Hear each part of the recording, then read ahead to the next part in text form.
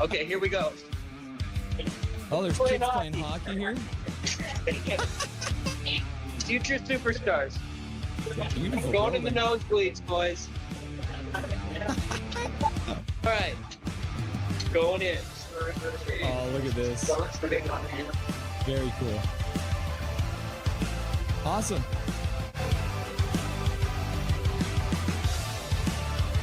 Very excited to have the one and only Laser from Hockey Shop in Langley. Welcome to the show, Laser. How you doing today? Fabulous. No slap shots. The Rangers score. Boo.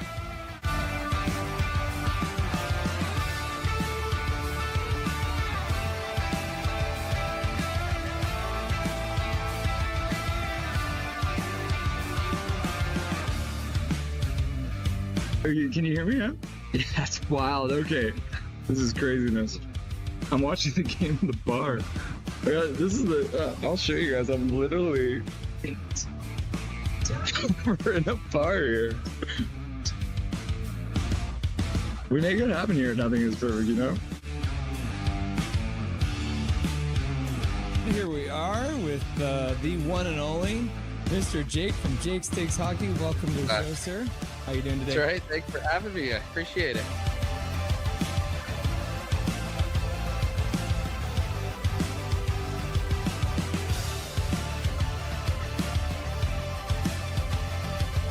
Russell is the best.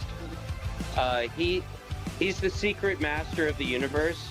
Yes. And he's come to this realm to set us free and deliver a cup to Vancouver, I think. Russell is a gift from the gods, I think. What do you want? You want to say hi to anyone on the stream? You want to say you want to say shout out to anybody?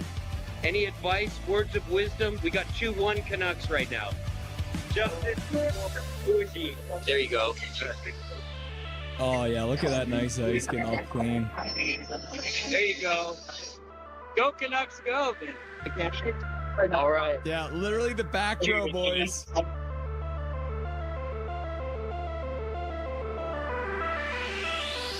It's nice to have you. Thanks. Yeah, I'm happy to join you guys. Witten and Jordan from Canucks Uncensored. How you guys doing today? Awesome. We're good, Russell. Thanks so much for having us on.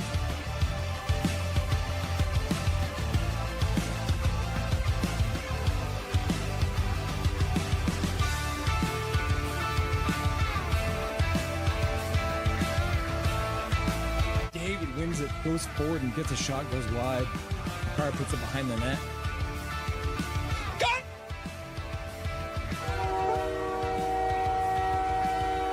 Time! Oh, I just got lightheaded! 3-2, Canada wins. I scared the crap out of Dobby. Boys and girls, we did it! Canada wins! Binnington with some killer saves in overtime, and Connor McDavid, the man we were giving so much crap to through this whole game, wins the game! I'm so red in the face! Look at how red my face is! It's Canadian face! Oh, in Boston, boys! We win it in overtime!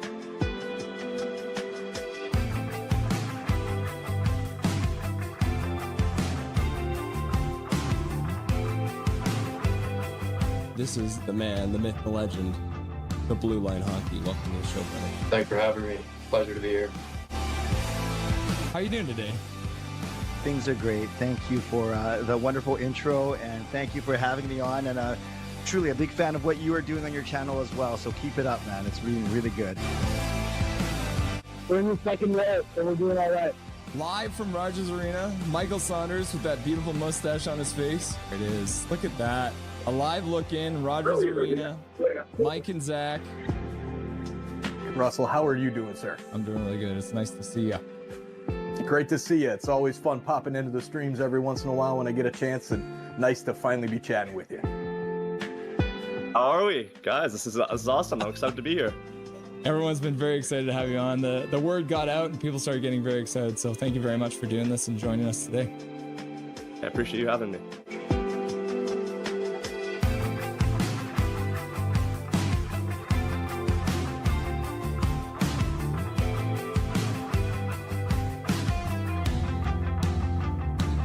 Thank you for having me. Thank you to everyone who requested to hear my beautiful voice too. I appreciate that.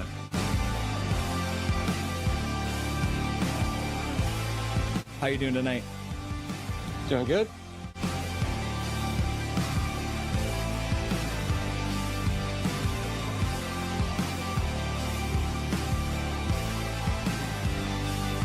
Thank you very much for taking the time out of your very first hockey game to join the stream. Everyone was very excited to see you, and enjoy the rest of the game in the third period. Yeah, thank you so much. Bye-bye, guys.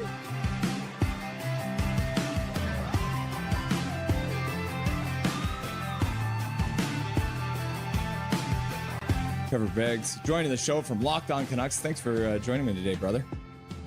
My pleasure, Russell. How you doing today, buddy? I'm doing really good. I'm doing really good.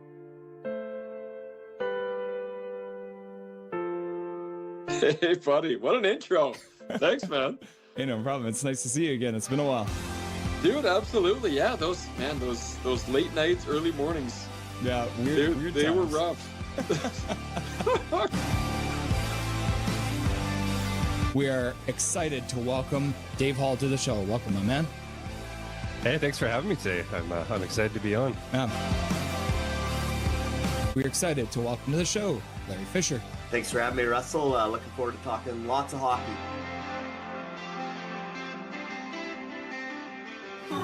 Yeah, look at that. Look at this man. He's wearing his Canucks jersey at a Montreal game. You'll love to see it.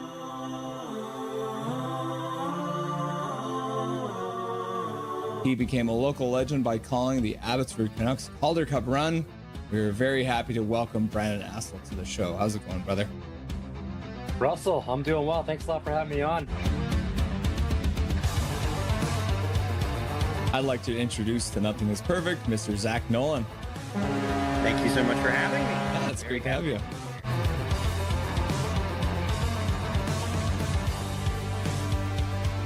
Howdy. What's up, my dude? They say never meet your heroes, but boy, am I glad I got to, because here he is, the man, the myth, the legendary host, Toddcast Podcast, Mr. Todd Hancock. Dude, thank you, man. What a crazy introduction. A hero, a myth, a legend. Yeah. We're pleased to welcome to the show, Canuckland. Thanks for having me on. I'm really excited. Passionate, realistic, honest. Rev Trev. Let's go. Let's get some passion going. There's some actual hockey playing.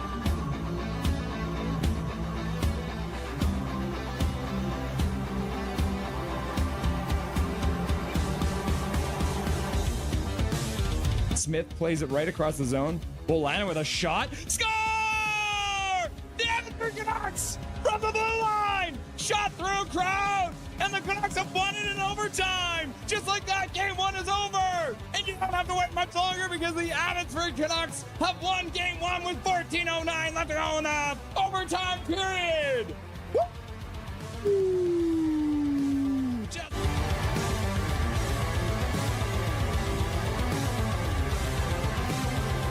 Charlotte wins the draw. They skate in. They take a shot towards the net. Goes high and wide. Comes around. In behind. Into the corner. And just like that, being resilient. Next man up. The Abbey Canucks, no doubt, never lost 2 games in a row in this Calder Cup Finals. And the Abbey Canucks are Calder Cup champions.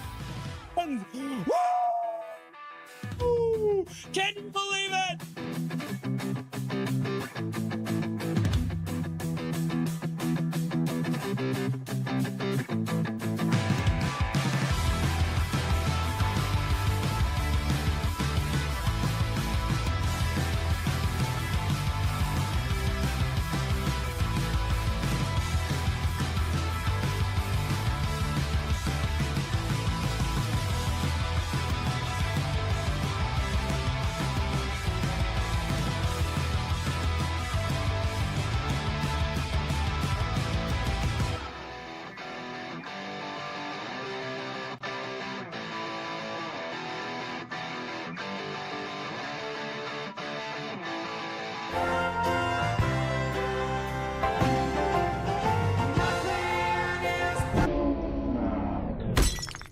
What's up, everyone? everyone? It's Russell Holiday. It's Nothing is Perfect, and I'm messing around with things in the background. You might have seen a little bit of weird stuff going on, but that's a surprise. So here we go. Here we go again.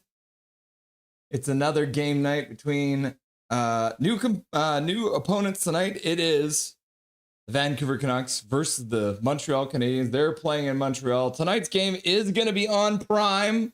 So if you guys are not on Prime yet, that's where you can find the game. The fun thing is, though, is that the good thing about Prime is they actually just play the warm-up. So usually we have to have someone live in the stadium to watch the warm-ups. Today, we just get to see it on Prime, so we'll take it. There's a lot going on tonight. We got a couple different things, some new things that we're working on. So we'll get into that too. Let me just double check something here, guys, as I mess around with some things here.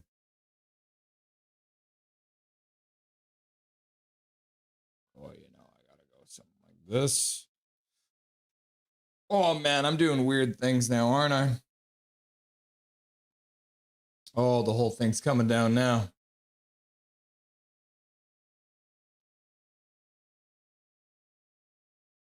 Oh, I think I'm messing stuff up pretty bad here.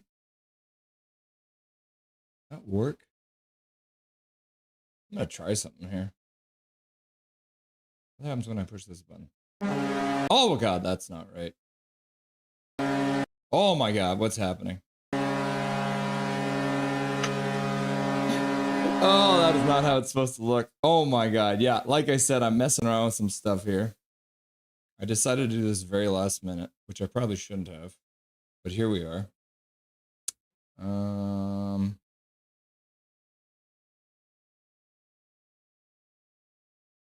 So let's try something here.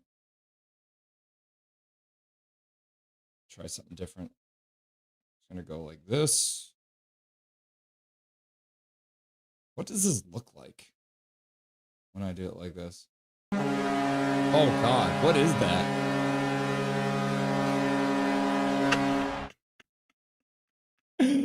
Oh, it is exactly what you guys think it is, by the way. Let's go like this. What happens if I do it like this? I mean, it's not terrible. It's not great, though. It's not the worst thing I've ever seen in my whole life. But I think we can do better, you know? I feel like we can do better. We can do better, can't we? Here on Nothing is Perfect. We like to mess around with the whole way the stream is set up as we go. Sometimes we just be like that. So, one last thing. I'm going to try one more thing, and then we're going to get into what we normally do here on Nothing is Perfect. Let me just check something here.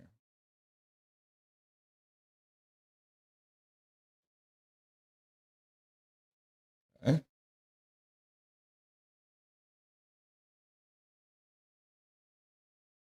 And then we go like this.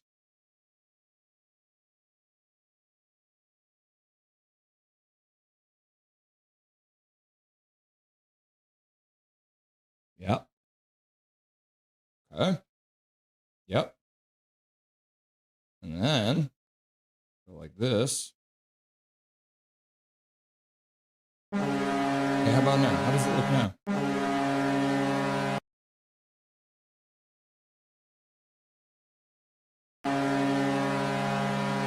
Oh, wow, it's like totally wrapped up.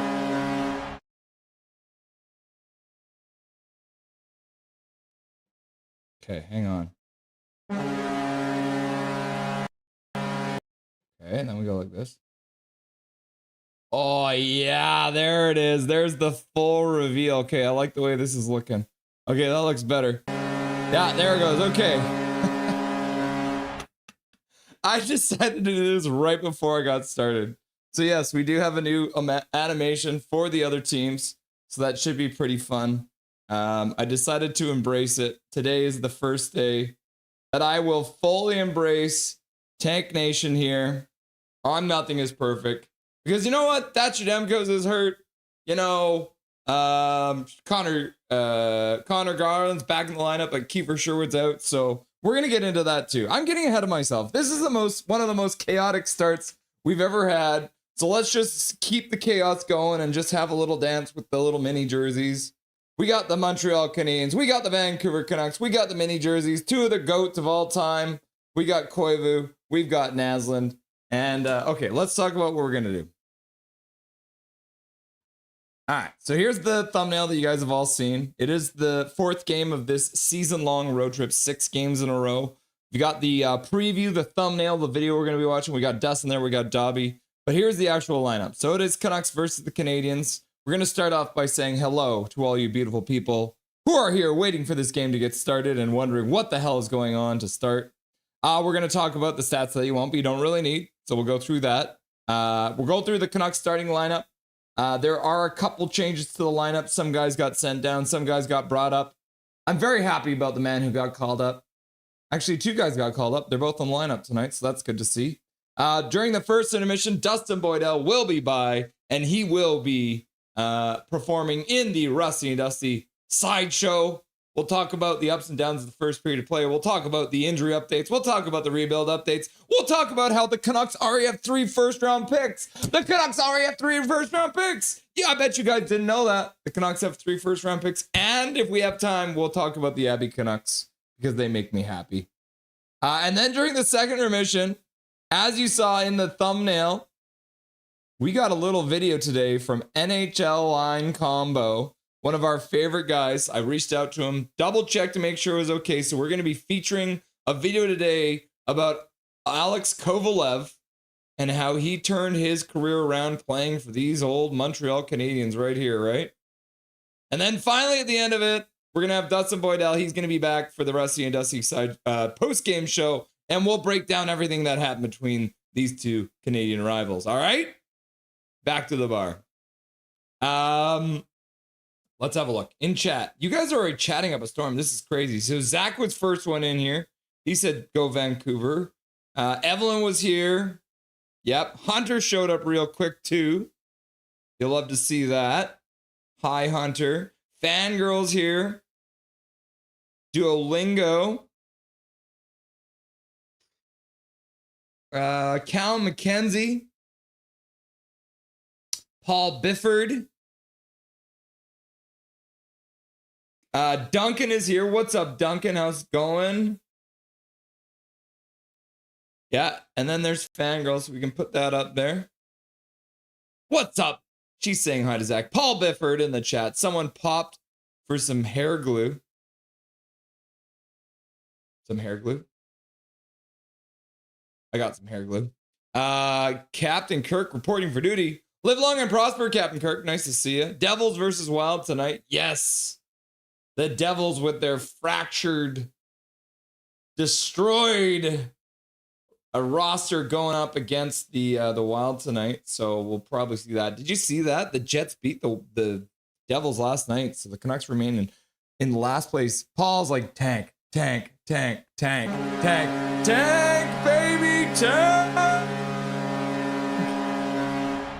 Is that some sort of new graphic for the other team scores? It is, Swerve and everyone. Welcome to the stream. Monsoon rain here in Chilliwack as the snow line disappears. Yeah, it is raining so hard right now. Oh my God. I took Dobby out for a walk this morning. He was a damn mop when he got back.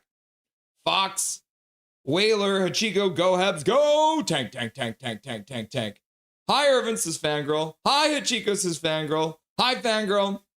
Paul Bifford, hockey playing? That must be a Goldie oldie. Ready for Canucks depression? Have my stimulants ready? Laughing and crying. Hachiko, my Jaguars got eliminated yesterday. I'm sorry to hear that, Hachiko. I got no beef.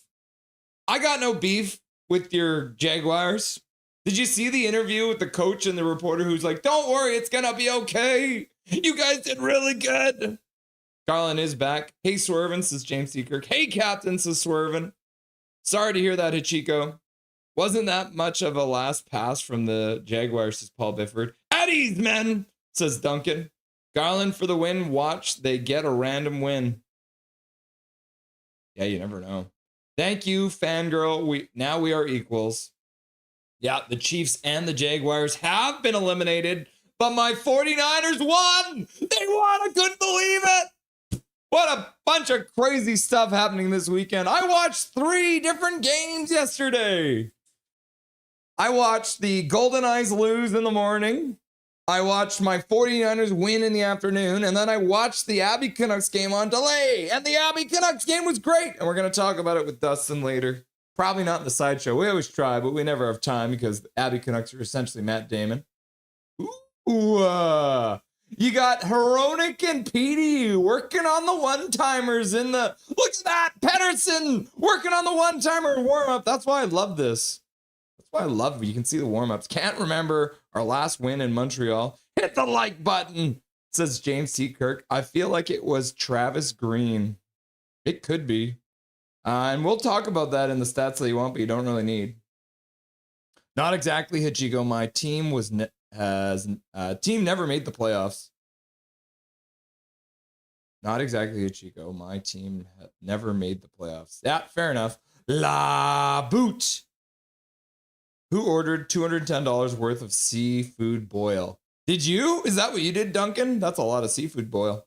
But at least you had 2 recent Super Bowls. That is true. Yeah. Hachiko's not wrong. Hello, Russ, says James C. Kirk. So it balances out. Weird Al, Thunderstruck. Yeah. We got Weird Al in our intro because I used his song Since You've Been Gone to do a video about all the Canucks that left during the summertime. That's why you'll see Weird Al dancing with a whale in the background. Batlith Antlers. I think that background is messed up. Yep. If I sit up straight, it does look like I have a Batlith Antlers. Welcome, Snap Dancer. I saw you earlier, or was it last night? I saw you in chat the other day. I think maybe it was the Canuck Clay stream I was there in. True, Chico. The L most recent to the teams lose the Super Bowl. Yeah, we took out the defending Super Bowl champions. The 49ers took out those filthy Eagles. Woman on a hill in Penticton. Yeah, she was cropped out of the whole video is, it's a killer song, Paul. And I cropped her out so she's on the hill in Penticton. Yeah, I do weird stuff. This is the thing, is if I had more time, there would be more content. And that's the thing, is the higher we can get this number, the more views we can get on this channel. Oh, I'm sorry, Dijon Mustard. I didn't mean to hide that. Dijon Mustard said this. So I'll just put it in chat for him. I clicked the wrong button, my dude. I'm sorry. Russ will be happy the 49ers beat the Eagles. Yes. I have Prime, says Paul. That's good. Have Prime, says Zach. What's up, Zach? We're doing it live. Yes, exactly, Snap Dancer. We do it live here on Nothing is Perfect. It does get pretty wild in here sometimes as I like haphazardly trying to like make things happen where I'm like, oh, let's make this tank thing happen. Look at that. And the other thing too, I'll let you guys know, I went to add in another emoji. We are maxed out on emojis. That's what happened. We're maxed out on emojis. I was gonna add the Nothing is Perfect symbol, the 0, wherever it is, the one right beside my name, Russell Holiday there, and we are maxed out on emojis now. So that's pretty crazy. I didn't expect that to happen so quickly. I will watch this game because it doesn't support Rodgers. Yes, that's a good plan. Laugh out loud. Ironically, apropos, drop the puck. Paragolfer Pro's here and he's like, tank, Canucks go, tank, Canucks go, tank, Canucks go, tank. Thanks, Russell. Your 49ers beat the Eagles. Chiefs Kingdom, thanks your 49ers very much. Yeah, now we got to take on Seattle. And I'm afraid. I'm very afraid of Seattle. They smacked us last week. Cracking down 1-0 to the Regs. Oh my gosh. That's hilarious. We do. Oh, now they're down 2-0. Look at that. Kraken losing 2-0 to the Rangers. We do have this open, so we'll keep our eye. Look like Darth Jedi teams are playing again. Is that like back-to-backs for you, Darth Jedi? That's crazy. Did you guys see that foot? Yeah. Yeah, we did. Yeah, and we're going to talk about that with Dustin. That's the tank we want. Yeah, just like this. Yeah, tank, baby, tank. Woo! We have a whole half season to perfect the tank. I heard that this morning at Chico. Russ, did you get did you get Icebreaker? I have not yet. I'm sorry. I haven't been out of the house much. Hi, Erwin. Evening Fangirl, says Snapdragon. I'd like to see the Canucks win, of course, but happy to lose. Can't cheer for a loss, but losing doesn't feel bad anymore. Yeah, no, I'm numb to it now. I'm actually here to watch the game tonight since it's the Habs. Fair enough. Tank for Ivar, says Paul Bifford. Habibi. I hope Vancouver can score today. Yeah, me too. I don't want to see them get shut out again. Take two teams for a game. Takes two teams for a game. Yeah. Given Guyvar McKenberg. Welcome to Team Tank, Russell, says Duolingo. Yeah. Begrudgingly, I have arrived. Lyndon, oh Lyndon, wherefore out thy Lyndon? Lyndon, are you there? Lyndon? Hi, Lyndon, brother. There he is. He's in the bar, man. Who knew it, Segmina? Welcome back to the stream. All right. I think we've said hello to everyone. Remember when Kovalev scored a goal with no helmet on? What a certified G. I do not remember that, but that is a G. JT, King of New York. Yeah, there's what Dijon said, and I accidentally got rid of it. So I'm sorry, Dijon. From Dijon, and there he is. Laugh out loud. Hey, I have been to 3 places in Surrey, and all they have on is football and basketball, and they won't play it because it's prime. Yeah, Dale Didier, welcome to the stream. Nice to have you. Unfortunately, it is on prime. Actually, at my bar, they were trying to set up prime, but they were having a hard time. Yeah, someday we'll get it. Bender Bears here. What up? I think we can afford to win tonight. Maybe, please. Yes. In fact, if you do look at it, technically the Vancouver Canucks could afford to win this game tonight, as the Winnipeg Jets, as I mentioned, did defeat the New Jersey Devils last night. They are 2 points up on us. So if we win tonight, it's not the worst thing in the world for Team Tank. You know what I mean? Bender Bear, you got it. That's baloney too, says Calvin99 Charlie. What's up, Calvin99 Charlie? Then he's like, Trevor Linden. And then he's like, Canucks go, Canucks go, Canucks go. Wave! And then he's like, tank.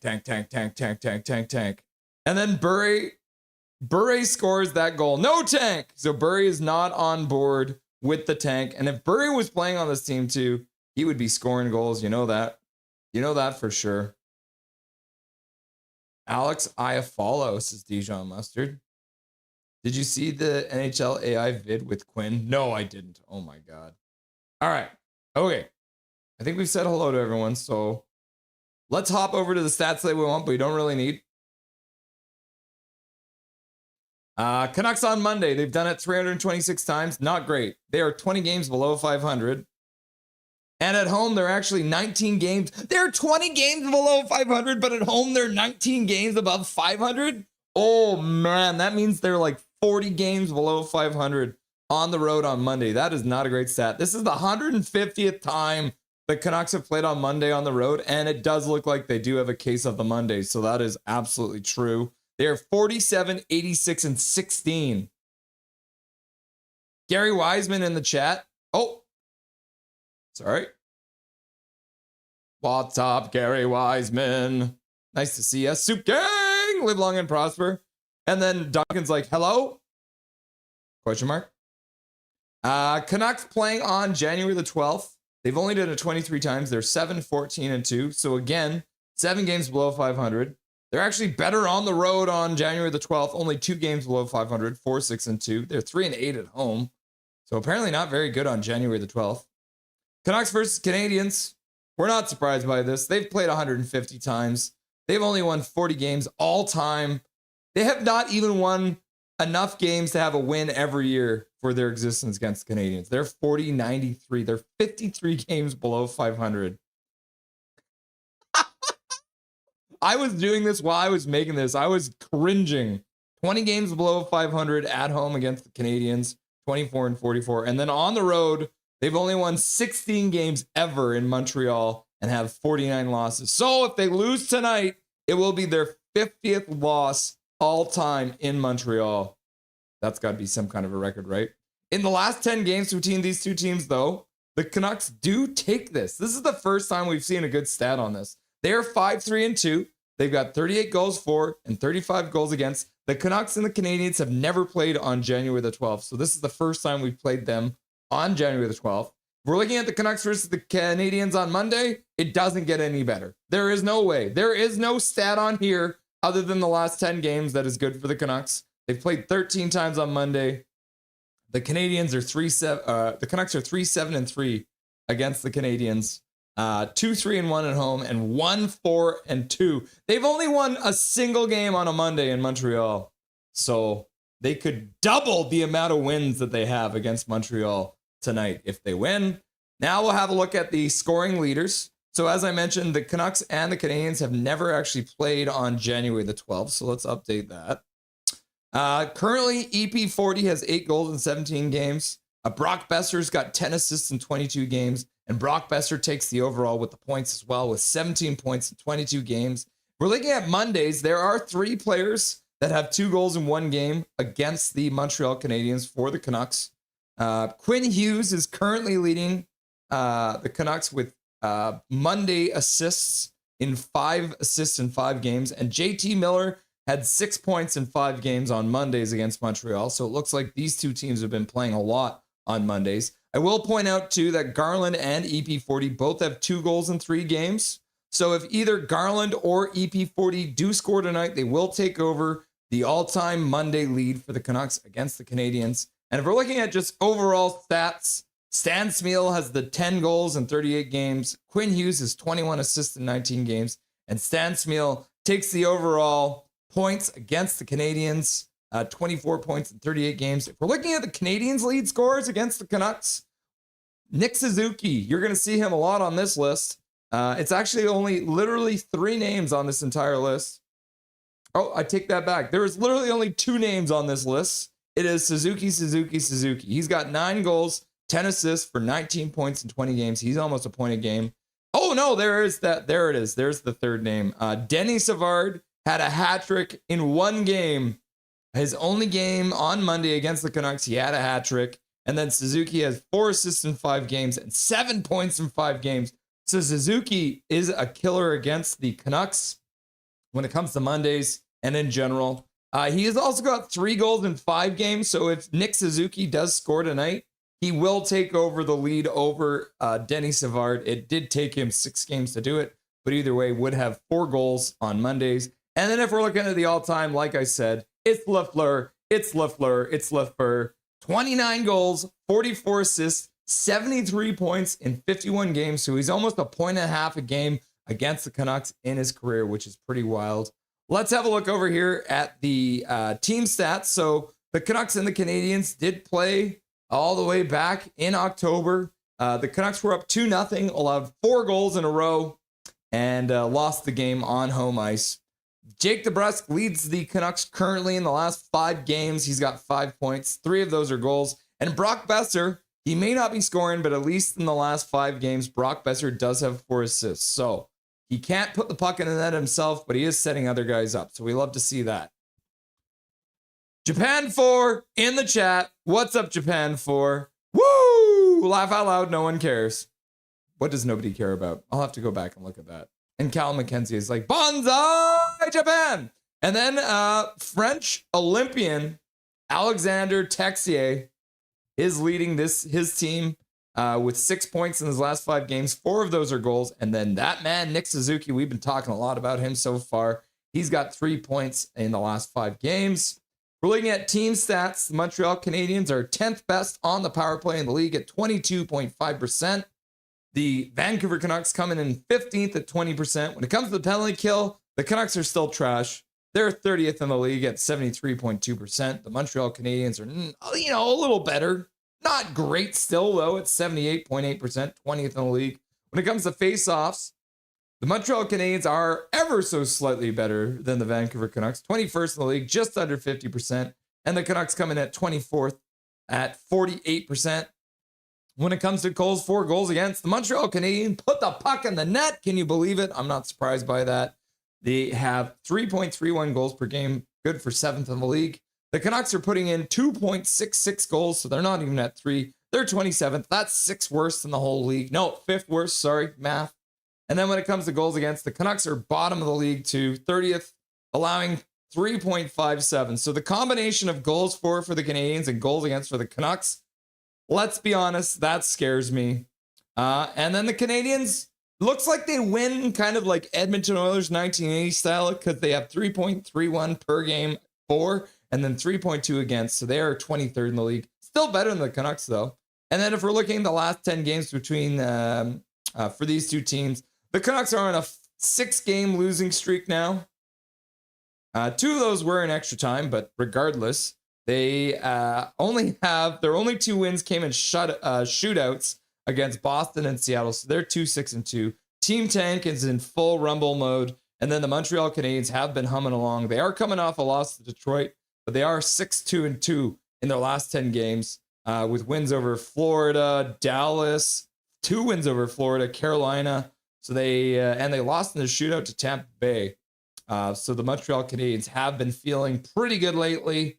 Let's have a look at the comparison between these two teams. The Montreal Canadiens have played one more game, but they are 25-14-6 at 56 points. The Vancouver Canucks have played 44 games. They are 16-23-5 for 37 points. So that's a 20-point gap. 19 if you want to get really specific, but that's pretty much what we're talking about. Johnny Redbone is in the chat. Hello. Still working, but made it. Nice to have you. Nice to see you, Johnny Redbone. Japan for everything Alvain says is bullshit anyways. Fair enough. Fair enough, Japan 4. I don't blame you for feeling that way. Shot speed. Oh, this is a close one. Mike Matheson just barely outshoots Brock Besser for harder shot, but then overall, just barely, the Canucks take this one, only by just over half a mile. So very close. We'll call this one a draw, even though the Canucks do have a little bit more high-end shots. Looks like Montreal doesn't really shoot much over 90 miles an hour, which is kind of interesting. So the Canucks top end is a little better, but very close in the other categories. But okay, we'll give it a slight edge to the Canucks on this one. When it comes to skating speed, Jake DeBrusk still with the best burst for the Vancouver Canucks. But overall, you can see the Montreal Canadiens have some more top end speed. So we'll give an ever so slight edge in skating speed to the Montreal Canadiens on this one. When it comes to skating distance, oh my goodness gracious, that is a whole lot more. They put the miles in here, eh? Look at that. That's a whole 50 miles more in the last. They skate 5 miles more per game based on that in actuality. But the Montreal Canadiens do take it more in 60, more in a game, and more per period. When it comes to shots on goal, the Vancouver Canucks, even though they've played one game less, they do have more shots. So this doesn't happen very often. So the Canucks overall have about 20 more shots in one less game played. They've got way more high danger chances, so we see that quite often. But the Montreal Canadiens, the only category they take it in is the mid-range. So they are getting more shots from right in here. And then Canucks take it more from long range. Goals, not the same story, though. The Canucks might be getting more shots, but the Montreal Canadiens are getting way more goals, a hell of a lot more goals, even though the Canucks are scoring more high danger chances. For shooting percentage-wise, it all comes out in the wash. The Canucks have now fallen below the 10% mark when it comes to shooting percentage overall. Montreal takes all other categories when it comes to shooting percentage. Look at that everywhere. The only spot the Canucks have a better shooting percentage is right there in front of the net, which is pretty crazy when you ask me. Zone time. Oh, a complete split in the offensive zone. So these two teams take the exact same amount of time in the offensive zone. Montreal spends a little bit more time in the neutral zone, and the Canucks spend a little bit more time in the defensive zone. So there are all the stats that you want, but you don't really need. And let's have a look at the Canucks lineup. Because, as I mentioned, things have changed ever so slightly. So let's have a look. Top line, not changed. Surprise, surprise. Decided to keep them together. Jake DeBrusk, Elias Pettersson, Linus Karlsson still together. Connor Garland back in the lineup. You love to see it. David Camp moves up the lineup, playing with Brock Besser. Liam Ogren, Max Sassone, and Drew O'Connor. That might be a fun line, actually. And then the bottom line also stays the same. So the top line stayed the same. The bottom line stays the same, too. So Evander Kane, this man right here, he stays on the bottom line, which I'm happy about. And then Atu Ratu and Niels Big Hog Hoglander. I'm still not happy that Hoglander's on this side, but I'm splitting hairs when it comes to the fourth line. Let's have a look at the defense, because that has changed a lot. People were freaking out on the internet, too, about this. So, Carol in the chat. What's up, Carol? How's it going? Nice to see you. Always good to have Carol in the chat. Oh, and Colin Whitehead's here, too. Oh, I started the... What's up, Colin Whitehead? Nice to see you. All right, let's have a look at the... So, Tom Wielander is going to play on the top pair with Phil Hronek. Two right-handers playing together for some damn reason. Then we got P.O. Joseph back in the lineup with Tyler Myers. And then the bottom pair, Vittorio Mancini back in the lineup, but he's playing with Marcus Pettersson. That means Zeev Buim has been put on the outside looking in. And then Nikita Tolopilo called up under emergency situations because Thatcher Demko's hurt. So Nikita Tolopilo does get the start. Let's have a look at this again because it went by really quick. So 2 right-handed shots on the top pair. We'll see how long that stays together. Then we got P.O. Joseph back in the lineup for Zeev Buim. So Zeev Buim is sitting this one out. He will be in the press box. And then Marcus Pettersson, but we are very happy. Vittorio Mancini! He's back. And then Nikita Tolopilo, he's also playing today. So we're happy to see Nikita Tolopilo because he is actually a badass, which is not bad. I'm fine with that. All right. That's pretty much everything we had to do before we get into this game. Shouldn't be too long here. So I need an idea for a stoner jersey. Like,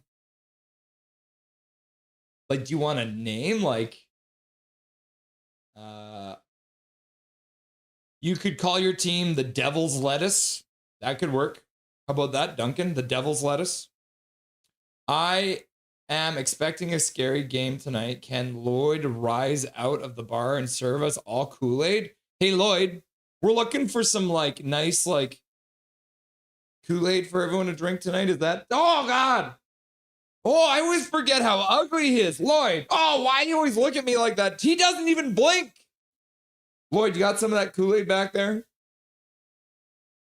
Now that I'm asking for poison drinks, you're not gonna give it to me? You're the worst bartender ever, Lloyd. Get out of here. I'm sick of it. Jugs of beer? Yeah, I could go for a jug of beer. Quinn's face makes you believe he is run by AI. Yeah, that is true. Guys, I followed Brandon Assel on Twitter just to see his updates, and the dude followed me back. Yeah, he's a great guy, man. He's a great guy, fangirl. Such a nice guy. Do we have a tank emoji? Where's the Katy Perry jugs when we need them? We do have a tank emoji. It's Thomas the Tank Engine. Where is he? Tank. See, Callum? It's Thomas the Tank Engine. That's the one we got. And we also have this. Tank, baby, tank!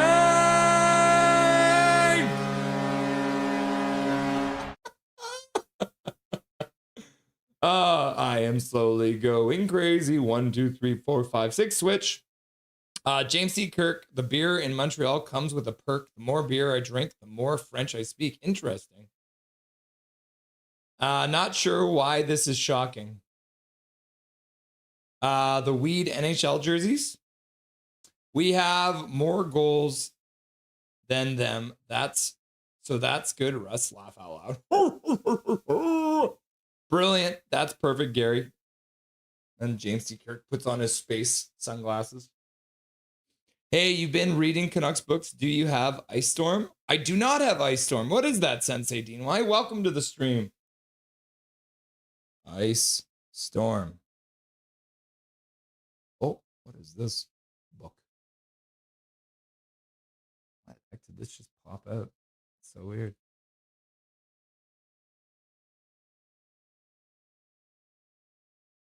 The rise and fall of the greatest Vancouver Canucks team ever. Huh.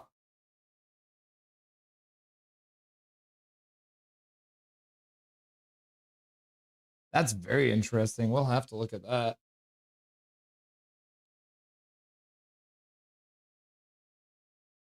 Thanks for the suggestion, Sensei. Segmina, it's like all my Canucks nightmares came true. Hello, anyone there? Says Duncan. Oh, what the heck? The game's already started. That's how much I'm paying attention. All right, let's restart that.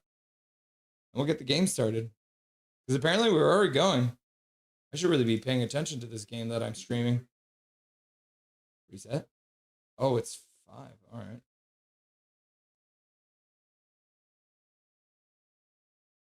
All right. Play is underway in Montreal.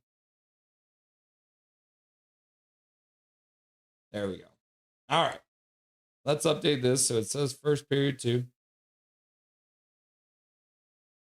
The Montreal Canadiens are already controlling the puck in the offensive zone. Guys, says Dijon, what would be a center NHL jersey look like for a team? Ooh, and then Tolopilo makes a save, and the rebound gets cleared away by Hronek. Yo, Russell, says Japan 4. There it is. How's the EHL, NHL going? I haven't been playing much because the Canucks have been playing every day. Connor Garland tries the bank pass, but can't get it to the man. Besser. Kampf back into his own zone. Hronek battling in the corner. Demidov throws it around behind the Canucks net.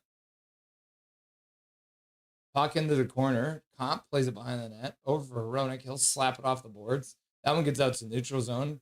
Besser does well to pick that one up. He's all alone in the zone.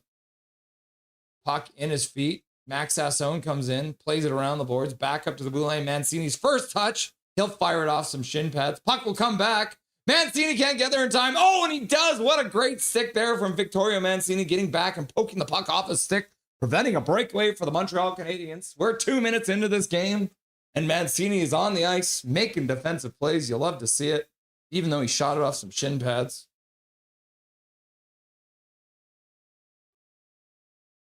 Oh, Drew O'Connor takes a shot. That one goes wide. Puck goes off the end boards all the way down the ice. Nikita Tolopilo comes up, cues it up behind the net. P.O. Joseph puts it off some shin pads behind the net. Montreal comes up with it. They'll spin in the corner. Gallagher puts it back to the blue line. Pass over across the blue line from Anderson. Canucks will take it off the half boards on the far side, skate out.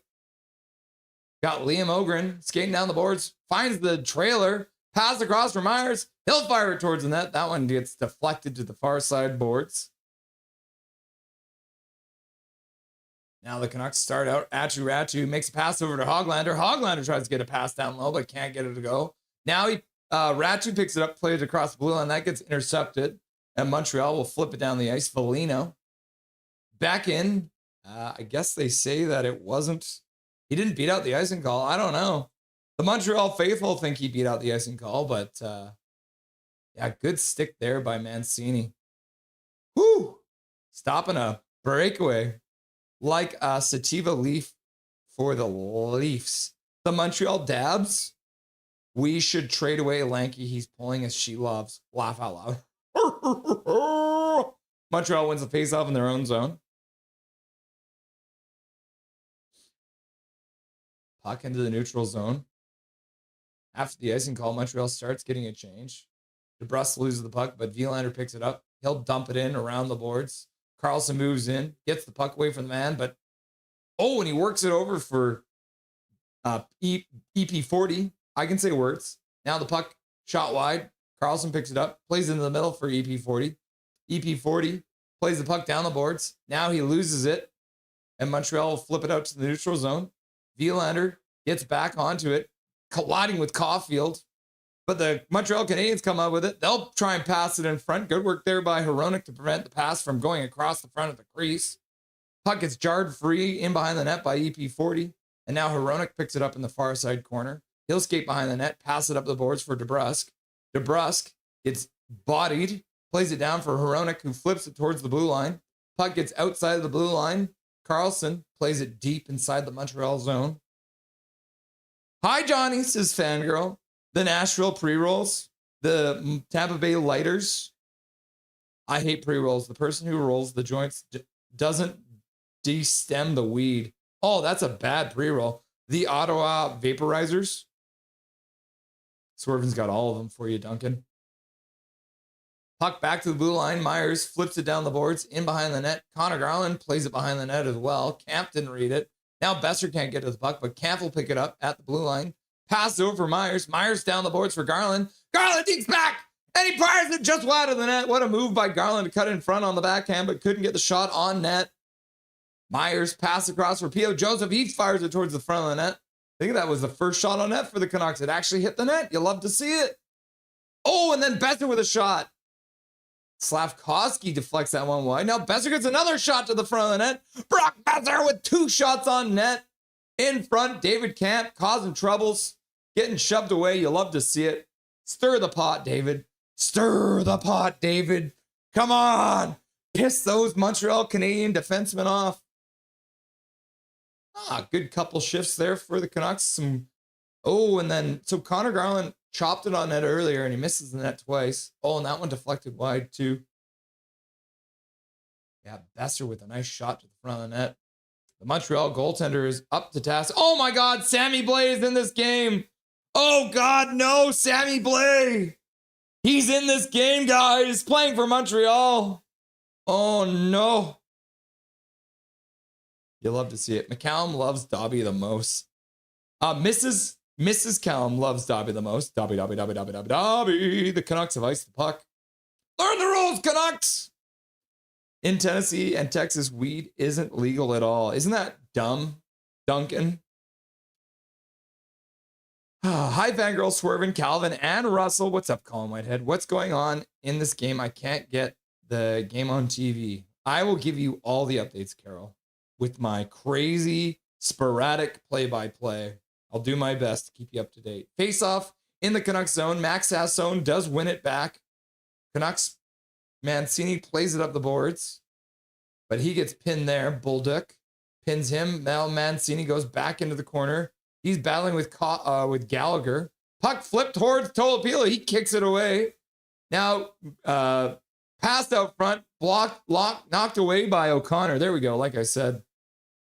O'Connor takes his man down. Everyone in the crowd calls for a penalty. Puck back to the blue line. Shot to the front of the net. A right pad save by Tolopilo. Montreal picks it up, plays it back to the blue line. Gooley plays it down the boards. Texier plays it down the boards for Bullduk. Into the corner for Gallagher. Puck squirts in front. And then Ogren gets it out to the neutral zone. Passes up for O'Connor. But inside the Montreal zone, puck is intercepted by Jack-Eye. He'll skate in. He fires it towards Mr. Tolopilo. And Tolopilo grabs that puck and hangs onto it. The Chicago Bonghoots. Sup, Colin, says Calvin. The Detroit Red Eyes. That one might be your best one yet. Not much, Calvin. How about you? This is Colin Whitehead. And then Gary's like, the Cottonmouth Blue Jackets. What's that in metric? Laugh out loud. Times everything you saw by 1.6. Oh, Sammy Blake. Sammy. I miss you, Sammy. Please come back to us. Nah. Better for you to be away. You haven't even gotten your damn ring yet. Blue Jackets fired their coach today. And then they hired former Vancouver Canuck coach. So you'll love to see that.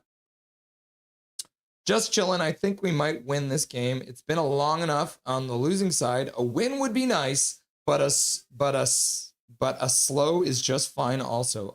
A loss maybe is what you meant to say. The way coffee prices keep getting so high. A free Tim's is good. A loss. The New York Island Boys. Yeah, Island Boys. This is so dumb. Why is there commercials on my damn Prime subscription now? Hi, Carol, says Fangirl. The Edmonton Resin Scrapers. Why can't NHL games ever start when they advertise to start? Colin Whitehead. We are not the, like in the MLB, they're like, this game will start at 6:07, and then they start exactly at 6:07. We are not that league. The Pittsburgh Penguins. Oh, no, that's my favorite now. Calvin and Charlie agree. For the pre-rolls, money grabbing dispensary sticks of Leafs. Yep. Cadet Dalton, Duncan, can't think of any more NHL stoner teams. Carolina Hash Smokers. Oh, haha. And then Tillo's here too. What's up, Tillo? Nice to see you, my dude. Welcome to the stream. I'll be back in a bit, everyone, says Colin Whitehead. See you in a minute, my dude. See you in a minute. All right. Montreal wins the draw in the offensive zone. Shot to the front of that. Tolopilo makes a save. Rebound. Falls to the side. Picked up by Demidov. He'll play it back to the blue line. Another shot by Montreal. Goes wide. Off the end boards. Back to the blue line. Montreal. Another shot to the front of the net. That one gets blocked in front by Vilander, I think. And the Canucks start through the neutral zone, but they give it right back to the Canadiens. They'll take it behind their own net. Pass through the zone. Demidov. Fast pass into the neutral zone. Now with speed coming in. Montreal through the face-off dot. In behind the net. Keeping control. Knocked to their knees. Pass back to the blue line. Skating the line. Montreal fires another one to the front of the net. That one deflected wide as well. Montreal controlling now with the cycle. Demidov cuts to the middle. Shot to the front of the net. And a save by Tolopilo. And he falls back and makes a save with the paddle. What a save by Tolopilo. Makes the first save. And Kapanen puts the puck back towards the back of the net. And Tolopilo reaches back with this goal stick and keeps it out of the net. Oh my goodness gracious. The puck got through him. And Tolopilo. Demidov with a nice move to the middle. Shot to the front of the net. The puck got through Tolopilo. And then Kapanen trying to put it into the net, and Tolopilo gets his stick back with a paddle save. You love to see it. Holy cow.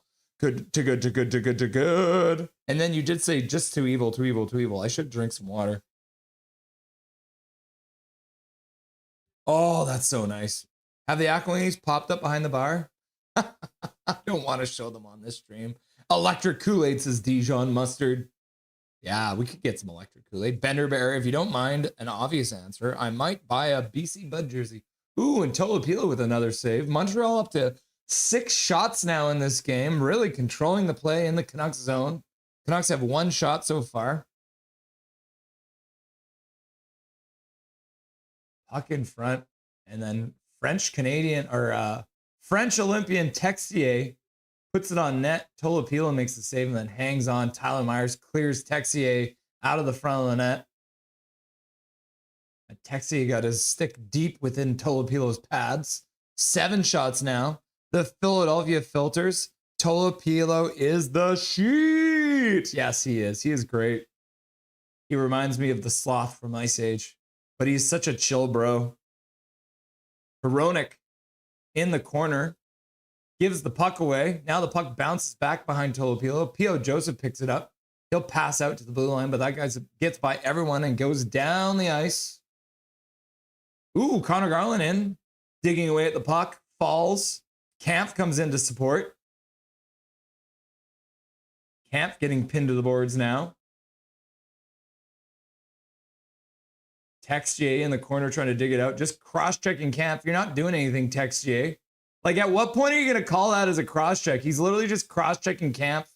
This is a full-on rugby game. What crap?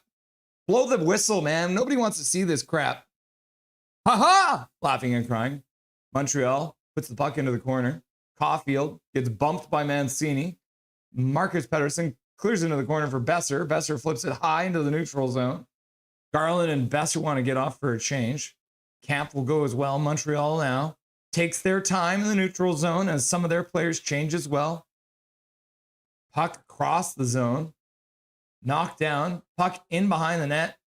Almost doing a full splits behind the net. Marcus Pettersson. And then Evander Kane with a no-look backhand pass into the neutral zone. Picked off by the Montreal Canadiens.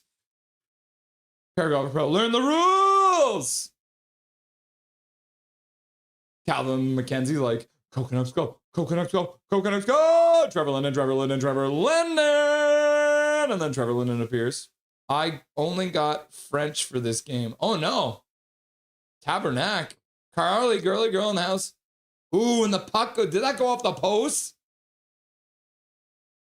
Oh no, Drew O'Connor got a block on that. That's crazy. Puck dumped back into the Canucks zone. Weird bounce off the end boards. Holy, that was weird. But the Canucks recover it. Canucks flip it out into the neutral zone. Ogren dealing with two Montreal Canadiens. Now Gallagher fires it towards the front of the net. Tolopil will glove it. Hang on. You'll love to see it. Tolo! I only got the French broadcast. Which incident? Be more specific. Classic beer league to start the clock after the puck drop. I know, right? All right, Mancini. Malhotra coached Mancini. Yeah. Tolopilo! Swervin, it's a broad description. The whole Aquilinian ownership is a travesty. That is correct. Milosh in the house. Go Canucks, go! Says Milosh. Segmina, all my nightmares plus a few I never saw coming. Yes, that is true. Montreal wins another faceoff. Fires it towards Tolopilo, but that one gets deflected over the glass and out of place. That'll be a whistle. Another faceoff in the Canucks zone. Oh my God. That Montreal player just picked his nose on the bench. Was that Hudson? Yeah, Hudson just fully picked his nose. Poor guy got caught on the bench. Knuckles deep. The icing race is non-existent lately. Yeah, not a lot, not as much icing. Oh, nice face-off win by EP40.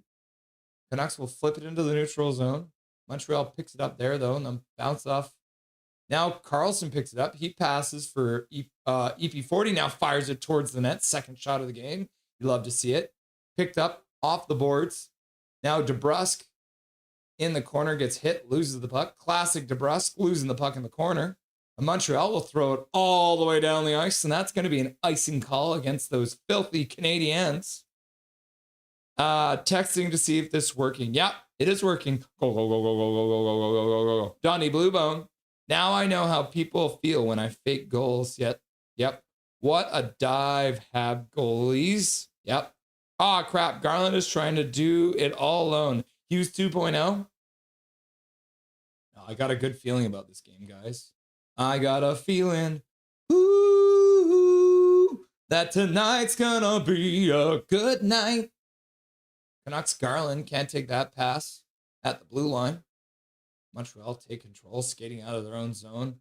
Tries a pass, blocked by Garland. He'll skate down the boards, trying to recover it, but Montreal gets there first. Hudson plays it around the boards, out to the neutral zone. Mancini pinches up, hits the man, puck back down into the Montreal zone. Now they play it with the boards again. Now their pass intercepted in the neutral zone. Canucks doing well to clog up the neutral zone, but now Demidov skates in, ends up behind the net, throws it right through the crease on a wraparound. Hudson skates in, he'll fire towards the front of the net. Tolopilo makes a save on that too.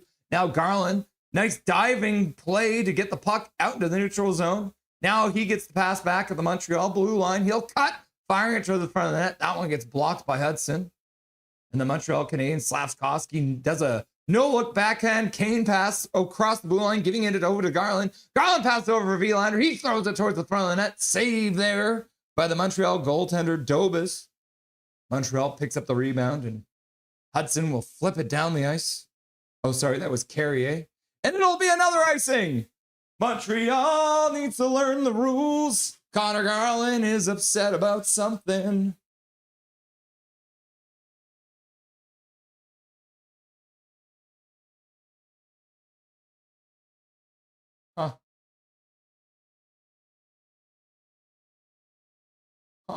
Connor Garland feeling it already. I love it. Connor Garland looking good to start.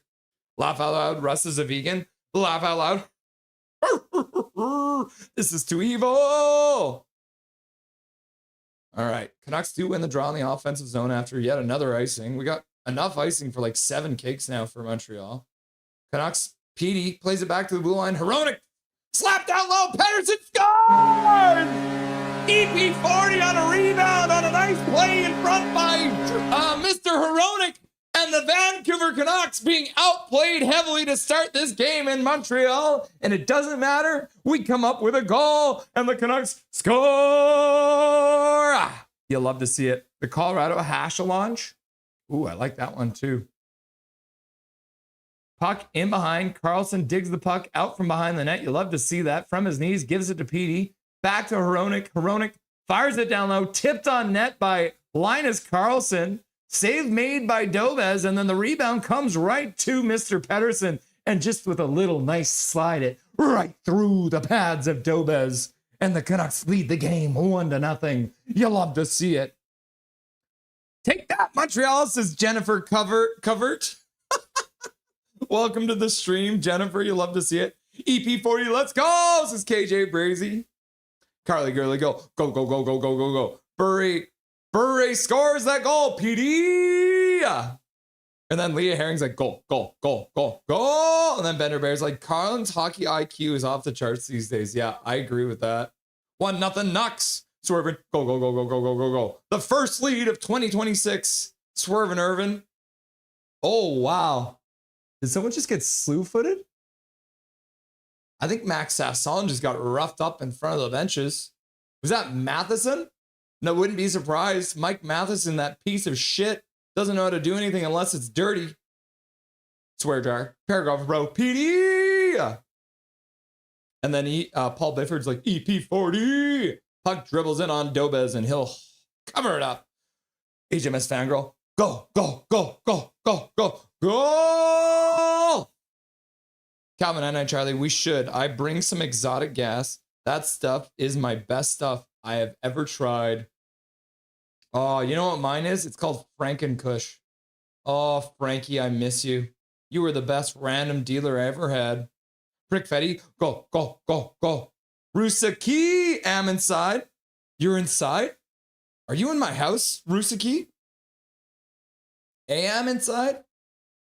Garland puts the puck back to the blue line. Mancini fans on the shot, but he'll recover in the neutral zone. Pass it over for Marcus Pettersson. He'll flip it out to the neutral zone. Montreal dumps it in. Big hit there by Marcus Pettersson stepping up. You love to see it. Tolopilo leaves it there for his defenseman Mancini. Plays it up the boards. That gets intercepted by Montreal. Mancini comes in to help out, though. Now we got a rugby game on the boards. Puck up the boards. Coming in. Montreal picks it up, firing it towards the front of the net. Puck into the far side corner. Now we got another rugby game. Marcus Pettersson, Mancini can't fall there, trying to dig it out. Puck poked in behind Tolopilo. First one onto it's Marcus Pettersson. He'll play it off the boards out to the neutral zone. Montreal will chip it off the glass back. Gallagher can pick it up. Ratu picks it up and he'll throw it over for Mancini, getting out to the neutral zone. Puck dumped deep. Hoglander in on the forecheck. It's Carrier, but can't come up with the puck. Now Ratu back checking well.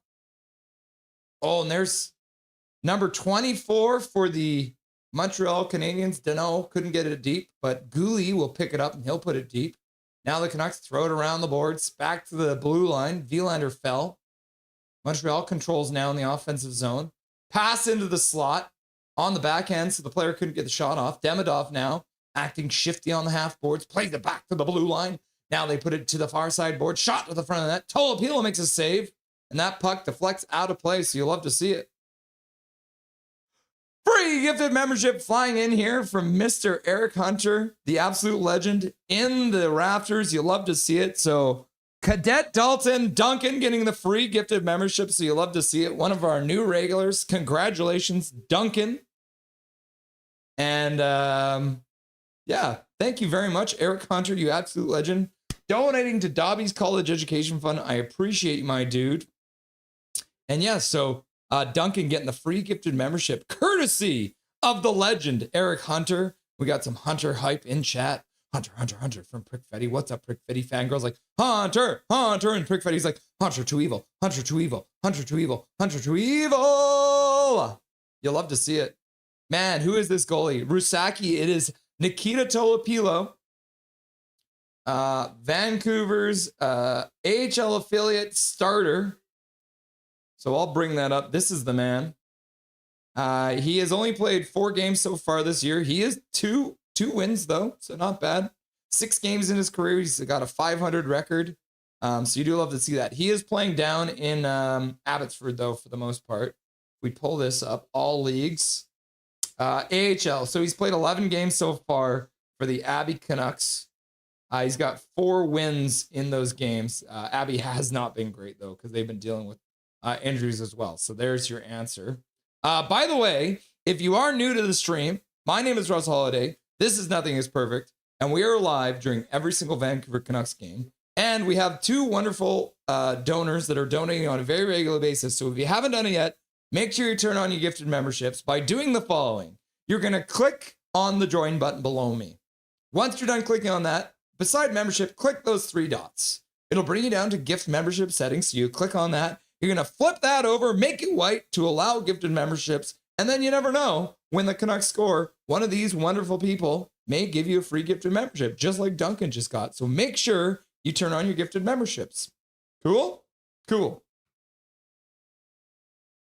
All right. Face off in the Canucks zone after the puck went out of play. 5:21 left to go in this first period of play. A fast-moving first period, too. Montreal has had the run of play, but here we are with a Canuck lead. Winger win there. Actually, it was not a winger win. Camp ended up winning it. He lost it technically, but then skated through. Montreal comes in on a 3-on-2. Shot from down low, blocked there. Good back check from Tyler Myers, who had activated. But Tyler Myers coming a very long way to get back in time to prevent that pass from getting to the front of the net. So good work there by Mr. Chaos Giraffe. Camp goes down, tripped by Caulfield. No call by these blind deaf referees. Puck gets squirted out just outside the blue line. So Montreal have to regroup in the neutral zone. Puck to the front of the net. I think that went off the side of the net. Marcus Pettersson picks it up, skates behind his own net, and starts out over the blue line, pass out.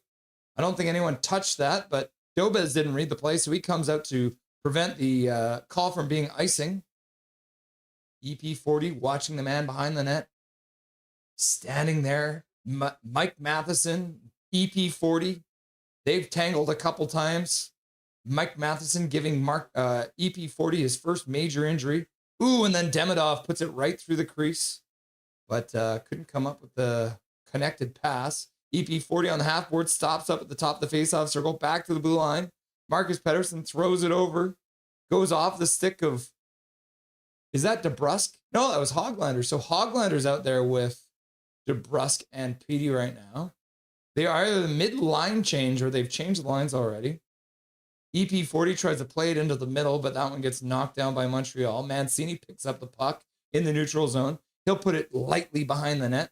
Hoglander gets there first, plays it up the boards, but all of his line mates had abandoned him because they're in the middle of a change. And then Ratu watching Montreal just play past in their own zone. We got Mike Matheson behind the net again. Hey everyone, this is Kayla. What's up, Kayla? Nice to see ya. Vilander takes a hit to make a play up the boards. Kane gives the puck away, but some good second effort there from his line mate to get the puck out. Puck knocked back into the Canucks zone by the Montreal Canadiens. Hronek plays it up the boards. That won't go all the way down into the Montreal zone. Ratu checking his man. He gets some support from Drew O'Connor, but O'Connor can't come up with the puck either. Montreal dumps the puck into the Canucks zone. Hronek first one onto it. He's getting worked over by Velino. Puck back to the blue line. Montreal fires it, ends up in the near side corner. Hronek can't get to it, but Vilander, nice play there to take the puck away and puts the puck up the boards. Montreal intercepts it, though, at the blue line. And then poked out there by Liam Ogren. Montreal. Oh, Liam Ogren, good effort on the forecheck. Takes a hit, puts the puck behind the net. Max Sasson picks it up. He'll skate up the boards. He'll put it to the side for P.O. Joseph. Fires it wide of the net. Canucks Myers keep it in. He'll fire it towards the goal. That one gets deflected to the side by the Montreal defenseman Jack-Eye. Now the Canucks disrupting the play. Can't come up with the puck. Almost did in the Montreal zone. Less than 2 minutes left to go in this second period. Is that a penalty? Like me, it might be a penalty against the Canucks.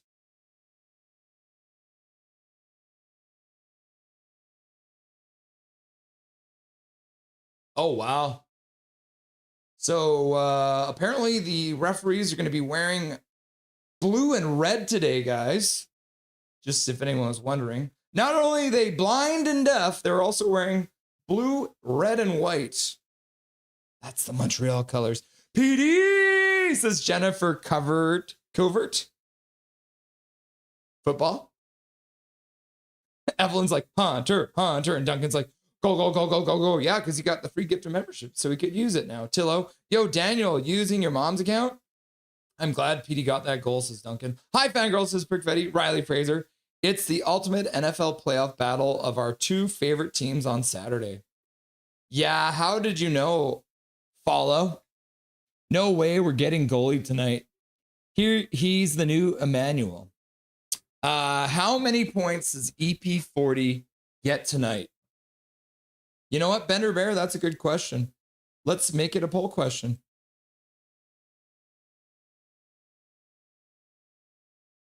How many points does EP40 get tonight?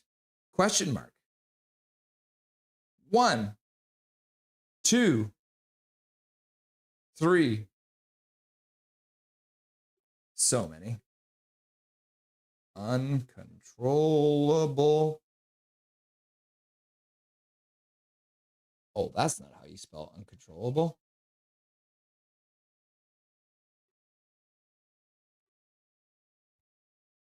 There we go. There's your new poll question. Courtesy of Benderberry, you'll love to see it. Let's go Canucks. Montreal sucks. Does Puff Puff Pass make a good play in hockey? Laugh out loud. It's never a bad play. Dale Didier. That's funny. Laugh out loud. His name is Cadet Dalton, not Cadet Duncan. Bure, score that goal. His name is Duncan. He asked us to call him Duncan, so that's why we call him that.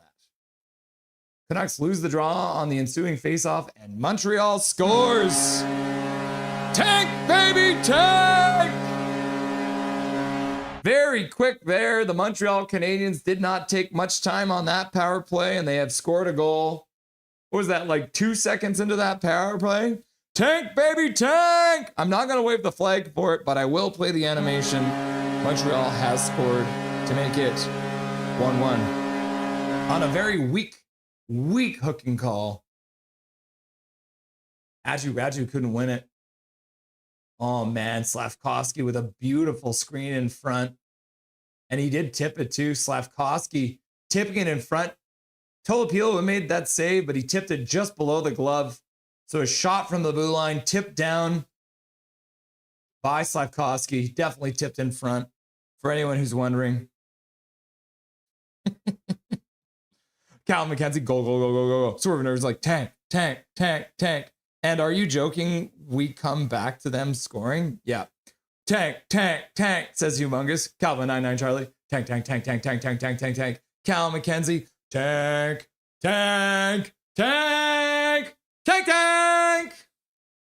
And then tank, baby, tank, says Jennifer. Tillo, the league wants the Habs to be first Canadian team to win the cup. And Daniel's like, tank. What's up, Daniel? Welcome back, my dude. Nice to see you as usual. How's the puppy and the wife? Jennifer, no, the Wild just made us the best offer for Hughes, and that's why we went to the Wild. Yeah. He's Stone in the chat. What's up? He's Stone. Nice to see you, my dude.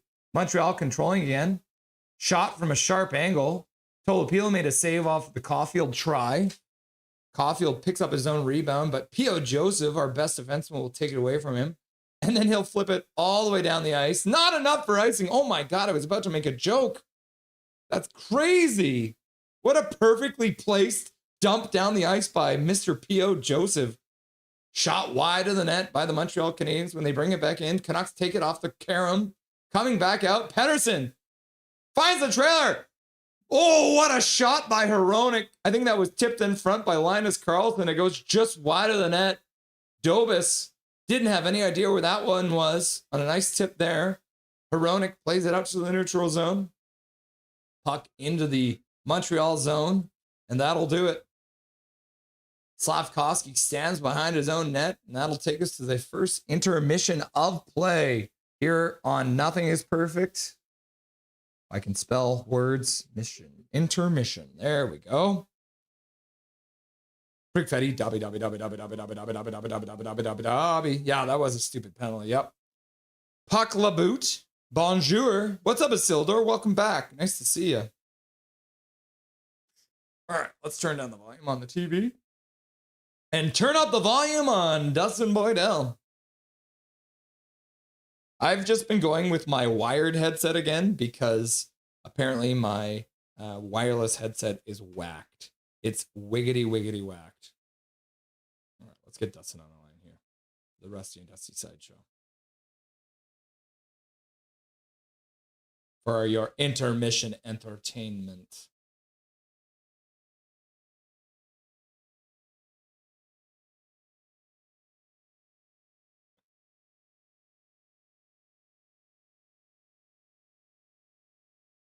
Looks like everything should be working. Theoretically, everything should be working. The Canucks scored a goal when they should not have. And then the Habs got an easy power play thanks to the stupid refs. Here to break it all down for you is Dustin Boydell. What's up, my dude? New theme song every show. It's great. It's easier than making a video, so I'm just going to sing you in every time now. There you go.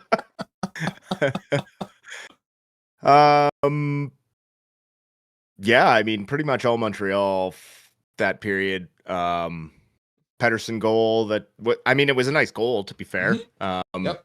You know, he didn't just try and drive it into the chest of the goaltender. He took a half a second to actually pick the 5-hole, and you know, it's what fans want to see from EP40. So that was nice. Carlson finding the score sheet yet again. You know, a guy we've talked about plenty in the last month and a bit. So continues to shine and make the most of his time playing up in the lineup. So that's always nice to see. And then, yeah, pretty soft penalty there on Besser. I mean, he didn't really even impede Dano.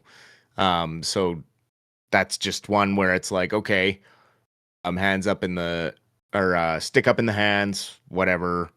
But unfortunately, Montreal has a lot of weapons on their power play in, you know, I mean, you got Noah Dobson and Lane Hudson playing the back end there on your top line. So when you have two defensemen on your power play that are that skilled offensively, or have a big shot like Noah Dobson does, you're in pretty good shape.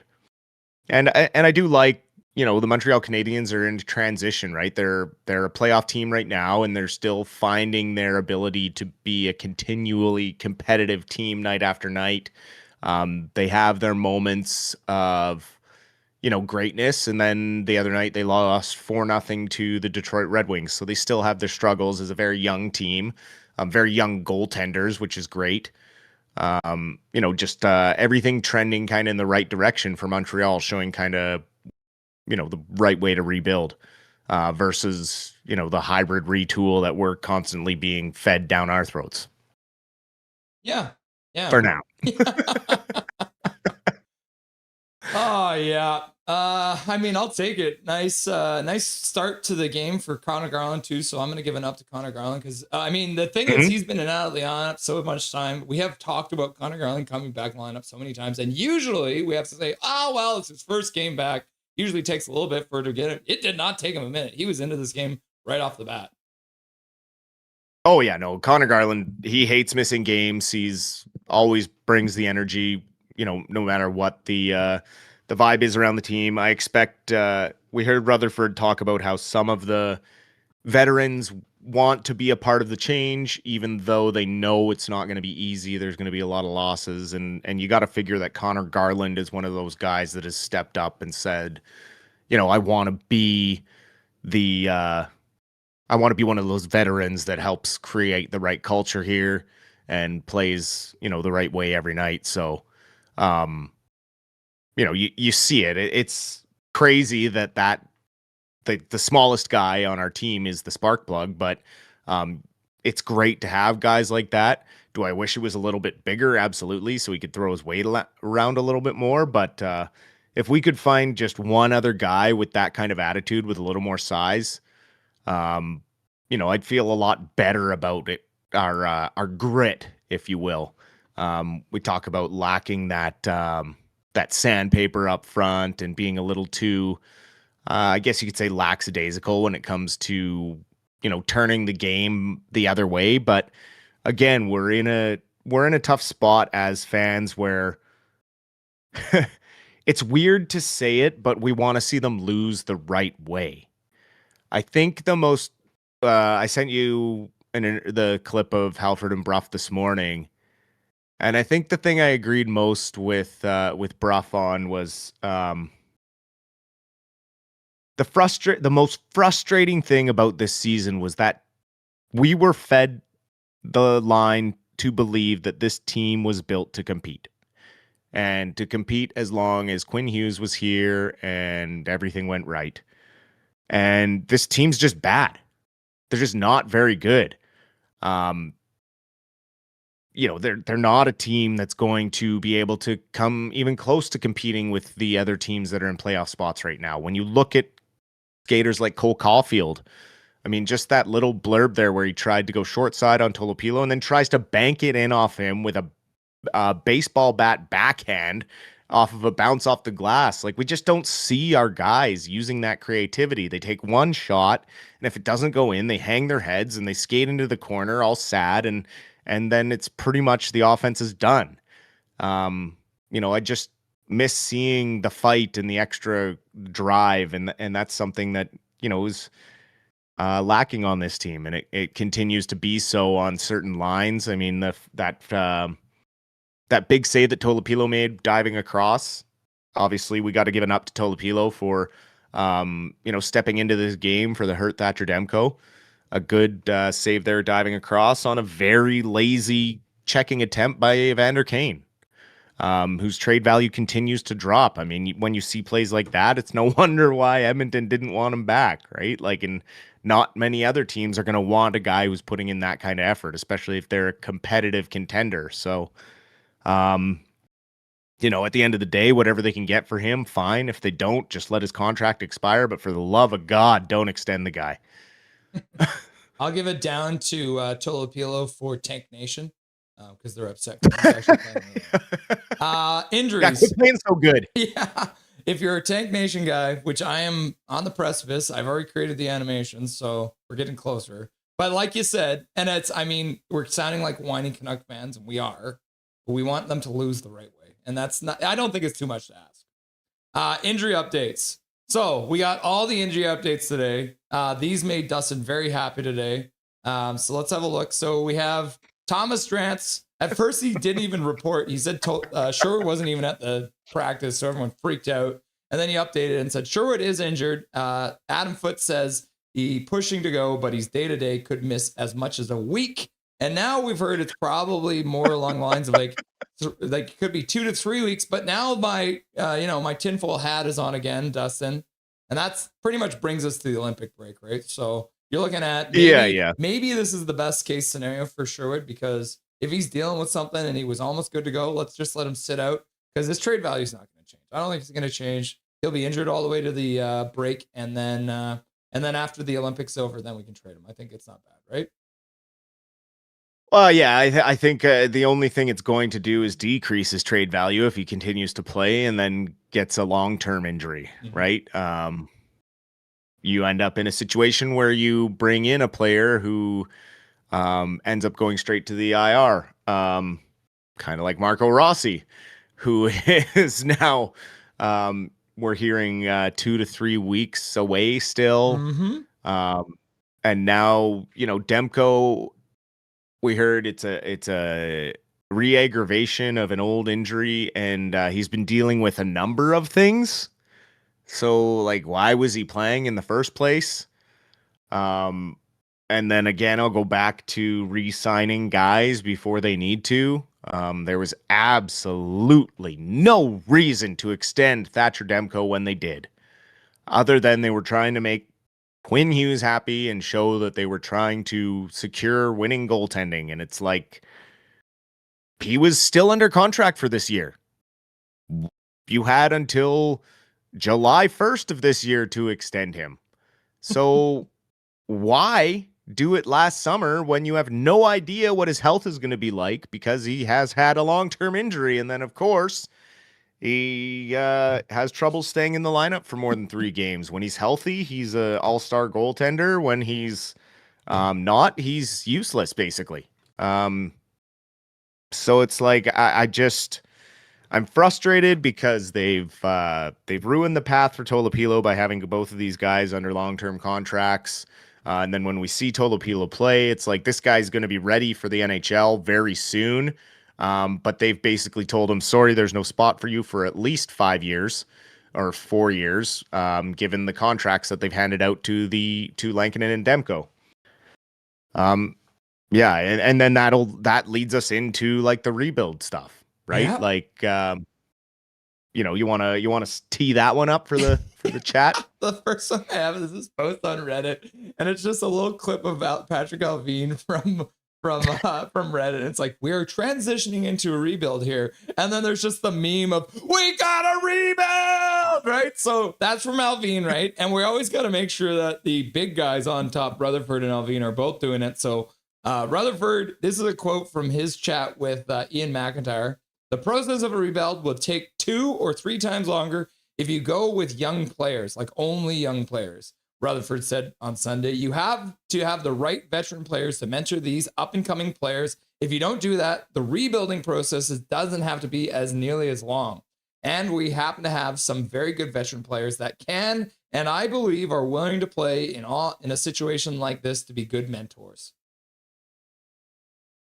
So but he also said that they're willing to listen to offers on veterans who have recently recommitted to the team, i.e. one Brock Besser, I believe, is the veteran he is referring to, who has now gone 19 games without scoring a goal. But I will also point out he's got 4 assists in his last 5 games. So he is starting to contribute. I do. So, but I agree. nevertheless, this does tell us that if the right offer came along, then the Vancouver Canucks are willing to listen to these offers. Absolutely. And, there's a certain point where it's like, okay, I did a deep dive onto Puckpedia, just seeing who has what assets available, and getting a first round pick for Sherwood's going to be tough with the teams that are going to want to make a trade for Sherwood. Half of them don't have a first round pick in the playoffs. And the other guys are kind of in the midst of their rebuild and going into next year's draft. And I really don't think they're going to want to part with that for someone like Sherwood. Like, is he a great player on the Vancouver Canucks? Absolutely. Is he a great complementary piece on a contender? Absolutely. But does he move the needle enough for a bubble team like, say, the Boston Bruins to part with one of their 2 first-round picks that they have next year?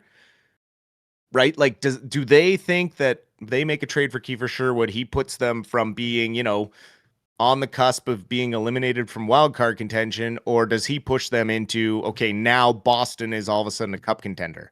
Well, the thing I've been hearing from a couple of different reports is that teams are actually kind of sitting back and waiting. And I think that's why I kind of started feeling a little better about the Sherwood situation for the Olympic break, right? Because I don't think a lot of teams are going to be like, we don't want to do anything until after the Olympic break. If we have guys going to the Olympics, they could get hurt. We have no idea what kind of injuries we're going to receive in the next little while.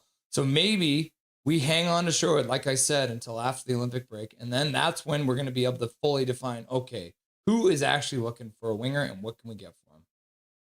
Absolutely. And like right now, his value could go up. It could go down. Like if everyone comes back from the Olympics healthy, then it's real tough because you're probably going to want to expand your value to a higher end prospect and a maybe second round pick or a first round pick in 2027. Just because then you're maybe going to be able to court more suitors for him.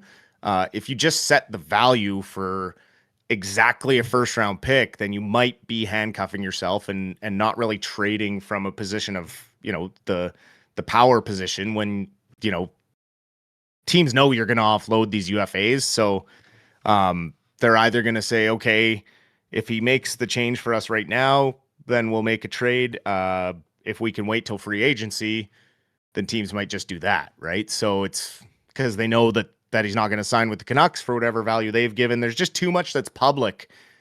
And it's again, Alvin kind of painting himself into a corner when it comes to certain players and not maximizing their value. I mean, he did it with Shelovs by doing things out of order. He didn't get maximum value out of Pius Suter by letting him walk for free. It's if this turns out to be an actual bad injury to Sherwood, what does that do to his value as well? So there's just so many things that are weird about this hockey season with the Olympics, with the condensed schedule. I think after the Olympic freeze, it's going to be an absolute frenzy and a half for trades in this league. Which theoretically could create some more market for Sherwood too, but it's all hard to say. Yeah, I mean, I honestly actually hope that is the case, because when I did the deep dive, I realized that it's fine to set that price, but who's going to pay it right now? We need to wait for some more balls to drop because, if Sherwood is absolutely worth a first round pick, but you need a dance partner. You can't just say that and hope to get it when no one is available to pay it. I saw this tweet out. I think this is one of the producers from Sportsnet 650, and I love this because it actually helps me cope. Fun fact: the Canucks technically already have 3 first-round picks as a result of Ottawa, because Ottawa has to forfeit their 2026 first-round pick. So the Canucks' second-round pick, let's say we win the draft lottery, that means our second pick, which would be 33rd overall, now becomes the 32nd pick overall, which technically makes it another third-round pick. So thank you very much for helping me cope. But that would also require the Vancouver Canucks to win the draft lottery. So, but if we win the draft lottery, bam, automatic first-round pick, which we would love to see. This is how we cope. Yes, absolutely. Dustin, what do you expect to see from the second period here for the Canucks versus the... we're just going to Matt Damon the Abbey Canucks and save them for the post-game show. Oh, yeah. I mean, we weren't going to get to them anyways. Yeah. Do you see the Canucks flying out of the gate to start this next period? I honestly don't know what we're going to get out of the Canucks in the second period. The second period's been their worst period all season long. So they're like a box of chocolates right now. You never know what you're going to get. Who knows? Who knows? I want to see more of P.O. Joseph's curling skills, because that was the greatest curling shot down the ice that I think I've ever seen. Did you hear?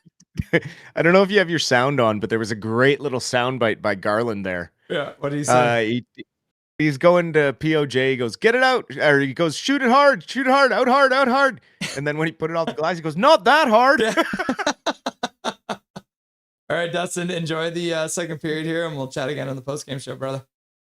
You too. Well, hopefully we're talking about a Canucks loss, right? We're on Tank Nation now. Whatever happens, man. I don't care. I'm just here for the ride. And there you go. All right. If I'm riding a whale or riding a tank, it doesn't matter. Yeah. And Colin, I did see your question, but we will get to it post game. Cheers, brother. Talk to you soon. Cheers. All right. We got the second period underway, and the puck went out of play immediately. Only 6 seconds into the period. Giving me an extra little bit of time here to update the scoreboard to say first intermission to second period. All right. Face-off will be back at center ice.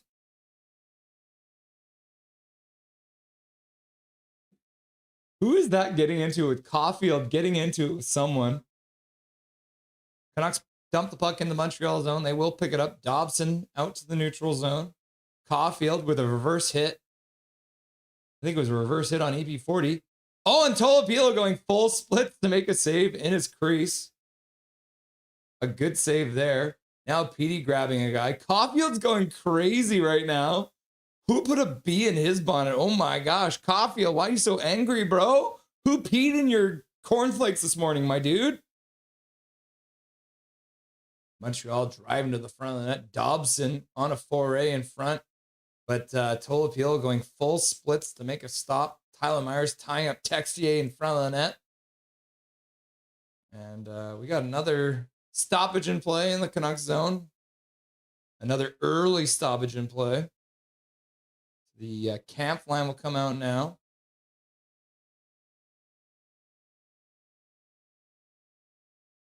Camp wins the draw. Villander picks it up behind Tolopilo. He spins in the corner, loses his man, goes back behind the net. Now he spins in the other corner. He spins again in the second. That's 3 spins in 2 corners. Can you believe that?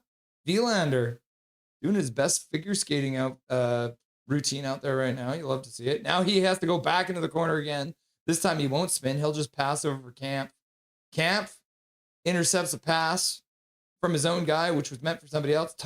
Montreal comes back in and they fire it towards the net. Fires it wide to the far side as Tolopilo slid out of the net. Garland tries to put it deep. Couldn't get it too deep. And Montreal will dump it out of their zone. Hudson gives the puck away, though. Canucks will dump it back in and start a change. Montreal is currently out shooting the Canucks 14-7. They have a shot in this period. The Canucks do not have a shot yet.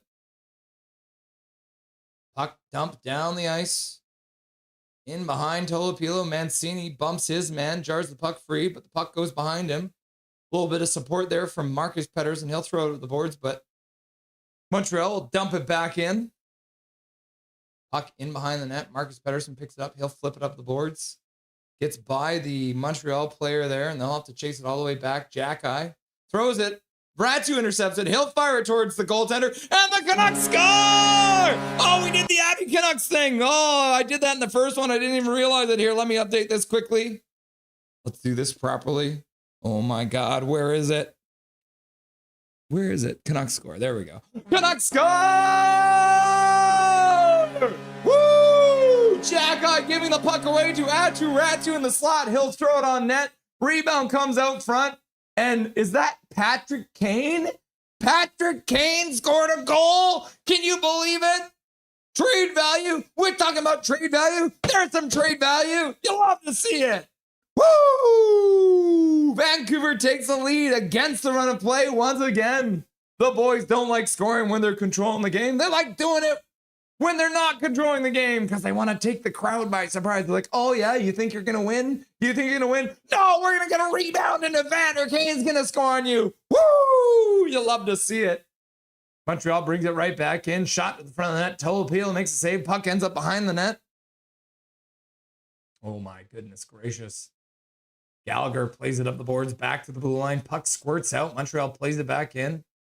Sasson picks it up. Now they skate in. Drops the puck to Drew O'Connor. He takes a shot off his shin pads, picks it up, plays it across, and the puck gets intercepted there.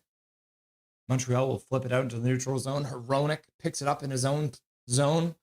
Passes over Max Sasson. Max Sasson carries the puck in. Now he'll dump it in around. Puck around the boards for Linus Karlsson. He keeps it deep. Montreal, 2 players digging away. Good work there by Karlsson to keep it deep. Now Connor comes in, plays it down the boards. Jack-Eye plays it up the boards and out all the way down the ice. And that's going to be an icing call against the Montreal Canadiens. Learn the rules. And Eric Hunter shows up with a gifted membership. You'll love to see it. The legend Eric Hunter donating it to Clint Chow, 4593, getting the free gifted membership courtesy of Mr. Eric Hunter. So thank you very much, Eric Hunter, for your gifted membership. Congratulations to Clint Chow for getting the free gifted membership from our legendary donor, Mr. Eric Hunter. If you have not done it yet, turn on your gifted memberships by clicking on the join button. Once you've clicked on the join button, it's going to bring you to memberships. Click on those 3 dots there. That'll bring you down to gifted membership settings. Once you click on that, you just flip that button to allow gifted memberships and bam, Eric Hunter, Major, they will donate gifted memberships and you will be able to get one. So congratulations once again to Clint Chow, courtesy of Eric Hunter. Thank you very much. Play is back underway. Montreal gives the puck back to the Canucks in their own zone. The Canucks will dump it into the Montreal zone. Matheson plays around the boards. Intercepted there. Brock Besser tried to play it in the middle, but that one goes off of his skate. Now Montreal will dump it deep. French Olympian Texier puts it deep. Montreal intercepts it at the blue line. They'll dump it deep again. Tyler Myers in the corner, plays it across the zone over for Besser. Besser puts it off the glass and out to the neutral zone. Picked up there by Linus Karlsson. Camp in the Montreal zone on the half boards. Plays it down behind the net. Brock Besser moves in on the forecheck. Hits Dobson, but Dobson will play it around behind the net. Puck squirts out into the neutral zone with some speed.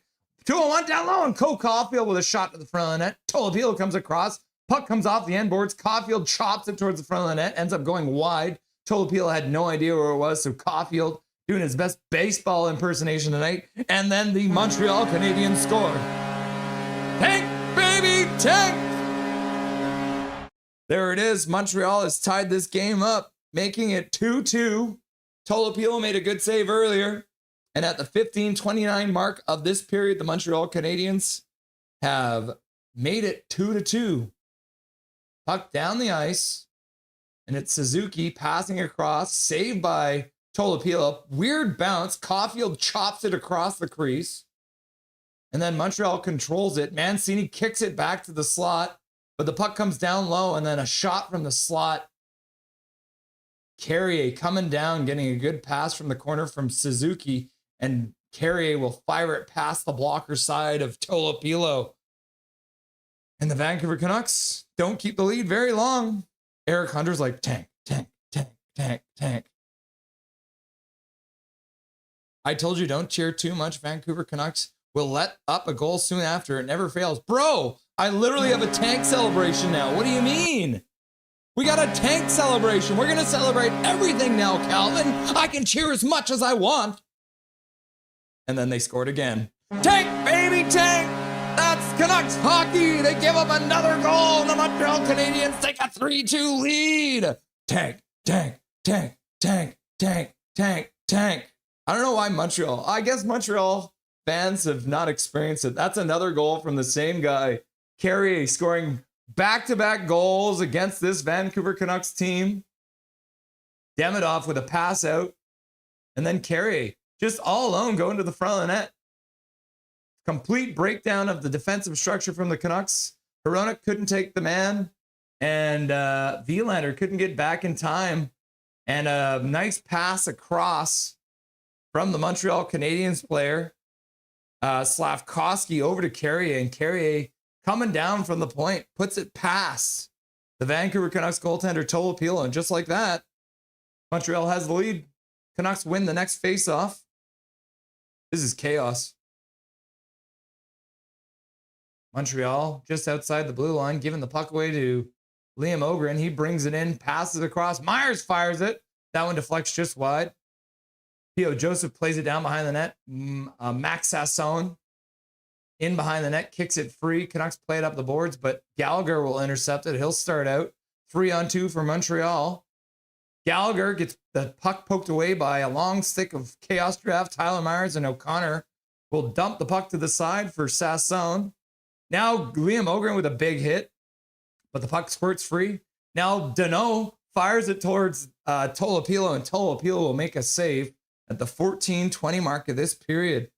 Just like that, how quickly things can change. Thank you, Montreal, says James T. Kirk. EP40 gonna score in the 6th-ish minute. Boo, says Sensei Dean Y. Bullshit, says Carly, girly girl, 6969. Must eat, still here, but just eating. Laugh out loud. How close are those goals together? Carrier scoring 20 seconds apart. 2 goals in 20 seconds for the Montreal Canadiens. Both scored by Carrier. Montreal picks it up in their own zone. They'll start out, pass down the ice. Ends up behind Tolopilo. Puck up the boards near side. Canucks chop it out to the neutral zone. Now EP40 has a breakaway or a 2-on-1 with Carlson. EP40 tries to go 5-hole. The Montreal defenseman played that very well, not allowing any kind of pass. EP40 with a shot 5-hole, but it gets blocked and saved. Mancini in the corner. Can't come up with the puck. Marcus Pettersson skates into the corner. Puck in behind the net. Suzuki plays it up the boards. That one gets blocked by a DeBrus stick, but his stick explodes. Now Marcus Pettersson takes his man down. Jake DeBrus doesn't have a stick on the board, so he can't do much with it. And then the Caulfield skates up the half boards, all the way back to the blue line, pass down to the near side boards, pass into the slot. Now back for Caulfield, pulls it right through himself. Back down low. Texier tries to pass it across the slot, blocked by Linus Karlsson, and Marcus Pettersson will say, puck it. And he'll throw that one all the way down the ice. And that's going to be an icing call against the Vancouver Canucks, relieving the pressure. But it is icing, so learn the rules. Oh, they changed the goal to Slavkovsky?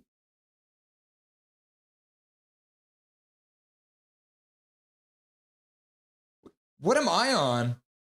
Why did they change it? That's bizarre. All right. EP40 lining up for a face-off. After the icing, can't win it. Pass down low into the face-off circle, far side. Back to the blue line. Montreal controls. Carrier plays it down the boards. Slavkovsky skates out off the half boards, passes in front for Demidov. Demidov has to take the puck and handle it. Now he plays it down low, pass out front from the corner from Slavkovsky to Demidov, but couldn't make contact. Now the puck down the boards, in behind the net. Montreal picks it up. They'll throw it back behind the net now. Slavkovsky battling in the corner there, plays it out front. Kapanen with a shot. That one goes wide. Carrier plays it to the half boards, far side. EP40 tries to get the puck out. Now he will, works it out to the neutral zone, and the Canucks will be able to get a change now. They've been stuck out there a long time. Montreal skates it back into the Canucks zone. They get stopped to the blue line and have to recover the puck in their own zone. Hudson skates onto it. Puck into the neutral zone. Montreal skating in on it. Can't get to it. Hronik plays it out to the neutral zone. Weird bounce. Comes back for Camp. He plays it over for Garland. Garland throws the puck in front.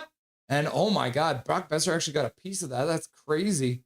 Montreal, though, comes out with 4 players. 4-on-3 now. Pass to the front of the net. Gets through the crease. Montreal couldn't make it work. Camp on the half boards. Loses the puck.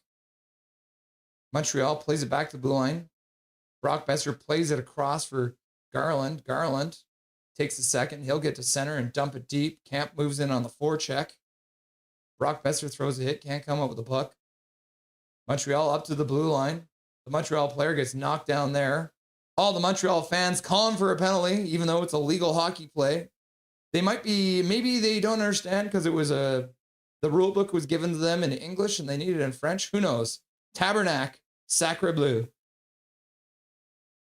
Canucks, P.O. Joseph picks up the puck in the neutral zone, fires it in, but 2 players were down low, so the Canucks have to take up. Montreal starts skating out. They'll get to the red line and dump it deep. Puck all the way up the half boards, far side. Tyler Myers chops at it, then loses it. Picks it up in the corner. Now, Evander Kane in the corner. He'll flip it up to the blue line, kept in there by Montreal. Kane intercepts a pass down low. Now he'll throw it across the entire ice surface, way out of the way for anyone to grab it. So Montreal will pick it up and dump it towards the Canucks zone. P.O. Joseph chops it up. Joe O'Connor skates through, passes in front, and the Canucks score! What a pass there in front by Drew O'Connor, and Max Hasson has tied this game. Don't go anywhere, people. This game is chaos, and we love it. We love that chaos. Woo! You love to see it. Vancouver has tied the game. Good work by Drew O'Connor, skating through, taking down 2 Montreal defensemen for what it's worth. The Montreal Canadian defensemen running into each other, pass across for Max Hasson, and he squeaks it through Dobez, who gets a good piece of it, but can't get the whole thing. And Max Hasson scores a goal to tie the game. Woo! You love to see it. Oh my goodness gracious. This game is chaos, and I'm here for it. Go, go, go, go, go, go, go, go, go, go, go, go, go, go, go, go, go. Evelyn, what a play. Evelyn's like, goalie, go, goalie, goalie, go. What a play by Doc. I love this guy, says Bender Bear. Me too. And then Fangirl's like, goal, goal, goal. Holy shit, a goal, says Casket Brain. Hockey rules in French, says Jason J. Sacre Bleu, Tabernacle. Oh, now the Canucks have a 2-on-1. Ogren going hard to the net. Oh, and the puck gets deflected on the pass. Drew O'Connor making things happen. Shot to the front of the net. Dobez makes a save, and the puck deflects over the board and out of play. Oh my goodness gracious. Let's fucking go, says KJ Brazy. And Kayla Chapman's like, goal! And then the logo stays upside down until feel we're not in distress. Yep. Sorry, brother. Have to bring you back to earth. Laugh out loud, JK. Tillo, at least they would have a practice facility then, and BC Place just got refurbished in the mid 2010s. Yay, says Tillo. And James C. Kirk's like, Sasson to beam up. Or sorry, Sasson to beam up. And then Sweet Identity or Patty, our favorite grandma's like, go, go, go, go. And then Isildur's like ripping pucks at the other's nets with your buddy waiting to tip it in. True Collins says Tillo. Puck, yeah, Doc says KJ Brazy. And then Callum McKenzie's like, goal, goal, goal, goal. And James C. Kirk's like, Dottie, Doc party. And then Milosh is like, woo. And then Zach's like, go, go, go, go. And Zach's double cheering today because he is a Toronto Maple Leafs fan, so he especially hates the Montreal Canadiens. Where is Universal Habs anyways? Where are you, Universal Habs? Show yourself. Let's get a point. Hashtag let's get a point. Yeah, why not? Let's lose this game in overtime. Why not? Let him rip. Free Willy, damn it. Unfortunately, I don't have a button to Free Willy anymore because I had to remove it for the Tank Baby Tank button. Vidal Sasson, says James T. Kirk. Jack Eye has a game to forget, says the Janwy 2002. We scored more than 2 goals. I know, right? Isn't that crazy? We are way over on the over. And Tippett. Snap Dancer, Nux Habs is always chaos. There was that game a few years ago where they came back from behind like 4 goals in OT.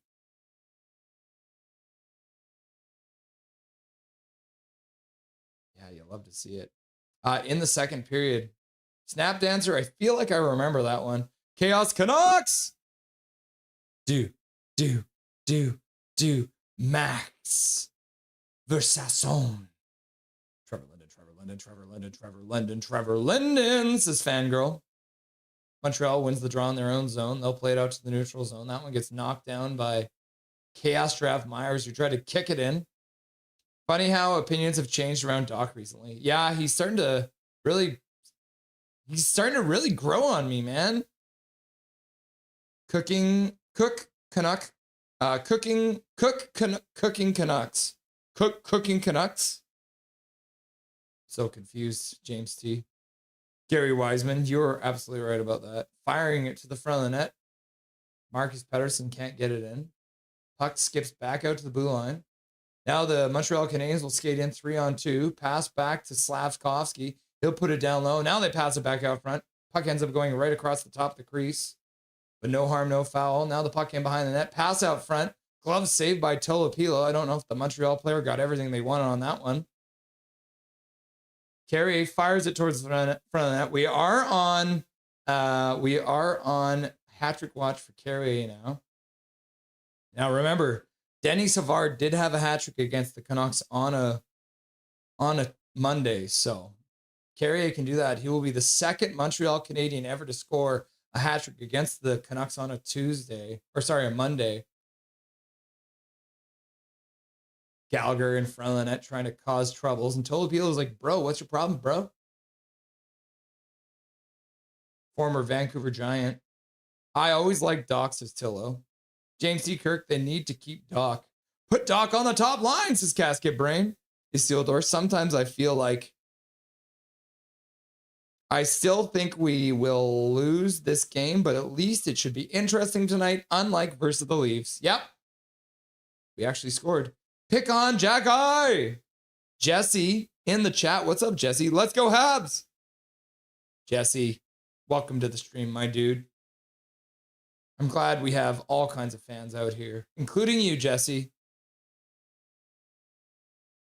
They need to be picking on Jack Eye. I don't get it, guys. Have the rinks in their barn. I don't get it, guys. Have rinks in their barn. Guys have rinks in their barn? That must be some fancy barns, eh? I guess if you were...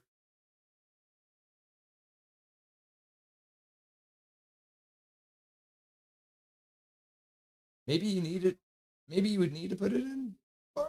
I don't know. Doc is the equivalent of 2024 Hoglander. Y'all just don't see it yet, says Bender Bear. Bender Bear has no faith in Doc.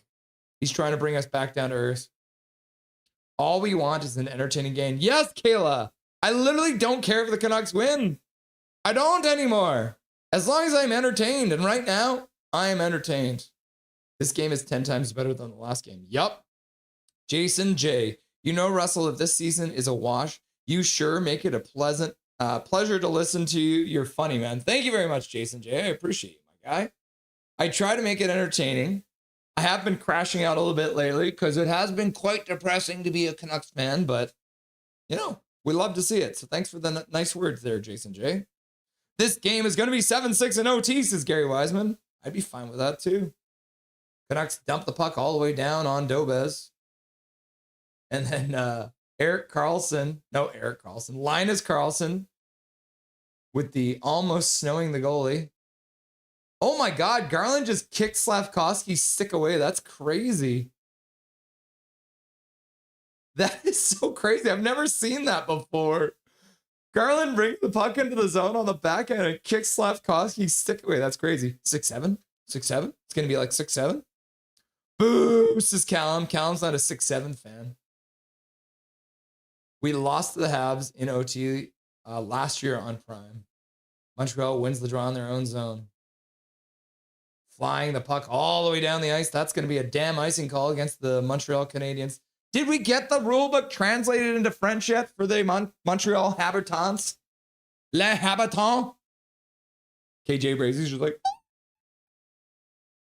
Calvin 99 Charlie. Russ, how many buttons can you have on the stream? My control deck is a 5x3, but you can also, shot to the front of the net in the slot. Carlson knocks it down, back to Hronek. He walks the blue line. He'll dish over for Carlson. Carlson puts it into the corner. DeBrusque takes his man down. Montreal fans erupt in anger. Canucks trying to keep it deep after the icing call, but the Montreal Canadiens, Suzuki picks it up, brings it over the blue line, skates down behind the net, spins it back up to the blue line. Apparently Montreal's not tired. They don't care. They'll fire it towards the front of the net. Tolopilo will glove that puck and hang on to it. Here, I'll show you. I can't show you my stream deck because if I do, it'll probably turn off because... by 3. Let's see if this... So this is what my stream deck looks like. I'll make it nice and big for you. So this is what it actually looks like. So I've got 15 buttons available at once, but if I hit a button, I can cycle between. So it's kind of like having multiple screens on your cell phone. So I can cycle through and have multiple screens of 5-on-3. But yeah, it's a little bit of chaos. I've slowly been like getting better at it, but there's definitely some chaos. Maybe one day we'll have a members only stream and we can just play around with it. And I can show you guys how it all works. We'll do a behind the scenes members only stream. How about that? Calvin 99 Charlie. All we want is a couple of wins to soothe the lost depressions. Yes, that's what I'm here for too. Love the turtleneck. Love the turtleneck. Yeah, isn't the reporter between the benches is wearing one? Canucks bring it in over 7 minutes left. Tyler Myers throws it towards the net. Brock Besser trying to bring it back out in front. Now Ratu in behind. Connor Garland skates out. He jams it towards the front of the net. Ends up behind, though, off a deflection. Puck on the boards. P.O. Joseph plays it down. Ratu picks it up. He'll play it behind the net. Connor Garland banks it off the boards back to Mancini. Mancini puts it down behind the net. Bounces off the end boards. Besser plays it over for Garland. Garland back up for P.O. Joseph. He plays it back down for Garland. Canucks controlling, but on the... Oh, and then Ratu gets a pass from Connor Garland, and Dobez makes a save with his face. He used his face to make a save. That's crazy. Hi, Zildor, says Fangirl. Calvin 99 Charlie. James, I want an OTL to show we kind of tried. Hopefully that helps our draft stock. Yeah, I think Dobez made the save with his head. Good pass out front by Garland over for Ratu, who got some open space. And oh no, it was a block. Never mind. The Montreal defenseman laying his body on the line to make that defensive play, and the puck went out of play, so the faceoff will be inside the Montreal zone. Montreal is currently out shooting the Canucks 23-14. Play is back underway. Montreal brings it out into the neutral zone. First one onto it's Marcus Pettersson. Ratu makes a good defensive play. He flips it out. So it looks like Ratu is out there. Oh, and he picks it up at the blue line, fires it just wide of the net on the far side. Got to hit the net there, Ratu. He stops behind the net, but not completely. Kane now plays it back behind the net. Hoglander tried to check his man, but fell. Now in the corner, Valino plays it behind the net. Montreal will clear it out to center ice. Puck gets past Mr. Pettersson, Marcus, and he will take a hit in the corner. Plays the puck to the far side. Now the pass all the way up for Kane in stride. He tries to cut to the middle. Almost gets through his man with a fancy-dancy play. But the Canucks will play it back up the blue line. And then who took a hit there? Is that Kane? That was Kane. Kane got blown up in front of his bench and then took his man down from the ground. Puck in the corner. Max Asson picks it up. He looks back to the blue line, but he'll just hang on to it. Throws it towards the net. That one goes wide on the near side and off the end boards. Demidov picks it up. He'll play it out to the blue line, but the Canucks will intercept it in the neutral zone. Hronek fires it back in. Puck rings around the board, comes up to the near side. Drew O'Connor knocks it back the other way. Up and down the puck goes, up and down the boards. Montreal will pick it up. They'll play it up the boards into the neutral zone. Demidov picks it up at center and dumps it deep. Hronek takes the stick of Demidov and plays the puck over for Wielander. Wielander grabs onto the man trying to check him, so Montreal will pick it up behind the net. Kapanen tries to play it out front, deflected away by Hronek. And the Canucks, Drew O'Connor will chop it out to the neutral zone. Carrier picks it up, has some space to skate. He'll dish to the side for Caulfield, who skates right into the faceoff circle and fires a hard shot with 4:20. Oh, sorry, not 4:20. 4:19 left to go in this period, the second period. Hey, how's the farming girl? A single point keeps us in 30 seconds. So I like that, Calvin, says Colin Whitehead. Soup and sandwiches for the win. Soup and sandwiches. Total Pilos, says Isildur. I'm good. I'm doing good, Isildur. Let's go, says Isildur. James C. Kirk, Turkey Bacon Club sounds delicious. We had a, what do we have? We had a turkey sandwich today for lunch.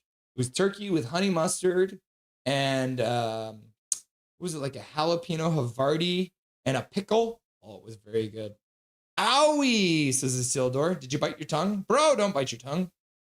What? YouTube, eh? Oh, the show and tell. Are you not entertained? Says Snap Dancer.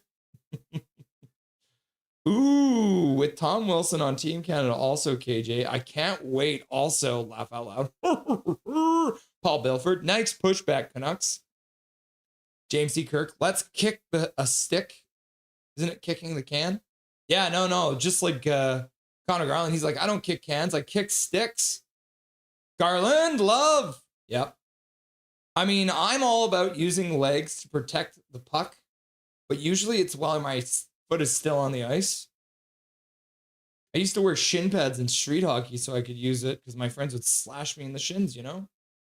What if the Montreal goalie's named Dope Ass? Yeah. There you go. He's the perfect stoner goalie. Casket brain. Oh, gee, didn't see you already put it. Laugh out loud. Le boot. I can't. Connor Garland kills me, says Patty. And then Zach's like, learn the rules. They're showing the Connor Garland kick again. Translation book. There it is. Garland is a character, says James C. Kirk. 5x3, so 15 buttons. Can you add a stream deck to have more buttons? Play is back underway. Canucks bring it out to the neutral zone, flipping it over the blue line, but it gets knocked back in the neutral zone, and Caulfield will put it back. Ooh, and a fancy play there by the Montreal Canadian player. He plays it back through himself and then grabs it. Now the Canucks will intercept the pass to the front of the net. Puck up the boards. Caulfield gets checked by Linus Karlsson, but comes back up with it and plays it back to the blue line. Dobson, plays it to the front of the net. Texier picks it up, plays it back to the blue line, but Matheson knocks it down, plays it over for Dobson. Shot to the front of that, rebound comes up front. Texier plays to the side for Caulfield, plays it across to the near side for Dobson, and Dobson throws a muffin towards the front of the net, and Tolopilo makes an easy glove save. James, agree. Whip your deck out for the boys. Here, I'll show you something. Maybe I can. So here's my deck. Oh, let's make a quick video. So Calvin, I can push this button right here, and I can cycle through different Steam decks, right? Montreal wins the draw. Puck ends up behind the Canucks net. Camp knocks it off the boards. Good play to himself and plays it up the boards for Besser. He makes a pass over for P.O. Joseph, who's activated.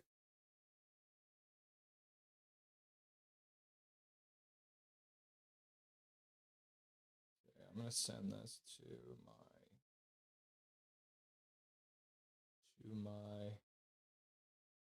shot to the front of the net. Tolopilo makes a save. Rebound's cleared. And then the puck ends up getting chopped down back. P.O. Joseph plays it to the side for Hronek. Hronek backhands it up the boards, knocked down by Besser. Besser fires the puck, and that one goes out of play. That could be a penalty. I think he just hit a player in the crowd. That's inside his own zone. Are they going to call that a penalty? That one might be a penalty against Besser.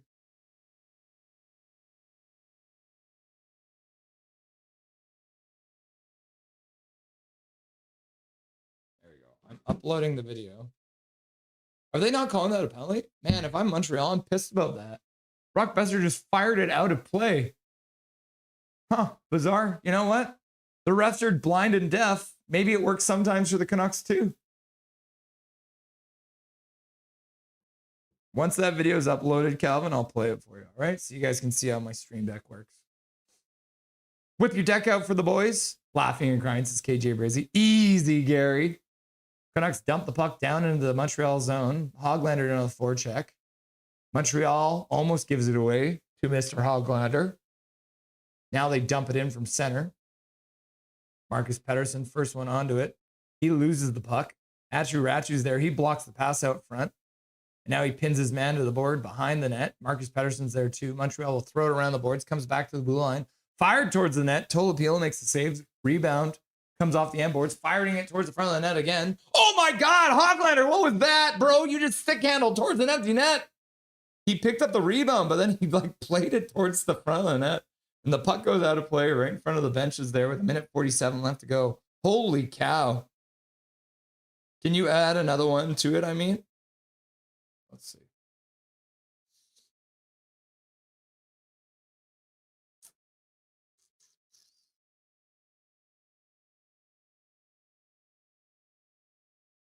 Wait, hang on.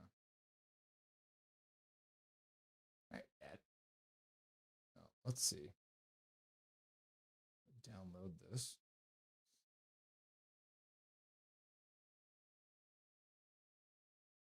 Face off in the neutral zone, I believe. Yeah, Montreal wins it. Ooh, broken stick there from Carrier, so he'll go off to grab a new one. Hronek tries to throw it over the boards. Knocked down by the Montreal Canadiens, but a second effort there. Now Sassone digging away. Drew O'Connor pushing the man out. Now passing the neutral zone. Ogren takes Matheson to the boards. Drew O'Connor now picks it up. He takes a hit. Canucks are just like slowly working up. It's like a ladder play here.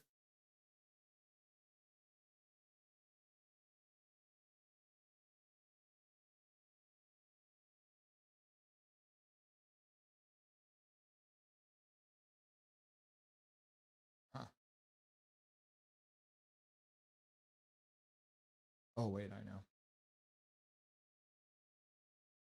Puck down the ice into the Canucks zone. Just under a minute left to go. They'll play it up the boards into the neutral zone.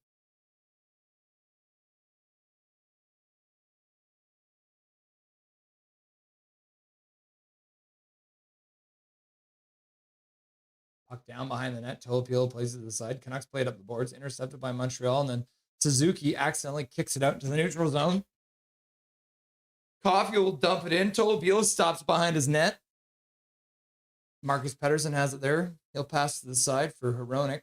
Pass out to the neutral zone behind Petey. And DeBrus tries to put it down into the zone, but nothing doing there. Marcus Pettersson leaves it in the corner. He gets dumped. Puck in the corner. DeBrusque works it up for Pettersson. Pettersson tries to throw it out. Caulfield keeps it in. Pettersson takes a puck in the face off Caulfield, and Caulfield shoots in a save by Tolopilo as time ends. EP40 taking a shot right to the face from Caulfield, who's trying to put it down low, but ended up putting it right into Pettersson's face. Oh, off the chest and off the face. Okay, it wasn't a direct hit to the face. Oh my goodness gracious. That was close. Pettersson might be bleeding either way. Off the chest, off the face. Okay, we're in the intermission now. Let's update the scoreboard. This is chaos as usual. Here on Nothing is Perfect, we embrace the chaos. And so should the Vancouver Canucks, because this game has been chaos. All right, I'm just doing this quickly for our man, Mr. Calvin99 Charlie. So Calvin, I can push this button I don't right here. Here, can you might even just be able to hear me. Okay, here, I'm just going to play this video. This is how it works. Push this button right here, and I can cycle through different Steam Decks, right? There it is. So that's kind of how it works. So you kind of see how I cycle through it. So yeah, I push the button on the side there and it just rotates. Kind of like you're swiping. It's like you're swiping through a phone. Does that make sense? Pretty cool, right? Canucks president of tanking operations here. How are we feeling? Still okay with a top 20 pick. Management wants to try and get within 1 point of the playoffs. Okay with everyone? It'll be exciting. Firefighter Prez. I don't think anyone wants that now. All right. So we're going to be featuring a video now from one of our favorite YouTube channels. What the hell is this? NHL.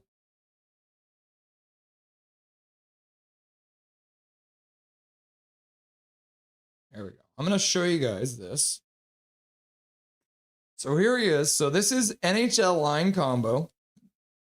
He does videos about different NHL lines over the course of the NHL.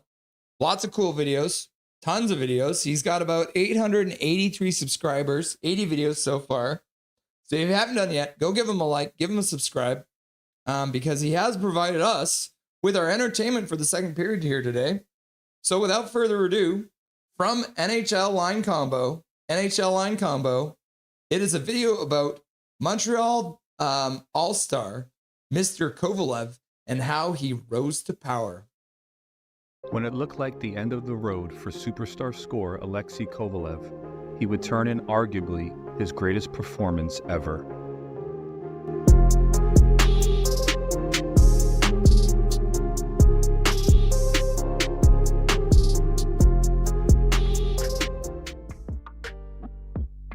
Alex Kovalev, the ultimate what-if player in hockey history, a skater dripping in offensive abilities, armed with the skill set the majority of the NHL would kill to possess, but at times lacked the will or effort to maximize those raw talents. A tease for franchises. If you could unlock the enigmatic offensive dynamo, you had yourself a first-line game-breaking talent. If not, the coach, GM, and fan base quickly resented the All-Star for not living up to those God-given abilities. But as Alexei Kovalev entered his 15th season in the National Hockey League and his third full season with the Canadiens, it seemed as though the 15th overall pick in the 1991 draft was all but done in Montreal. After having an awful year in his return to New York and struggling down the stretch after the initial trade to Montreal, Canadiens fans got to see some flashes of Kovalev's brilliance, scoring 10 points in 11 playoff games, as well as leading the team the following year with 65 points in 69 games, as well as 7 points in 6 postseason games.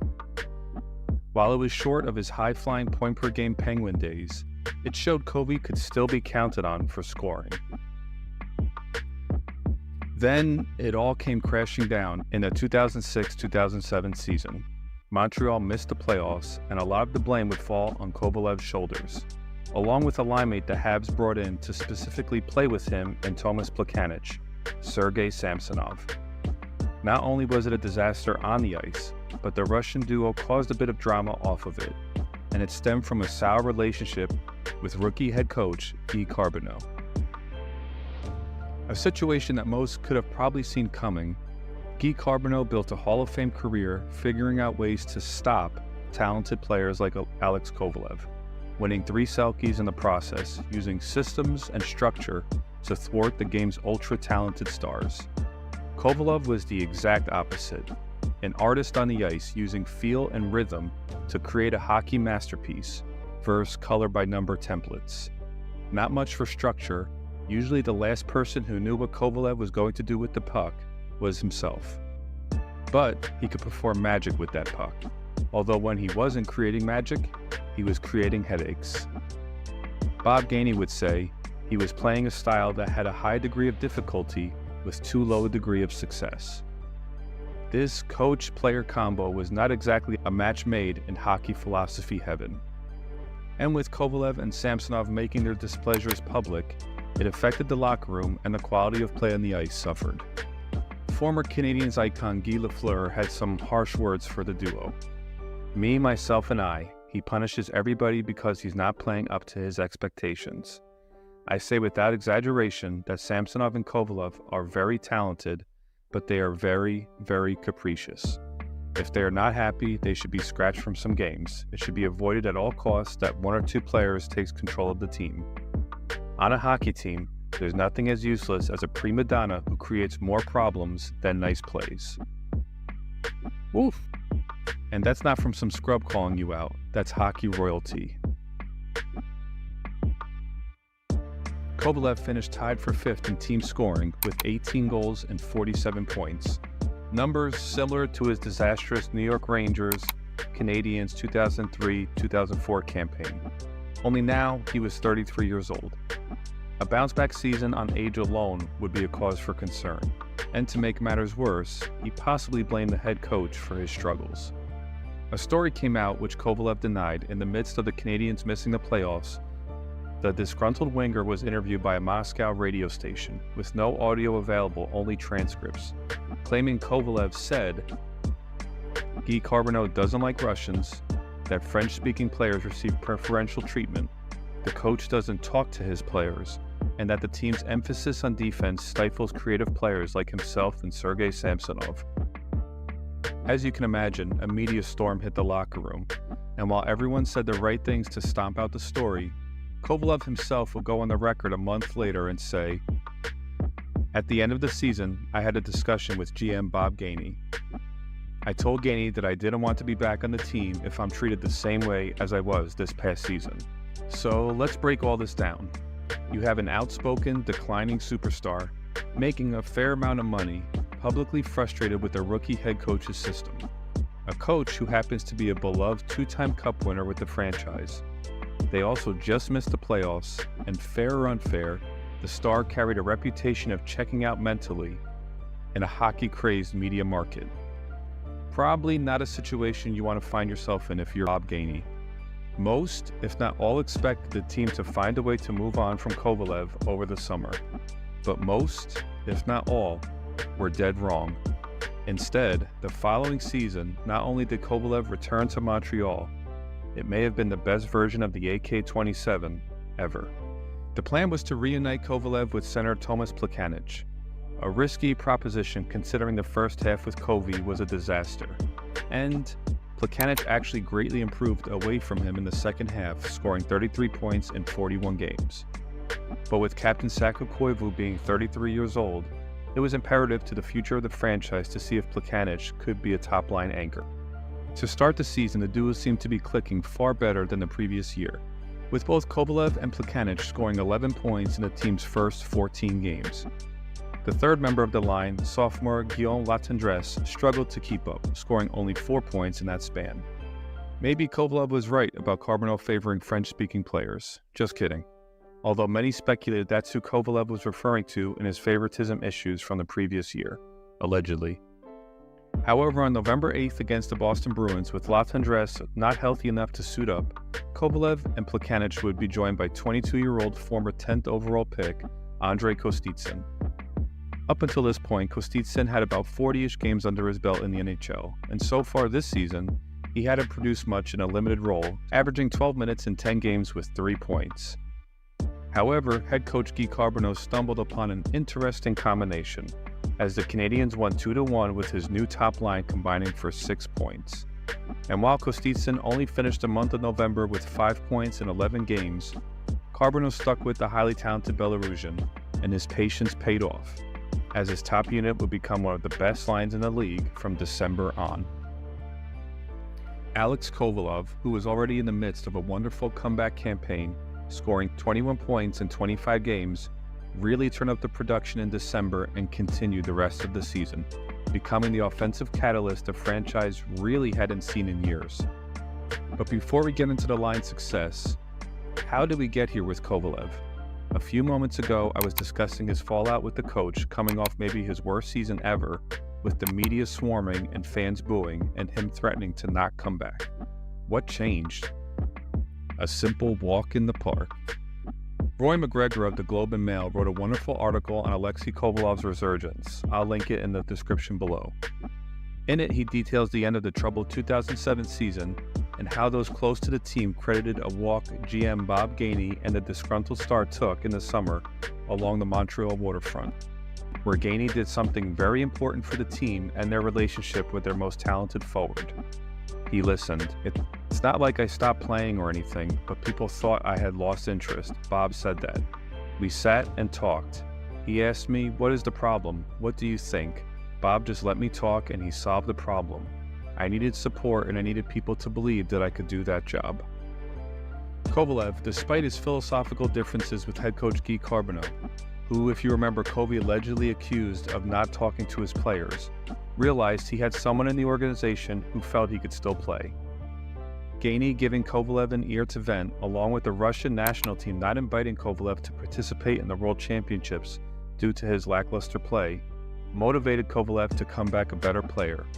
Determined, focused, and in shape, the AK-27 reloaded and was reborn. And now in a better place mentally, this time around he served as a mentor to his young linemates. Instead of his play dragging down the development of Tomas Plekanec, he helped him reach his playmaking potential and led the way for the Canadiens offensively. There wasn't a Mark Messier or Wayne Gretzky or Jaromir Jagr or Mario Lemieux for Kovalev to have a secondary role with. He was the best weapon on this roster, and the Montreal Canadiens needed him to be the man, and he was. And as unlikely as Kovalev's bounce back seemed over the summer, what seemed even more unlikely was the Montreal Canadiens becoming one of the best teams in hockey. But fueled by a high-powered power play and the top line hitting their stride in December, that's exactly what happened. Andrei Kostitsyn from December 1st on scored 23 goals and 45 points in 57 games, a 65-point pace, while averaging 16 minutes and 26 seconds time on ice. Ending the season with 53 points in 78 games, Canadian fans believed they were witnessing their elite scorer of the future in the AK-46, who also added nice size and hitting to the unit, throwing around his 215-pound frame for 104 hits. Scoring 51 points in the next 56 games, Tomas Plekanec truly broke out, surpassing Saku Koivu as the team's first-line center at 25 years old. Increasing his ice time from 16 minutes the previous season to 18 minutes, the former third-round pick scored a career-high 29 goals to go along with his 69 points. He'd ranked second in goals and points for the Canadiens, behind the artist who put it all together. Alex Kovalev finished the season with 84 points, the second highest of his career, and his highest total since the 2000-2001 season. Good enough for 11th in the entire league.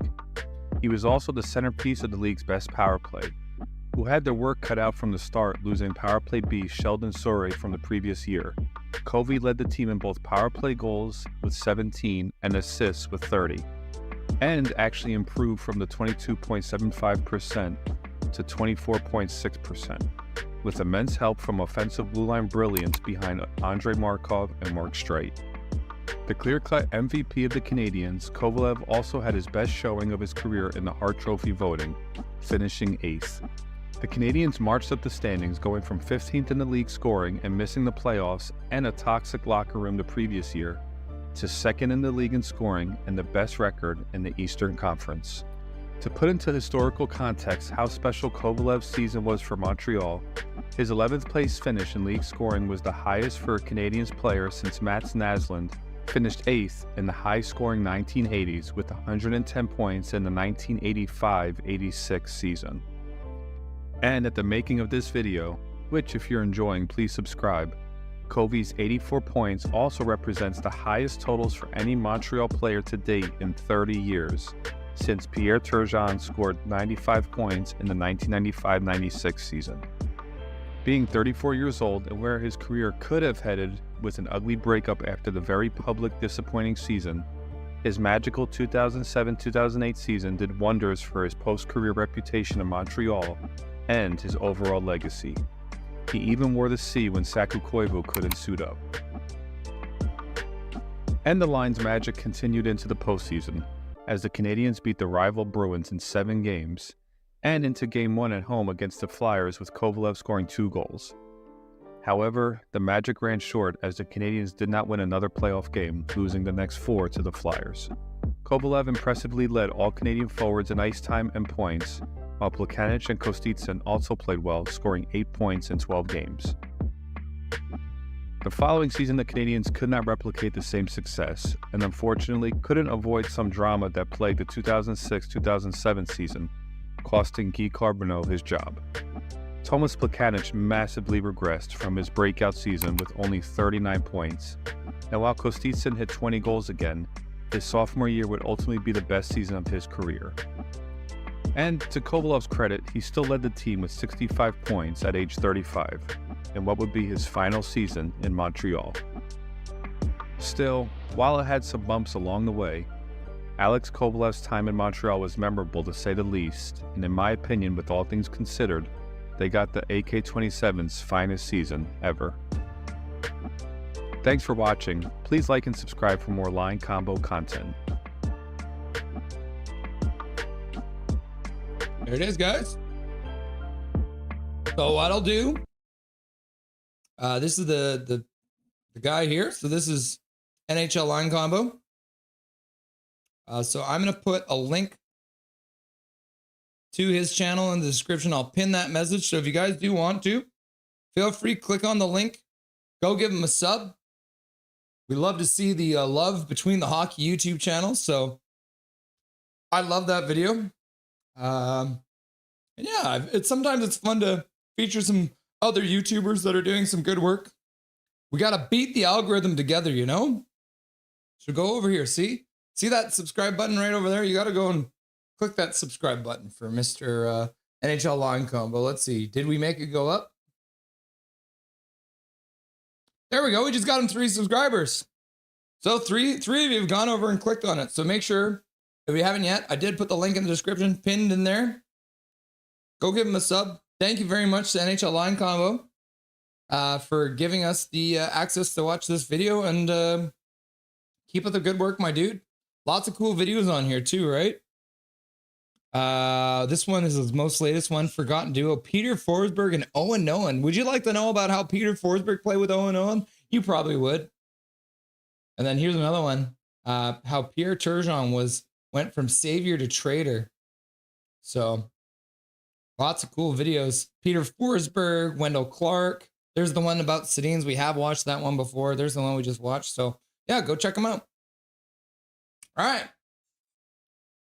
Play's about to get back underway. My name is Russ Holiday. This is Nothing is Perfect, and we are live during every single Vancouver Canucks game. Today is no exception. You'll love to see it. What am I doing? Period. There we go. Third period's about to get underway. All right. Always lining up at center ice. Pettersson out for the first draw. You don't see Foot start the Pettersson line very often. Petey did win the opening draw, but the Canucks will give the puck away in the neutral zone. Cole Caulfield tries to stick handle in the air. Pettersson tries to poke the puck over for Carlson, but just outside of his reach. And then Caulfield will pick it up in the neutral zone. The Canadiens will skate over the blue line, dishing it back.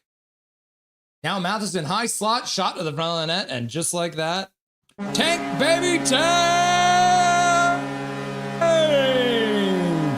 Montreal Canadiens jumping all over the Canucks early.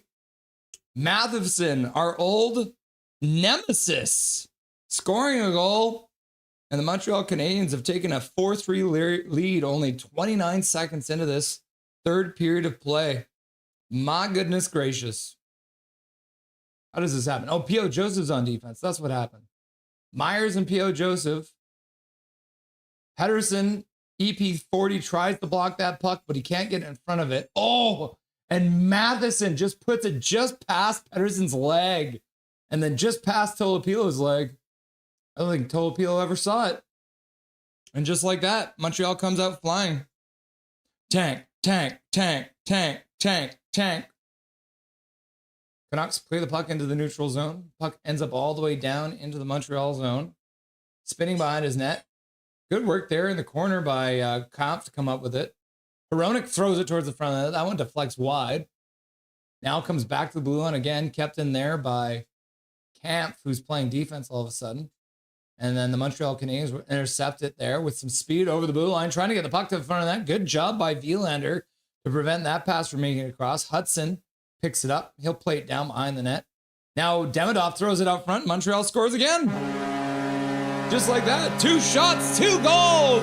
Tank, baby, tank. 5-3 Montreal. They're not fucking around here in this game. Making it 5-3 at the 18:53 mark of that period. Swear jar. Montreal comes out with bees in their bonnets. Not happy about the way that everything had gone so far tonight. They come out firing and Montreal takes a 5-3 lead just like that. That's crazy. Dragon Slayer obviously closely followed by BX's stanchion goal. All right, Montreal takes a 5-3 lead. Oh my God, they just blew this game wide open. Vancouver Canucks doing Vancouver Canucks things. And just like that. Oh, and then the puck goes back towards Tolopilo. Mishandled there by Marcus Pettersson. And then the Canucks bring it in. Ogren tries to get the puck over for his teammate, but can't. And then the Montreal Canadiens start out over their own blue line. Putting the puck in towards the Canucks end of the ice, but Drew O'Connor, our best player, puts it to the blue line. Montreal keeps it in now, pass out to the neutral zone, and then from center, the Canucks will dump it in. Picked up there by the Montreal defense, and they'll stop behind their own net. Dobson passes over for his line mate, Gooley. They'll get it down the ice. Oh, they're singing Ole. Hoglander can't get the puck out. Montreal picks it up. Matheson fires it towards the front of the net. Tipped on net. Tolopilo makes a save. It's in his legs, and the rebound gets cleared to the side by Ratu. Tipped right in front. Somehow Tolopilo managed to actually make the save there. That's pretty crazy. And the Canucks will ice the puck. Tolopilo making a save off deflection. Had no idea where the puck was. It sat underneath him. But Slavkovsky with a pass across. And then the puck comes back to him. He fires it towards the net and scores. Oh, that's the highlight of the goal. And then Justin Credible's like, ole, ole, ole, ole, ole. And then Corey's like, I hate Montreal so much. What's up, Corey? Welcome back. Leah Herring. Ha-ha, Dillo. We want 6. Take it to the Canucks. Justin Credible not only wants the Canucks to lose, he wants them to suffer. Justin Credible's not okay with the Canucks just losing. He wants them to suffer. And then, oh my Lord, is like, this is all EP40's fault. Trade him! Oh my Lord, showing up with the PD hate. If there's one thing that you can guarantee during a Nothing is Perfect broadcast, there will be chaos and there will be, oh my Lord, 666 telling us to trade EP40. Oh my God, what happens to Donnie Bluebone? Now Pettersson fires the puck towards the front of the net. The wave is now going around. Can we get a wave in the chat, everyone? The Montreal fans have actually started the wave. So let's get on board. Get involved. Get the wave going. Tank, tank, tank, tank, tank. Nothing is perfect says tank, tank, tank, tank, tank, tank, tank. And then Swerve and Irvin's like, big Trevor Linden, big Trevor Linden, big Trevor Linden, big Trevor Linden. And then big Trevor Linden appears. And then Oh My Lord is like, love you, brother. I love you too, Oh My Lord. Oh, what a save by Tolopilo. Canucks falling apart in their own zone. Tolopilo makes a sprawling save, and Connor Garland would carry the puck all the way down in the Montreal zone. He puts a weak one on towards Dobez. Dobez makes the save. Puck ends up behind the net. Garland picks it up there. He spins in behind the net, gets the puck out front, chopped on net, and Dobez will get a glove on it and cover it for a whistle with 15:58 left to go. You love to see it. There we go. Evelyn's got the wave going. We're getting involved. If the Bell Center can do the wave, so can Nothing is Perfect. Woo! Woo! And Leah Heron's getting in on the wave too. Woo! And Dijon's doing it too. Woo! And then James E. Kirk is going, woo! James E. Kirk. Wave.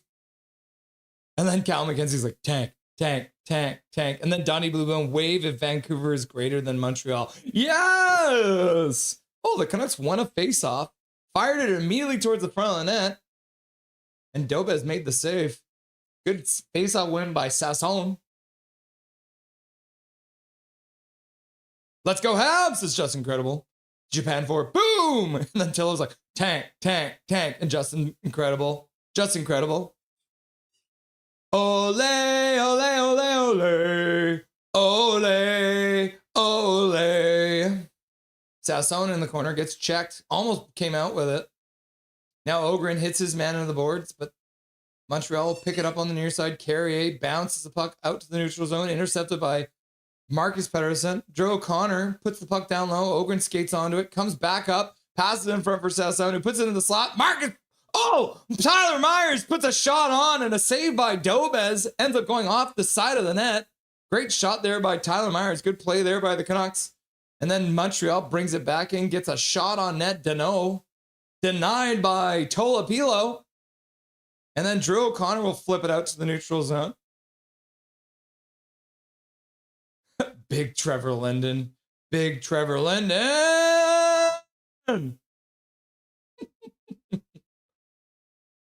Montreal pass across their own zone. Kane intercepts it. He makes a good pass over for Hoglander. Skates in, gets by his man into the corner.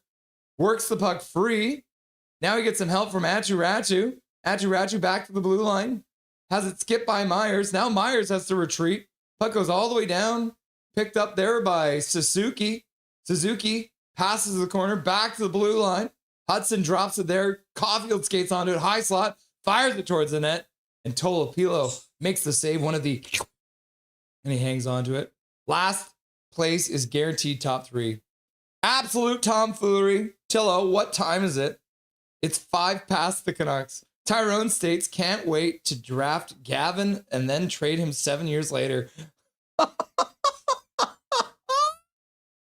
Tyrone, don't say it. Why would you bring that evil into our chat? Welcome to the stream, Tyrone. You are not wrong, though. I cannot deny it. Foot should just pull the goalie now, yeah. Montreal wins the next draw, fires it towards the front of the net. Slavkovsky throws it behind.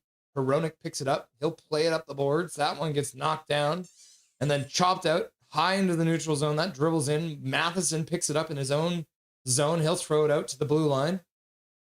Kapanen almost gives the puck away, but the Canucks can't come up with it. Pettersson drops his stick so he doesn't get a hooking call. And now and a shot to the front of the net. Montreal scores! Tank, baby, tank!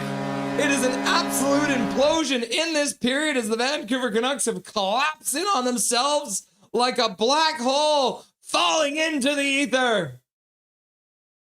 And then there's a Quinn Hughes fan in the stands wearing the Quinn Hughes jersey. He's just like, no, I'm here for it. We're part of Tank Nation here.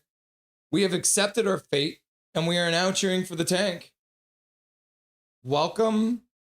Oh, Justin, every player wants that look at how McDavid was this year, saying he was the only willing to re-sign if the Oilers proved they would be cup contenders for several years. 6-3, holy cow, 3 goals in the first 7 minutes of this period. Montreal has absolutely taken this game by the gonads and squeezed. Laugh out loud. Beached. We are a beached whale. Jonah, says Egmina. Harpoon, says Isildur. Yep, damn. It's easy to hate EP40. He is terrible, says Firefighter Prez. Awesome, Big Trev, says Cal McKenzie. Connor Garland, over the neutral zone. Brings it in. Tries to put over for Besser. That puck gets intercepted. Sasson now hits his man, but can't come up with the puck. Canucks will intercept it in the neutral zone. Pass out. Sasson dishes it at the blue line. Now gets a back pass over Garland. Back for Besser. Besser fires it towards the front of net. Sasson couldn't get a stick on it. He was being well defended. And then Connor Garland blocks a pass out to the neutral zone. Sasson hits his man. Garland picks it up in the neutral zone. Tries to play it back to his defense, but it deflects back to Montreal. And they'll fire it into the Canucks zone. Montreal throws it around the boards. Jack-Eye keeps it in for a second. Now the puck comes out to Tolopilo. Out to Dano, who fires it towards Tolopilo, and Tolopilo will glove that puck and hang on to it for a whistle. I am so tired of every chat. I am in people bashing Petey, even when he's playing better. It's so effing old now. I know, Colin. Yep. Everyone hates Petey. I've just accepted it. If it makes, you know what? Does this make you feel better, Colin? If people hating Petey makes them feel better, can we bring a little bit of joy to the fact that their hate for Pettersson is bringing them some kind of solace? Maybe. Am I reaching? I might be grasping at straws. Laugh out loud. Suffer and send the strongest message possible to the owner. Close games will only make the owner and management more delusional, so tank hard and send the strongest message possible to them. Fair enough, Justin. I agree. Oh my lord, it's like Rusty Dusty! And then Japan scores like exactly Dustin. Yeah. Make it bad or they'll get some ideas. We can afford to win this game. Yeah. Apparently we can, but we won't. Wave, says Patty. It's not Tolopilo's fault. No, he's getting lit up and it's not his fault. Fangirl, that's what I am saying. Good outcome for me. Was a fun game to watch. Don't need the point here. Foot coaching like the 90s. Yep. Cheers to win. Cheer to win, but happy to lose. Evelyn, well, fangirl, knowing Vancouver logic, we won't win, sadly. Yeah. Well said, too. I hate to be, and I told you so. 32 shots to 16. Yeah. Montreal is out shooting them. And then look at this, too. I just like this kind of thing. Montreal has scored 1, 2, 3 goals. 1 goal in the first, 2 goals in the second, 3 goals in the third. It's not that maybe they're just trying to send us a message. This is the first period. This is the second period. This is the third period. But what is the sixth period? Tell me what the sixth period is. Yeah, Montreal out shooting the Canucks by triple right now in this third period. 9 shots to 3. The Montreal Canadiens have the same amount of goals in this period as the Canucks have shots currently. And they are out shooting them 36 to 17. They're 100%. There's only been 1 power play in this whole damn game. Isn't that crazy? Back to the bar. Foot needs to be fired. Yeah, fire Foot. But why? You're saying we never win the lottery, so make sure. Are we having the same fucking argument again? Holy fucking shit. Why are we still having the same fucking conversation? Japan 4, just let it go, bro. Who fucking cares, bro? That was like 4 swear jars. Fire Foot, says Leah. Japan 4, just let her have her thing. You are never going to change Fangirl's mind, Japan 4. So shut the fuck up. Sorry, Japan 4. I'm lashing out at you. Yeah, that's the plan there. Keep losing. Swerve and Irvin, and then Fire Manny. Whoa! Yep. Oh my lord, 666. Laugh out loud. Japan 4, if we win tonight, we stay in 32nd. GG, says Duolingo. Tank, baby, tank! Says, oh my lord. Stinky Foot. Wow, says Sensei DY. So embarrassing. Oh shit, the game's back on. I guess I should be paying attention a little bit. Japan 4. Bro, from me to you, man. Just let it go. Bro, just let it go. There's no point.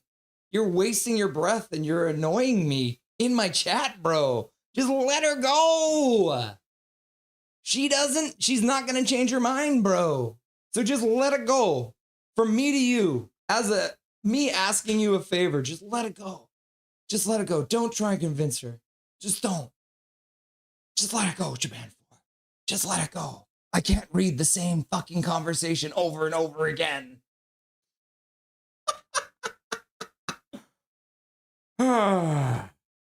I love you, Japan 4. I think you're hilarious, and I love you in my chat. But you just gotta let it go, bro. I let go. You've convinced me to cheer for the fucking tank. I put a fucking goddamn Vancouver Canucks tank baby tank on my stream. And for that, I want you to let it fucking go. Boom, says Japan 4. Laugh out loud, says Duolingo. 6, baby! Justin got his wish. If we had picked first and second, we should draft Stenberg so he can be PD's superstar winger finally. Yeah, that would be nice. Ouch, pull him out, Tolopilo. Puck sakes. Vancouver's players are just losers and cowards. I mean, you're not wrong. Oh, hell, says Petey. That's what gets to P.O. Joseph. Clown? Is this a lipstick clown? Put P.O. Joseph on waivers. Love the tank, boys and girls. Enjoy the process. Yep, if I fall asleep on this game, I'm okay. Laugh out loud. Oh my God, what happened? Tank. It is, says Johnny Redbone. Yep, Johnny Redbone's here for the tank. I'm afraid of Canucks luck. Shh, Trish. Shh.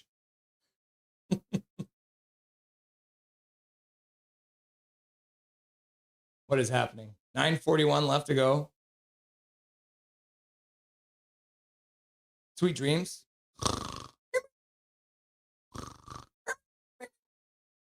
And then he's in bed, swerving everyone's in bed. Japan 4 says, ass clown. I'ma be honest, I really hate the Habs goal horn. It's awful. Fangirl, the only luck they have lately is bad luck. Yeah, you can't say the Canucks have no luck. They just have bad luck. Imagine a top 6 of Petey, Stenberg, Carlson, and Rossi, Ogren, and Leckermack. Is that an almost all Swedish top 6 too? We got the Swedish national team there. Wait, is Dobby in there playing with a toy? He was playing in the hallway. But I think they're done playing now. Good night. Canucks are toast, says James Seakirk. Tolo, not good or defensive breakdowns? Defensive breakdowns. Yep, exactly, Trish. This locker room must be a disaster. Oh my God, can you guys hear Dobby with his toy? Yeah. I'm out, folks. Thanks, Russell, and chat was fun. You're welcome. And sweet Patty's just like, Dobby. I can hear Dobby with his toy. All right, let's get Dobby because this game is trash.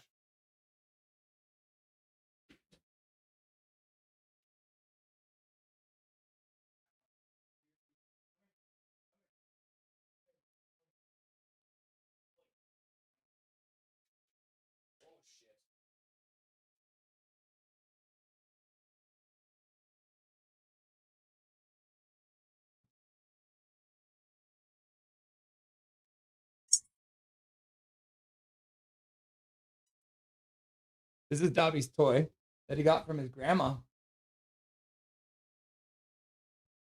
Pretty cute, right? Oh, Carrier, the double goal scorer, taking a man down in front of the net. Oh, Dobby, why are you such a little spaz, huh?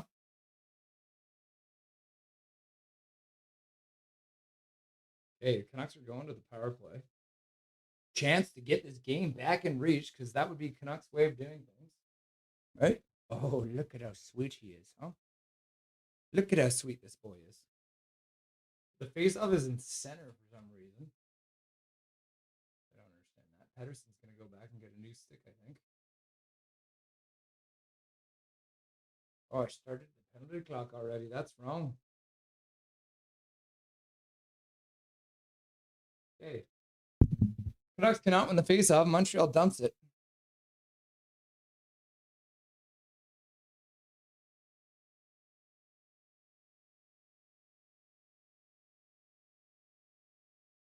Oh, yes. Such a nice boy. He's all pooped out because he was playing with his ball with his mom. DeBrusque gets the shot on net. And Dobez makes the save, huh? Oh, yeah. There we go, huh?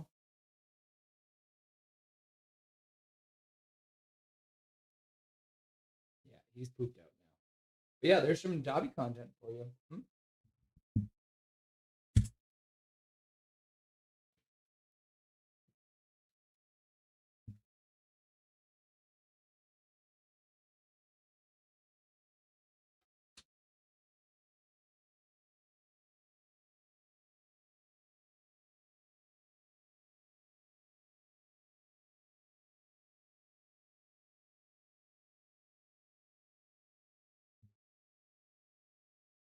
Canucks on the power play. Pettersson plays it down low.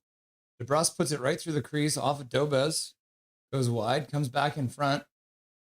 And then Besser loses the puck. Not strong enough on his stick. The puck will get dumped all the way down the ice. Vancouver has just a minute left to go on this power play.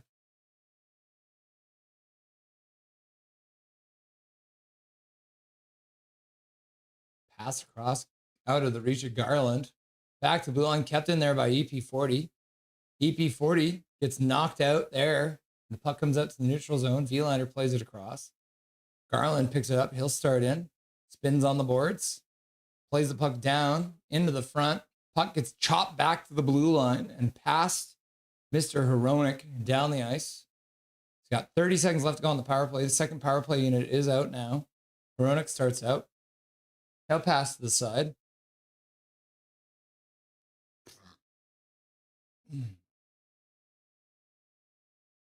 Kane skates up the far side boards, back to the blue line. Hronek passes over for Mancini. Mancini chops it down the boards, in behind. Carlson rings around the boards, up for Kane, over for Hronek. Hronek fires it towards the front of the net. That will deflect over the glass and out of play. And that'll probably do it. Yeah, power play is over. There it is. Love it. Luba. Come on, 6-7, says Dijon Mustard. Tanking means nothing to NHL. We will get the first draft pick. Laugh out loud. Probably Carly. Tank Sasson. POJ losing trade value, says Dijon Mustard. Guys, just be like me. Fill the chat with brain rot. My bad, Russ. It's all good, Japan 4. I love you. Like I said, bro, and I fully admit, Japan 4, I am overreacting right now. I'm definitely overreacting. And I appreciate you, my dude. I'm being a little bitch. Let's be honest here. I just can't read the same conversation again. I love you. I love you, Japan 4. You're one of the funniest people I see on Canucks Uncensored. And you can tell them that too. Canucks Uncensored needs to get you on more often. Dobby. We need Dobby. They're sweeping. Yeah, the fish are sleeping. That's for sure. Myers throws it towards the front of the net. Camp can't get it. Ogren steals the puck, but he loses it. Drew O'Connor picks it up behind the net. He'll ring it around the boards. Myers, 57, comes down from the point. Ogren picks it up in the neutral zone. He tries to play it, but loses it. Montreal will start out from their own side of center. For the first two periods I got off work was like, WTF? Who are these Canucks? Now I'm like, the real Canucks are back. Yeah. Oilers have the worst goal horn. That's the absolute worst goal horn in Edmonton is just, hey. Yeah. I'd rather sleep the season away and after the draft lottery wake up. Yeah, that would be a good idea too. Swervin, I agree. Chicago's horn is worse in my opinion. Yeah. It's okay. Fan base's better days will come. Pain first. Pain for pleasure. The devil stabbed you in the back. Pain for pleasure. That's a Sum 41 song, by the way. Oh, sorry. It's actually a Pain for Pleasure song. Chillo is with me all the way. Just rolled hash doobie covered in oil drip in Keef lighter up. Oh my gosh, that's some heavy stuff, bro. When are the players only meetings started? It was my fault. Derek, how is this your fault? I'm confused. How is this game your fault, bro? Panthers have the best. They have a cat growl.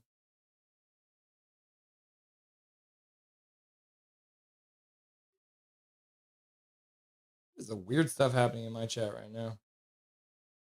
They need to get foot fired. I can't stand Columbus with the Cannons. They're sleeping. Oh, roar. Oh, I didn't stop the clock. Whoopsies. 5:23 still left to go. Dobby boy. I don't know. I just love it. Laugh out loud. Dobby, Dobby, Dobby, says Connor Grill. Dijon Mustard. Dobby, Dobby, Dobby. HMS Fangirl. Dobby, Dobby, Dobby, Dobby. And Patty's like, Dobby. And then Isildur's like, hey, Dobby. And then Sensei D1 is like, yay, Dobby. I also agree Edmonton has the worst goal horn. Dobby, Dobby, says Zach. Patty, I love hearing him play with his toy in the background. Vancouver did get a power play. They did not score, though. Dobby gets 3 treats. He does. Yeah, he doesn't starve tonight. Colin Whitehead. Dobby. Oh, Dobby, Dobby, Dobby. Sweet identity. Dobby, Dobby, Dobby, Dobby, Dobby, Dobby. Love, love, love, love, love. Not fish, right? Yes, Swervin. Ha-ha. Ha-ha. You are so funny. Me? It's so rainy. My cat pissed in the sink today. What? He wouldn't even go outside? Huh. Pets aren't food. Yeah, I hope you don't eat your pets. I like when the games go to crap and Dobby takes over. Yeah. We're just like, here, let me show you my dog. Fish were decorations. Oh my God. Petey's head. Petey's head. Petey's head. Zombie. Zombie. Yeah. Dobby is the cutest dog on the internet. Ooh, thank you, Colin Whitehead. He's the cutest boy ever. Ha ha ha. I beg to differ. Sweet identity. Is this the perfect tank game? Keep the stank going. Did you all see Petey eat off the ice? Eat the ice off that phase off? No, I didn't. That's not great. I didn't see that part. 10 Mile Bay had to evacuate your stream because I don't condone Team Tank. Oh! You don't condone Team Tank? Bro, I thought you were like on board with it, my dude. Don't worry, we will not do anything good with this PP. Yeah. Should we get Detroit's pick? Apparently Quinn Hughes wanted to go to Detroit. Rick Bowness has come out of coaching retirement and is now head coach of Columbus. Yeah, Burray scores. Burray scores that goal. You are right. Rick Bowness back in the league.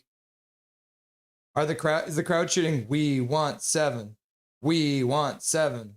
We want 7. My cat doesn't piss in the sink when it rains. WTF, laugh out loud. Ouch. Hi, 10 Mile Bay. KJ, WTF. Burry, we get it. Never. So sad, says 10 Mile Bay. He does at all other times. P.O. Joseph with the puck in his own zone. 4:20 left to go in this game. I'm not even going to say period. It is 4:20 left to go in this game because the Canucks are not coming back. It's never happening. They're a bunch of trash pandas. Didn't even look at like a power play. I'm so confused. I feel for Demko, though, says Oh My Lord. I feel for Demko's knees. Oh my God. Can he get like new knees? What is going on? Did somebody just, KJ Brazy, just take his comment out of chat? That's weird. Jump into the tank. Lost tomorrow as well, says James C. Kirk. I don't know. Maybe we can beat Ottawa. Just got to make sure we keep all the wives away from them players, eh? Nothing, just getting smacked by the damn Habs. Yep. Swervin, I can't laugh out loud. Canucks season is sleeping with the fish. Cosmic Dragon in the chat. Love to see it. The real conversation for draft is that Canucks finally pick their first, but the players become a bust despite all future projections, then flourishing after traded away. Laugh out loud.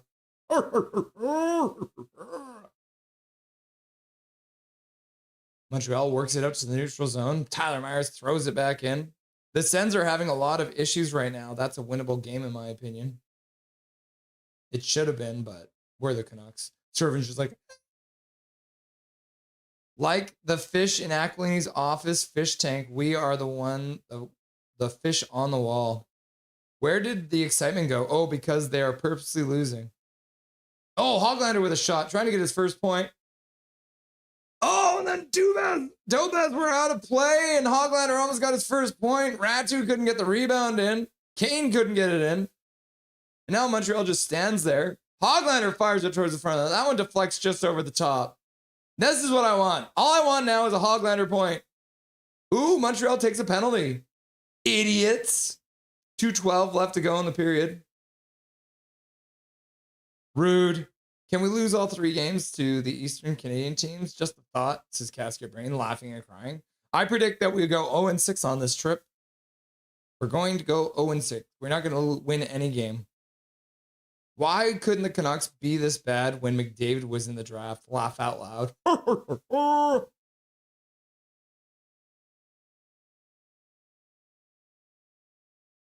Oh, Ratu didn't fire it at the net.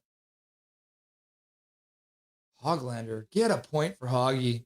Didn't even chat anything crazy, just that we can't afford to win this game because at least Huggy is winning, says 10 Mile Bay. Sensei DY, too evil. Jake says hockey. Isildur, that GTA Cougar got me. PTSD, says Isildur. Fangirl, I have your back even though I am not on Team Tank. Even though I am on Team Tank. I kind of like the Preds. It's all your fault goalie chant. Yeah, KJ. I can't justify cheering for Minnesota. Thanks, Colin. That's why it hurts at KJ. Laugh out loud. This is Paragraph for Pro. Patterson. Oh, yeah, shit. I didn't even start anything. We're down to 1:20 left to go on the power play. Russell, you're doing a Canuck stream. You're supposed to be watching the game. Get your stuff together. Put Hoglander on the power play. Come on, Foot. Don't be a coward.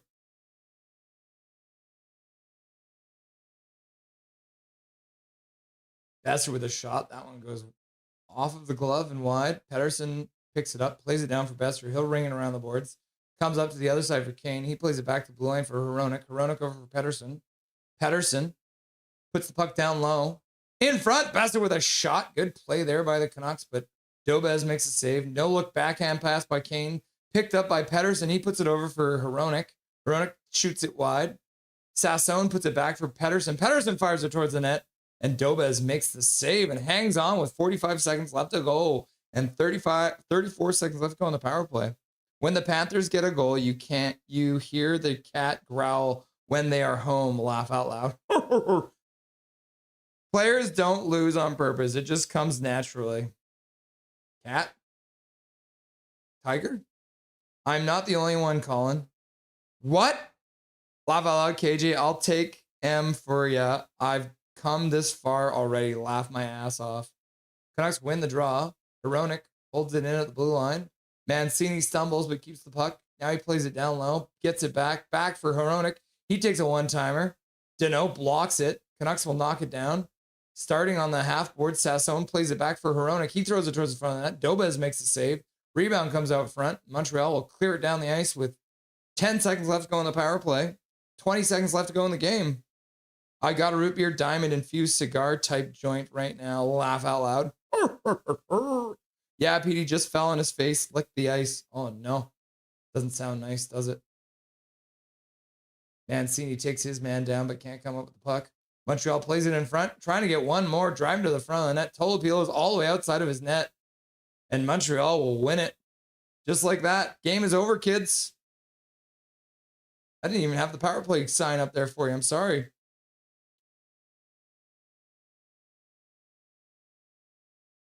PD sure went down to a plus, from a plus to a -2 this period. Yes. And the Canucks are quick to get off the ice there in Montreal.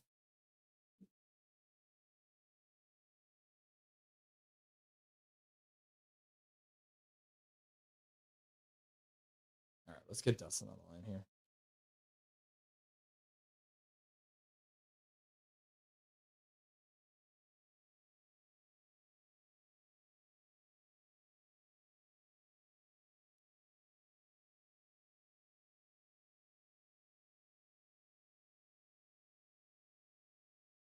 The Canucks do what they usually do and get your hopes up in the second for once, but this time they decided to shit the bed to start the third, and now we've got Dustin Boydell. That was a game the Canucks played and lost. Hey, it was entertaining for two periods. Yeah, and I mean, that was a tale of two different teams coming out of the third period, right? Yeah. One team came out hungry to win. Another team came out hoping they would get lucky to win. Quick strike there in the third period, like right off the hop, puts the Canucks on their heels, and then it was like, stop, they're already dead. that Demidov Slavkovsky Kapanen line was just pushing our poop in tonight. I mean, good Lord. They had so many chances in the offensive end. Our great defensive structure, I'm now dubbing it the 4-man Thunder defense, where 4 guys collapse on the puck carrier and leave 4 guys wide open. Sounds about right. It happened again tonight. I think the stanchion posted a still clip of it. I was looking at the goal visualizer, and it's just like, which goal was it? It's just not good defense. It's just not good D. So it's like, not only. I think it'd be excusable if we didn't have some of the players that we have making those type of mistakes, but it's like, okay, these guys are veteran players. At some point, is this a coaching thing where these guys are just lost? And yes, we've determined that, right? So it is what it is. These guys came, they played a game, and were, they made an effort. Petey with a really nice slap shot on that last power play, he rang it off the post. He had one of his better offensive games that he's had in a while. Mm-hmm. That line starting to build some chemistry, occasionally being able to set up a cycle, which is one of our big problems 5-on-5, is that we can't set up a cycle. But anyways, yeah, I mean, if we want a high draft pick, we got to accept the losses. We can't do what management has wanted or what ownership has wanted. As fans, we have to pick, right? Because this is what ownership has done for the last decade. They have wanted their cake and they've wanted to eat it too, right? So this retool business for the last, let's say, since basically 2014, right? Does that sound fair? Yep. Like the last 11 years, people like you, fans like you and I, who are, dedicated fans of this team that have watched it closely with a more dedicated eye than the average fan. It's not like I just picked up being this dedicated to the Canucks just because you asked me to. I've always been this dedicated to this hockey team. And so when you look back at the history of the last 11 years and you get to where we're at today, like, this is finally the season that we're going to finish dead last. So as fans, we wanted this in 2014, right? And we've constantly been sold this mushy middle BS where it's like, okay, we're just 1 or 2 pieces away. And so I've been reluctant to embrace the tank, right? Like, just because of how tight things have been. But now that teams are separating themselves, it is so freaking evident when you watch us play against actual playoff teams how far away we are from even being close to competitive with them. And it's not just personnel, it's coaching. Mm-hmm. It's everything. It's the entire structure. They want that top 3 pick, and that's where they're headed. As fans, we need to accept it and just say, yep, that was a game these guys played. Let's get these UFAs off the books. Let's get to the draft, and let's get either McKenna, Stenberg, Verhoff, or, I said it, last week? Whose name did I throw out there last week? And all of a sudden today, he's popping up on all the other analysts saying, oh, keep a close eye on Tynan Lawrence over at Boston University because he's a center with an incredible motor. Tynan Lawrence fits what they're looking for in the form of a center. And if they somehow manage to play their way out of that top 3 and have to pick 4th, because let's be realistic, that is a possibility, Canucks fans. That's someone they are keeping a close eye on as well. So, we're going to lose, and I have to accept that. It's going to be bad hockey. We also have to accept that. The end goal is to finish 32nd now. Figure out what kind of cap we can get free of, because teams that are in this position shouldn't have the cap that we have. When you look at San Jose, and they offloaded Erik Karlsson, they offloaded Timo Meier, and they offloaded Thomas Hertl, and they went full rebuild. And they got rid of those 3 core guys. Don't forget about Old Man Burns. Old Man Burns, exactly. And look at where they are now.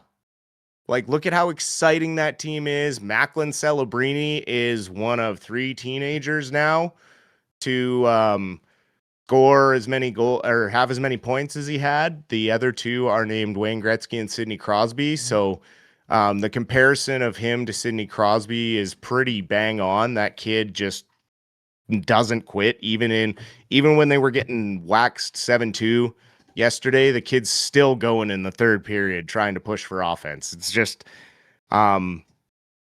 incredible to watch some of the youth around the league and the what comes with one of those, mythical first top 3 picks, which we've never had other than the Sedins, right?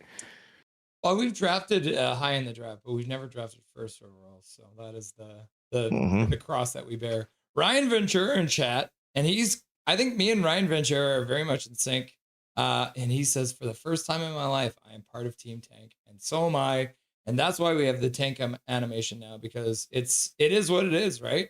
Like you said, earlier in the season when Demko got back healthy, I was the crazy person who's like, the Canucks are still going to make the playoffs. And I'm like, if Demko can be Demko, then we can make the playoffs. But I underestimated the level of tankiness from our tank commander, Adam Foote, because that is the final straw. Like, without a healthy Demko and with Adam Foote at the front, making all the calls, it's not happening. So we are now, me and Ryan and you are all officially a part of Team Tank. But that's the thing. I'd rather see a game like this, Montreal winning essentially the game in the third period after the Canucks finally collapsed, than the Toronto game, which was just trash. And I would say a big part of that probably is Connor Garland makes this team move.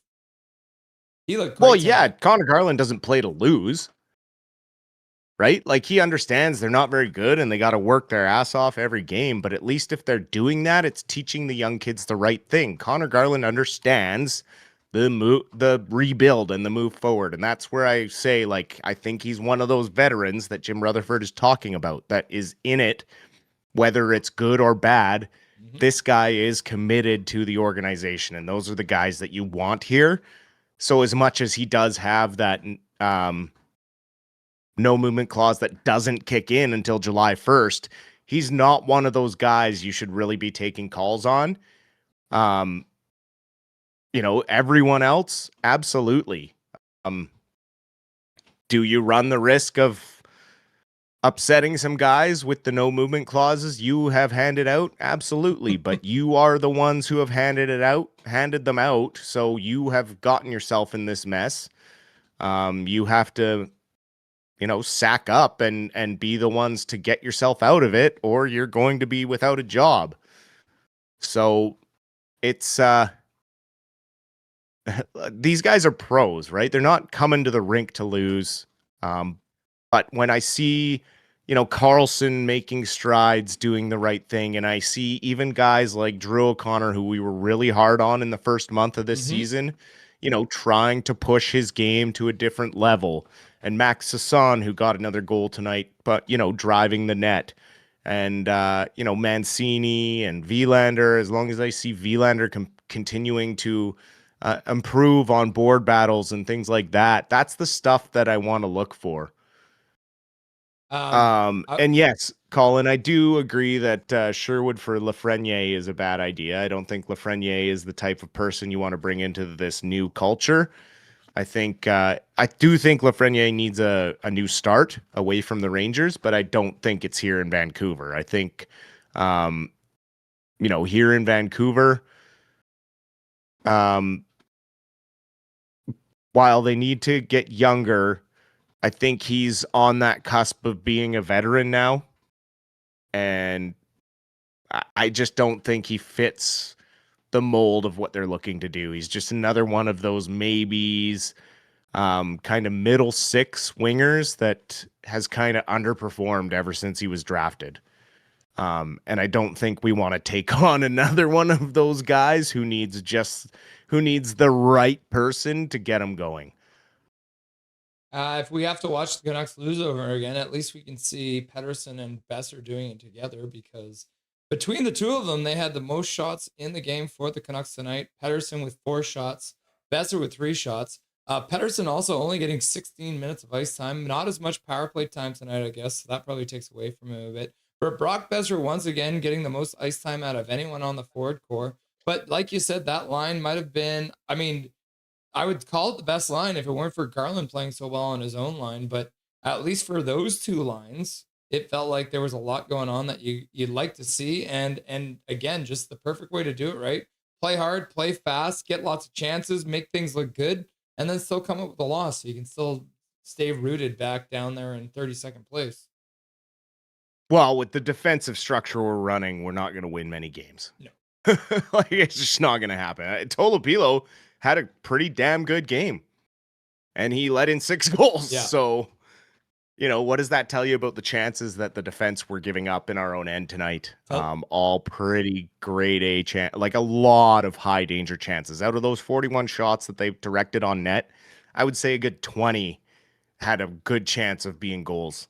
I would say that the Canucks have still not figured out how to defend a backdoor pass, because that has been popping up all season long. And if it's system or personnel, it's hard to say, but the Canucks give up that backdoor pass and that pass right into the top of the crease like so often. It's nauseating how much that happens. And that's the result of probably this team moving from what they were doing last year in a zone defense to suddenly having these big guys who are not as mobile trying to play a man-on-man. So, I think we've been given a lot of crap to Foot, but I think we need to start giving some more shit to Kevin Dean too, because he is the one who is actually responsible for the defense out there. And can we explain why he thinks it's a good idea to change the system on these players that were playing so well in a completely different system last year? I think every coach tries to make a name for themselves on a new team, and they have their own kind of signature style. But the unfortunate thing is I saw a really great clip today of Martin St. Louis talking, this morning, his press conference, talking about, players like Nick Suzuki or players like Ivan Demidov, and saying, I can give them the basic foundation and the structure, but there's certain players you just have to let be hockey players, because there's things I can't coach them because I'm not that good. They're better than me. They have more talent. They're going to make mistakes, but they're young. But you can't, give them too many things to think about on the ice, because then they second guess themselves and start to make mistakes based on all the voices in their head telling them, don't do this, don't do that, go over here, be over there. Whereas when you watch teams that are coached where players, offensive players, are allowed to kind of free flow and the motion is kind of more natural, a lot of those teams are the higher up teams in this league now, because the young players do drive the momentum, and you can't take away their creativity. We talked about it with Talkit, and some of that might have to do with the decline of players like Brock Besser and Elias Pettersson, not having the same creativity that they had with the freedom of a coaching system of Bruce Boudreau, right? A bad example defensively, but a great example for allowing players to play within their own skill set and maximize what they have. I mean, the offense under Bruce was incredible to watch because everyone was allowed to be creative. They were allowed to make mistakes. And if they made a mistake, they had top tier Demko back there making all the saves, right? So it was an embarrassment of riches that we didn't expect to have. And now when we come crashing down so far, you look at the coaching systems that have been in here and the track record of those coaches. And it's like, okay, yeah, Kevin Dean's got a pretty good record as a penalty kill coach. But if you dig deep into like the defensive structures that he coached, like Minnesota played the trap because of who the head coach was. So, like, can we really say much about Kevin Dean there when he was way back? And then in Chicago, like, defensively, was Chicago a very good defensive team for the last, like, 5 years? Not really. So, it's like, okay. And then when you look at Adam Foote, with him kind of being the head guy, was he as influential on the defensive structure? Or was it more Sergei Gonchar, one of the best defensemen to ever play the game, having the influence on these guys on the blue line? So, as much as it's hard because this team has gone through so many freaking coaches, sometimes the message just doesn't fit the players the right way. And I just really liked what St. Louis said about allowing players to have the creativity to be themselves. Especially young players when they're learning in a faster league where there's more rush offense than there has been in the history of the NHL. So I'd love to see more of that here, but it's always like, we got to be in our structure. And if we make a freaking mistake, then it's going to lead to a goal. And it's like, well, what happens if you make a mistake and it leads to some offense? That's my question, right? You got to look at it outside the box sometimes, and I just think that Foote fails to do that. He's not super creative, and obviously the offensive coaching isn't the greatest either because we struggle to even set up a cycle. So I'd love to see just someone who has more of the style of. I mean, we talk about it like till we're blue in the face, and it sounds like we're being biased and things like that, but Manny Malhotra really is a good coach. And the way he communicates with the media post-game, when we see clips of him talking to players in the dressing room, or even just after practice, during the way he runs practices, it's just this command of respect both ways. He respects the players respect him, and why wouldn't you respect a guy who looks like he could still freaking play third line center in the NHL? I just really appreciate the way he speaks about the game, the way he can actually recall plays that happen within the game, and not like Adam Foote post game when you ask him something, he's like, I don't really know what play you're talking about, but we probably made a mistake there, but we didn't reload properly, and we just gotta reload better and stay within the system, and it's gonna happen.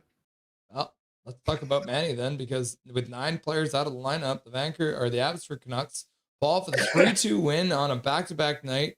Their goalie gets pulled up to Vancouver because of the injury to Demko. So Tolopilo was supposed to start this game at 3:00, which is less than 24 hours since the last time. And me and you talked about this. Manny Malhotra called his team out after they lost 2 games earlier in the week. And he's like, you guys, I don't know about your compete level. And he called them out. And he wasn't like, oh yeah, this and that. It was like, you guys need to compete harder. And then bam, they move into the next game and they lose more guys to illness and injury. Like even this game that we're about to talk about here, Lekermacki didn't play. And everyone's like, oh God, is he injured again? No, he was puking his guts out and shitting himself. And so he couldn't play the game. He had a Luongo moment, but it lasted the whole night. So Dustin, can you tell us how the hell did Manny Malhotra coach this team that was half of an ECHL team to victory over the Calgary Wranglers?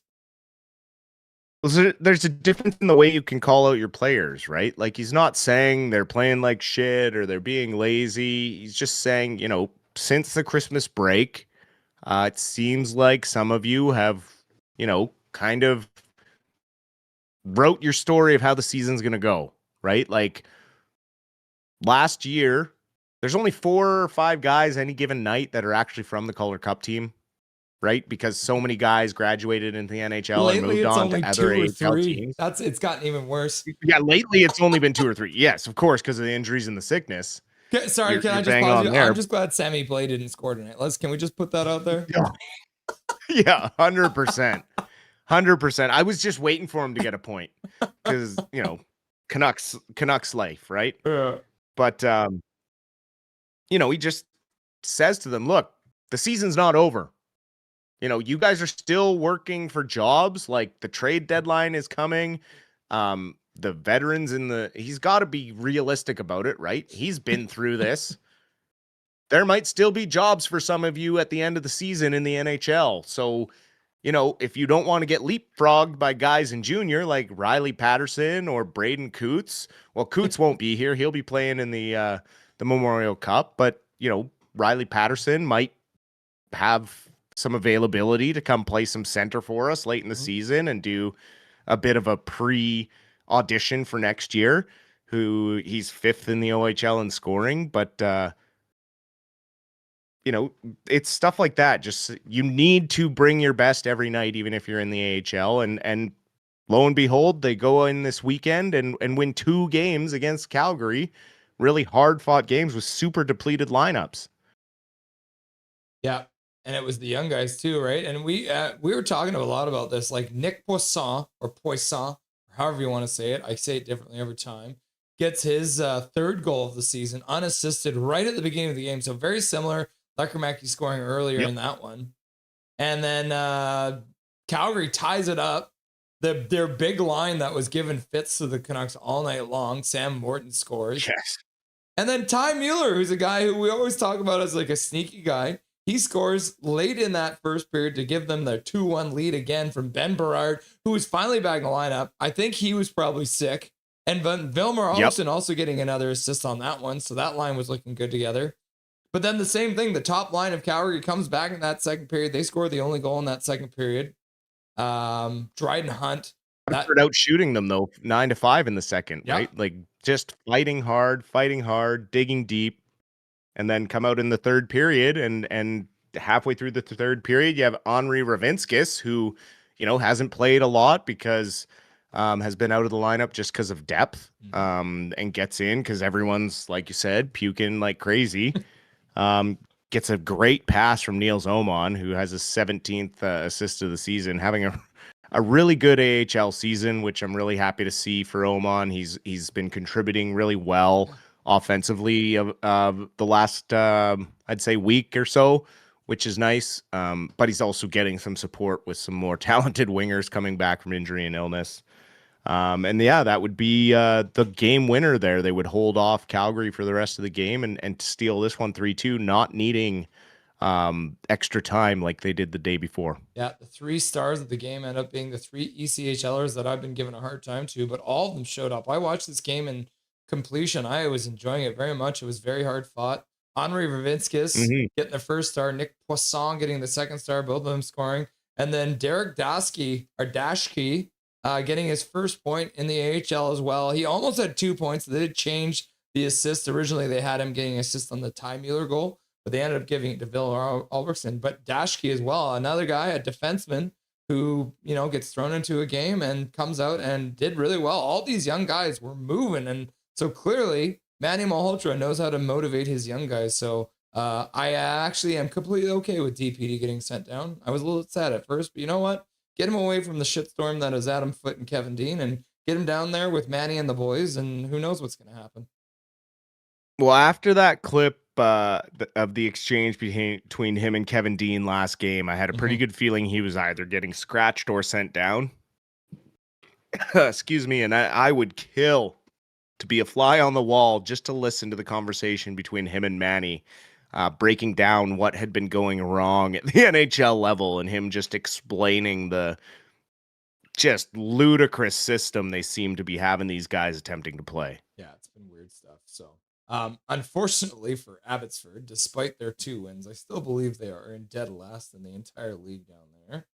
No, they're not. They've moved up to 30th, so thank God they are above the former affiliate, the Utah Comets, and then The old coach, Iowa Wild, in last place. So maybe it wasn't the coach. Maybe it was just the fact that it was a shitty team. But the Abbotsford Canucks slowly crawling their way out of the basement. When it comes to divisional standings, let's have a look at that too. So the Canucks are last in the division at 10th.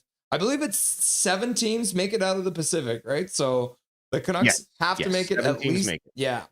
So 7, right?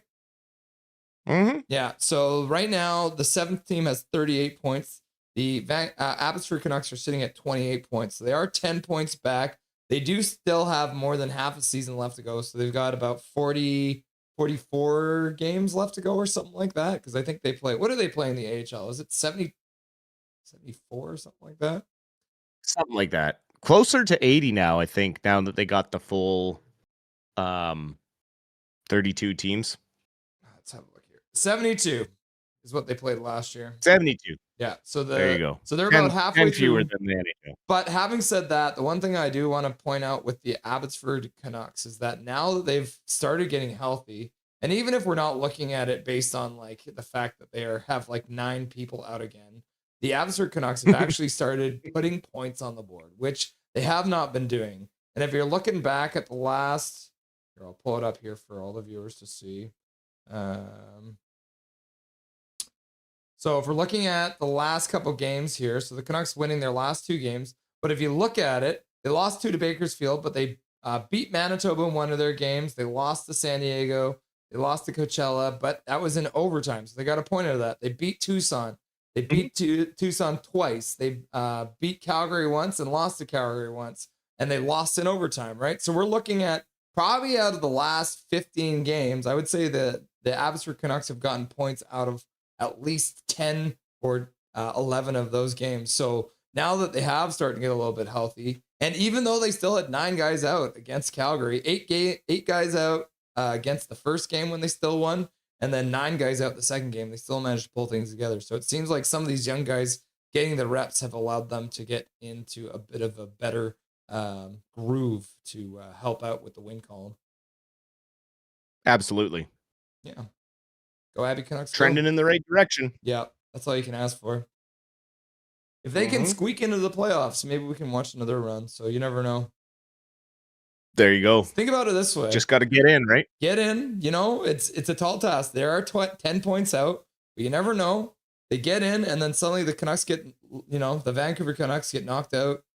I mean, they're essentially out now at this point. All the guys that we can send down, Ogrum, right? We got Vilander would probably get sent down, right? All these William. guys.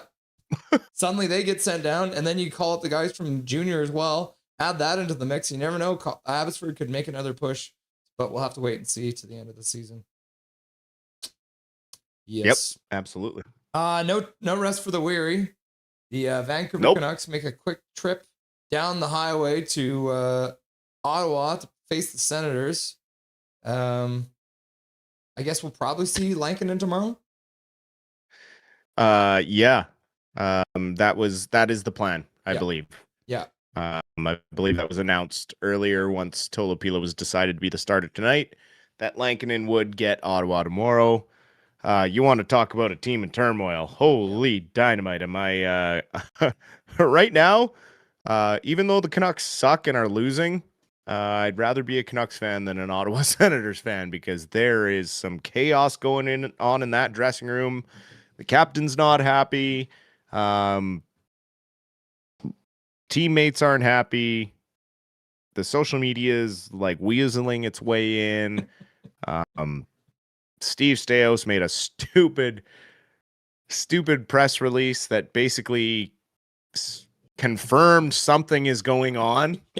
Like, their best course of action was to just ignore it, ignore the rumors, and just move forward. But as soon as you put that out, then it is a red flag to me. And I think it was a red flag to a lot of other people. And then all of a sudden, where there's smoke, there's fire. And now you have just pure chaos. You have, Brady Tkachuk swearing at reporters, telling them it's fucking bullshit when it becomes personal, which he's not wrong. But, personal lives and business Because at the end of the day, this is their job, just like any one of us or any one of you guys go into work every day. NHL players get their paycheck bi-weekly, right? They get like paid out every couple of weeks. It's not like they get their like full contract at the beginning of the year. They get paychecks just like everybody else. So they're just really big. Yeah. Bigger than mine. But personal lives should not be mixed in with your business. What you do when you leave the rink is your personal business, unless, of course, it's like, you need therapy or rehab or things like that. Then you have the NHL Player Assistance Program, which has been great for guys that have gone through issues, because let's face it, at the end of the day, these guys are 18, 19, 20-year-old kids getting millions of dollars and have the world thrown at them where they can live like rock stars. Unless you got a hell of a willpower, we've all been kids. Things can happen and you can choose the wrong choices. And the same goes for, going on the road. These guys have girls that throw themselves at them in every city. As much as I'm not trying to degrade women, it's just something that does happen. There are people that throw themselves at celebrities. It's not just hockey players. It's celebrities, athletes, male, female. With fame comes a certain amount of temptation. And who knows what has gone on with those Senator boys, but the Canucks themselves aren't free of those kinds of controversies either. So at the end of the day, I think it should just be kept private, and what happens in their personal lives is personal, unless it's breaking the law.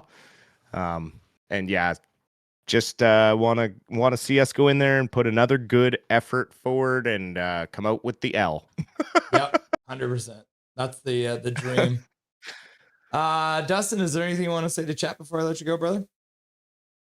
All of you wonderful people, I saw even at the end of the game, there's 66 or so of you watching. Thank you.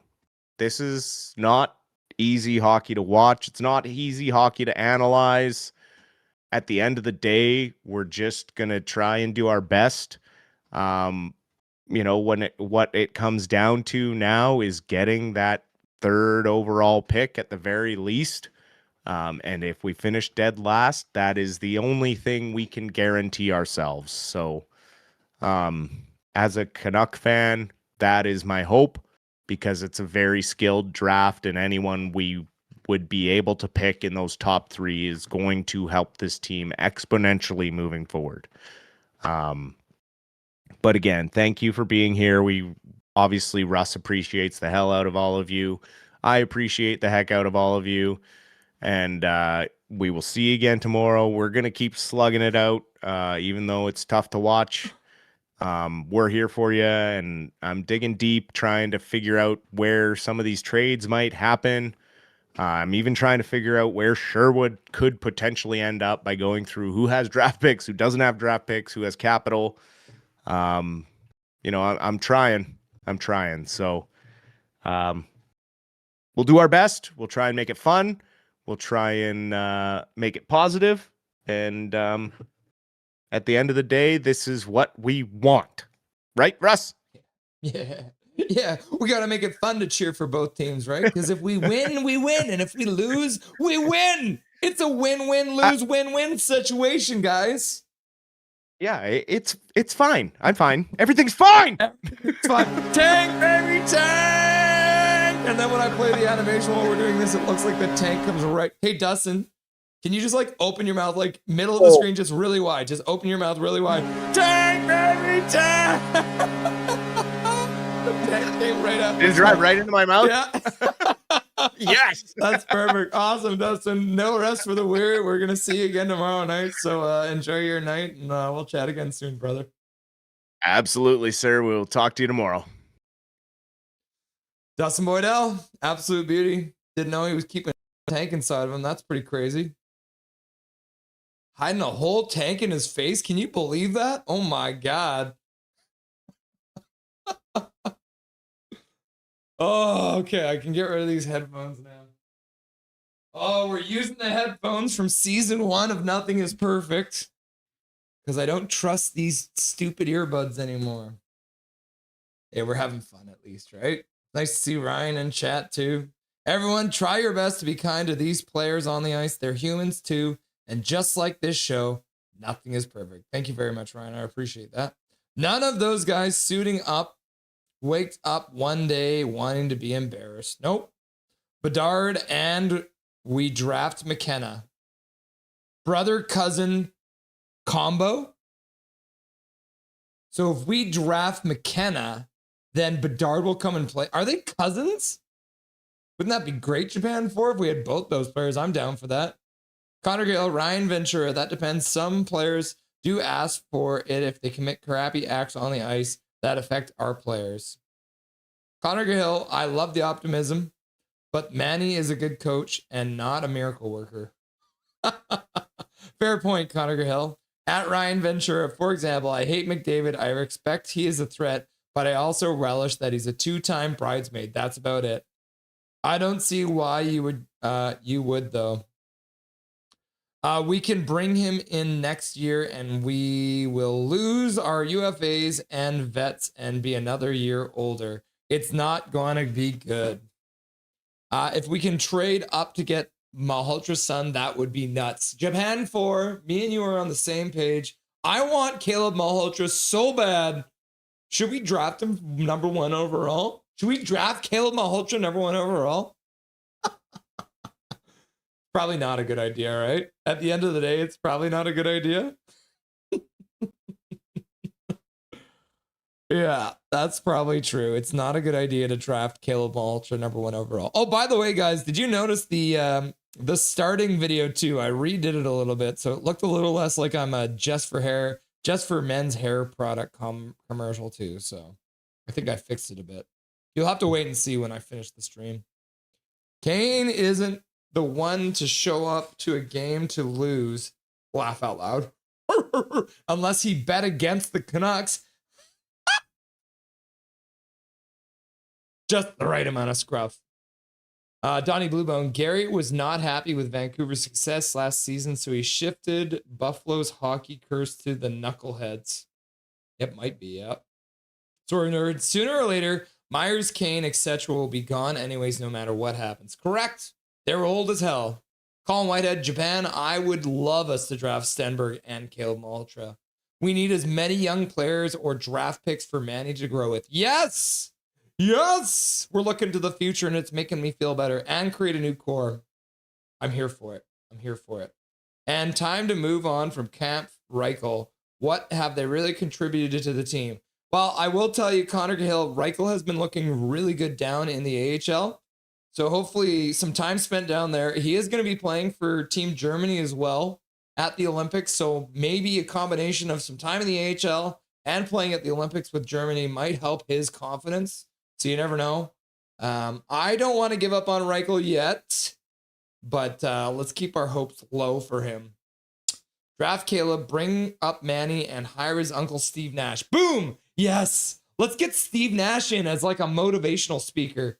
He will just be, let's sign him to a contract. He won't actually play. He'll just be the captain. Steve Nash, captain of the Vancouver Canucks.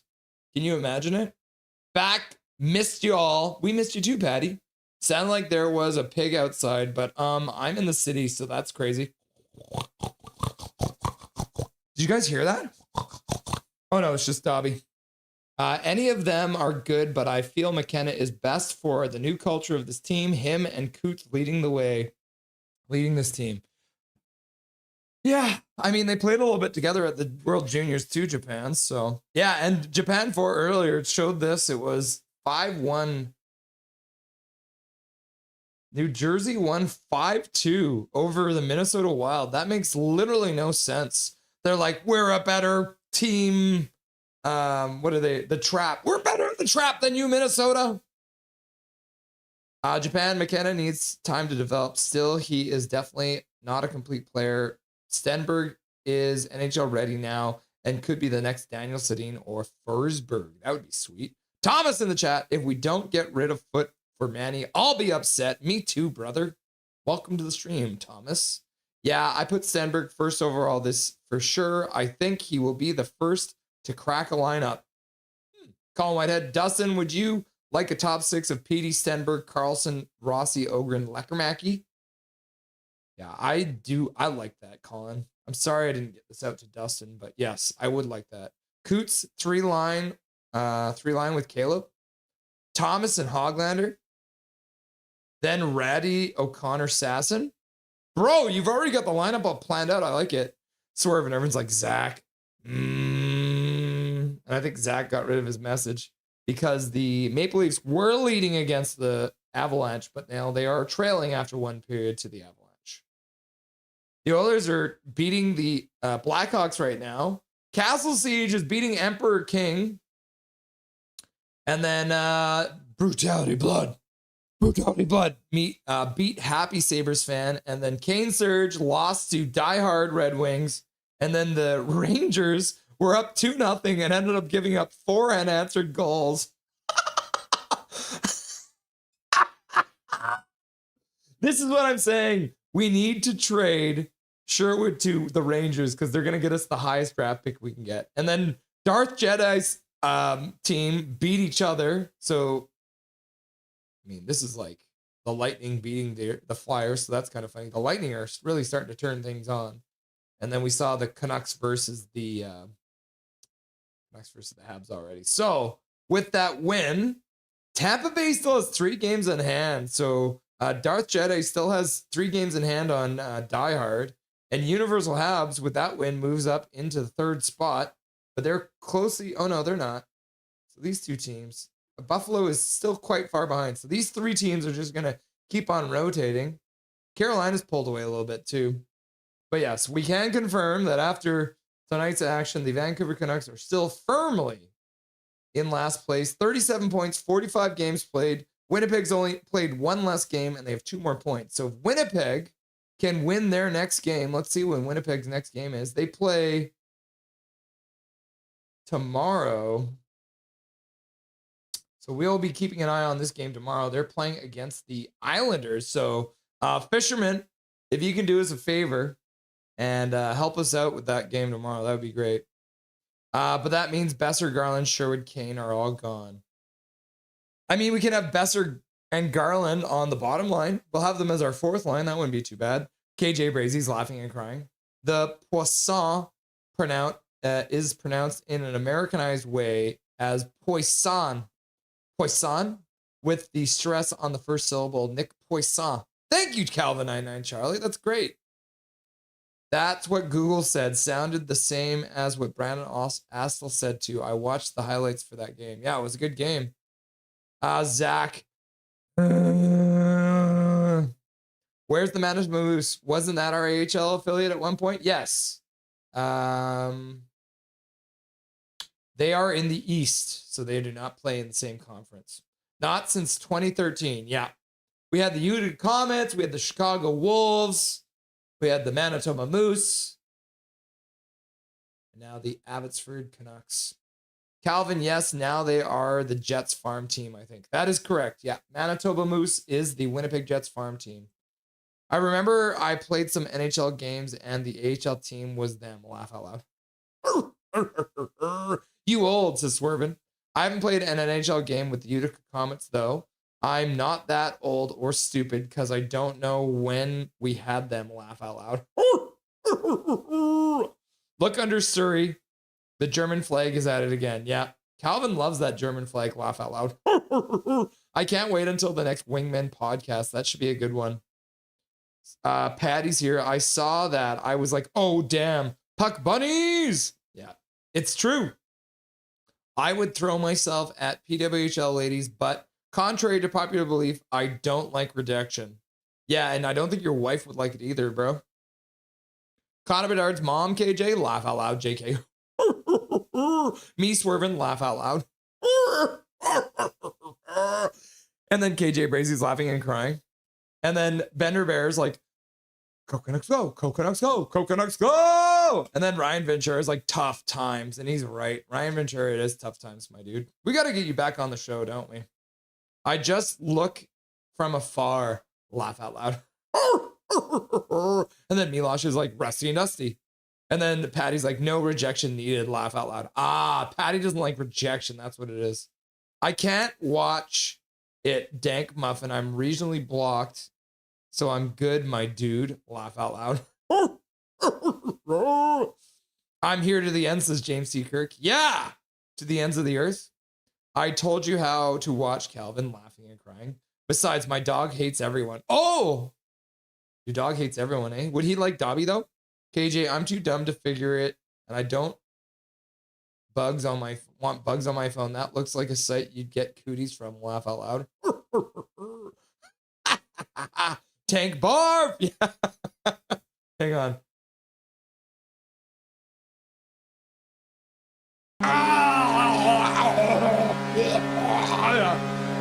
It's better when Dustin did it. Haha, awesome. Laugh out loud. Sherwood to the Ducks, in my opinion, says Colin. Maybe. They might want to load up. Out of your mouth, you need to face your head a bit right or left, depending on if your camera is switched. Out. Dustin, you got McKinnon in there somewhere. I'll have to ask him next time he's on. Night, everyone, says Colin. Later, Colin, says Calvin. Night, Colin, says Patty. If we drafted Manny's son first overall, at least second, it might encourage him to stay. Laugh out loud. Japan 4. Russell, that might start another riot. Not a good idea, but trade up for him and the other picks. Yeah, you're right, Japan 4. We don't need any more riots in this town. Almost 50, Calvin? Laughing and crying. We riot if we lose a playoff final. We gonna riot over drafting Manny's son first. Why not riot when we drafted Jake Virtanen? It's a good question there, Calvin99 Charlie. We could still do it. Maybe we should just have a delayed riot. Quinn loves losing to his brothers. Maybe that's what it is. Priorities are mixed up. Laugh out loud. Laugh out loud. New Jersey thrashing Minnesota. You know you wish you had me, Quinn. Perfect tank game, says Frank Morris. We're number one draft pick. We're number one draft pick. Should the Canucks shut down Demko and Hedl for the season? Yes, I'm on board. Just shut them down. Shut them down. I'm fine with, let's shut down Rossi right now. Let's shut down Rossi, Demko, and Hedl. Just get them out of there. It's over. Go Winnipeg, go! Trevor Linden. And Frank's like, yes, we should shut them down. Japan 4, yes. Syracuse 4. Syracuse crunch. Brian says, I'd love to be back on the show. Okay, I'm going to send you a message when I'm done here. Let's figure it out. Let's set it up. Philip Hedl. By the way, it's not a German flag. It's part of the black skate of majors. Laugh out loud. Ryan Ventura, I made an arroz caldo tonight for dinner. Huh. I bet Russ doesn't like reading my comments due to the many of the LOLs at the end. Laugh out loud. And then Swervin's just like,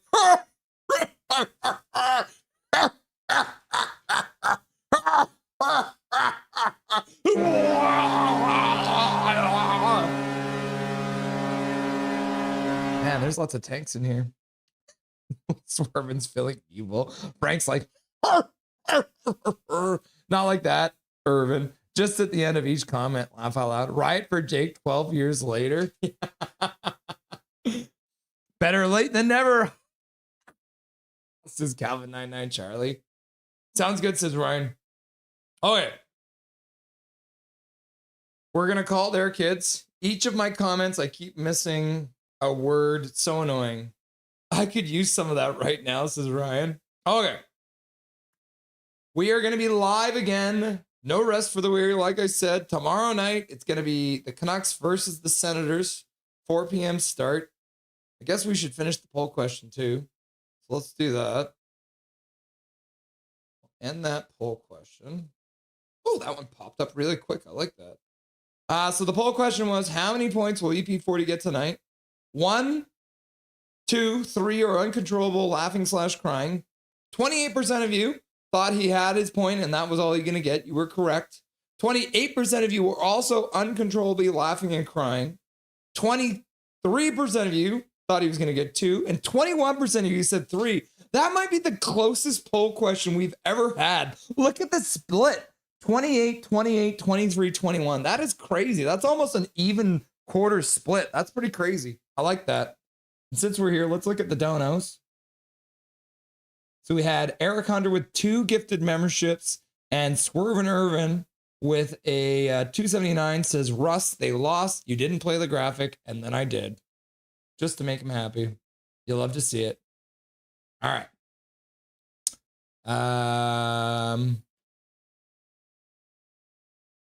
Yeah. So we're going to be live tomorrow. I want to thank our man NHL Line Combo for letting me use his Kovalev video. So once again, it is saved up here. So if you haven't done it yet, make sure you go click on the link in the pinned message in chat.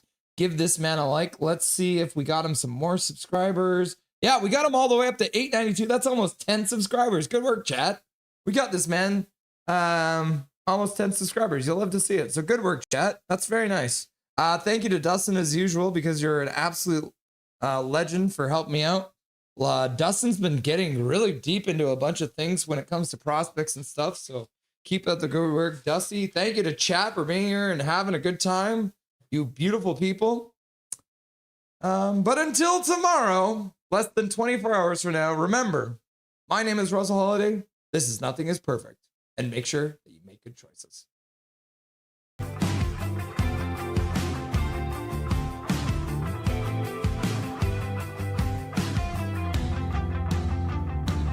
Thank you for having me. Thank you to everyone who requested to hear my beautiful voice too. I appreciate that.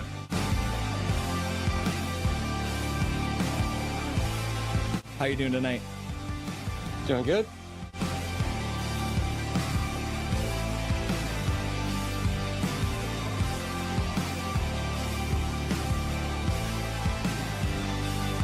Thank you very much for taking the time out of your very first hockey game to join the stream. Everyone was very excited to see you, and enjoy the rest of the game in the third period. Yeah, thank you so much. Bye-bye, guys.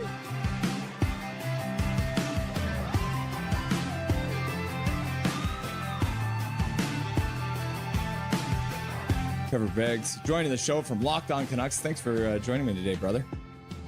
My pleasure, Russell. How you doing today, buddy? I'm doing really good. I'm doing really good. Hey, buddy. What an intro. Thanks, man. Hey, no problem. It's nice to see you again. It's been a while. Dude, absolutely. Yeah, those late nights, early mornings. Yeah, weird they were times. rough. We are excited to welcome Dave Hall to the show. Welcome, my man. Hey, thanks for having me today. I'm excited to be on. Yeah. We're excited to welcome to the show Larry Fisher. Thanks for having me, Russell. Looking forward to talking lots of hockey.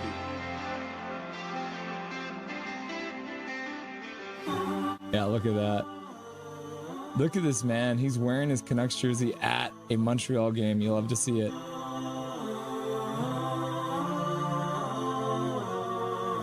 He became a local legend by calling the Abbotsford Canucks Calder Cup run. We were very happy to welcome Brandon Asselt to the show. How's it going, brother? Russell, I'm doing well. Thanks a lot for having me on. I'd like to introduce to Nothing is Perfect, Mr. Zach Nolan. Thank you so much for having me. It's great to have you.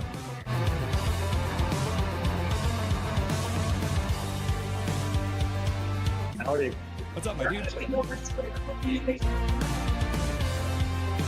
They say never meet your heroes, but boy, am I glad I got to, because here he is, the man, the myth, the legendary host, Toddcast Podcast, Mr. Todd Hancock. Dude, thank you, man. What a crazy introduction. A hero, a myth, a legend. Yeah. We're pleased to welcome to the show, Canuckland. Thanks for having me on. I'm really excited. Passionate, realistic,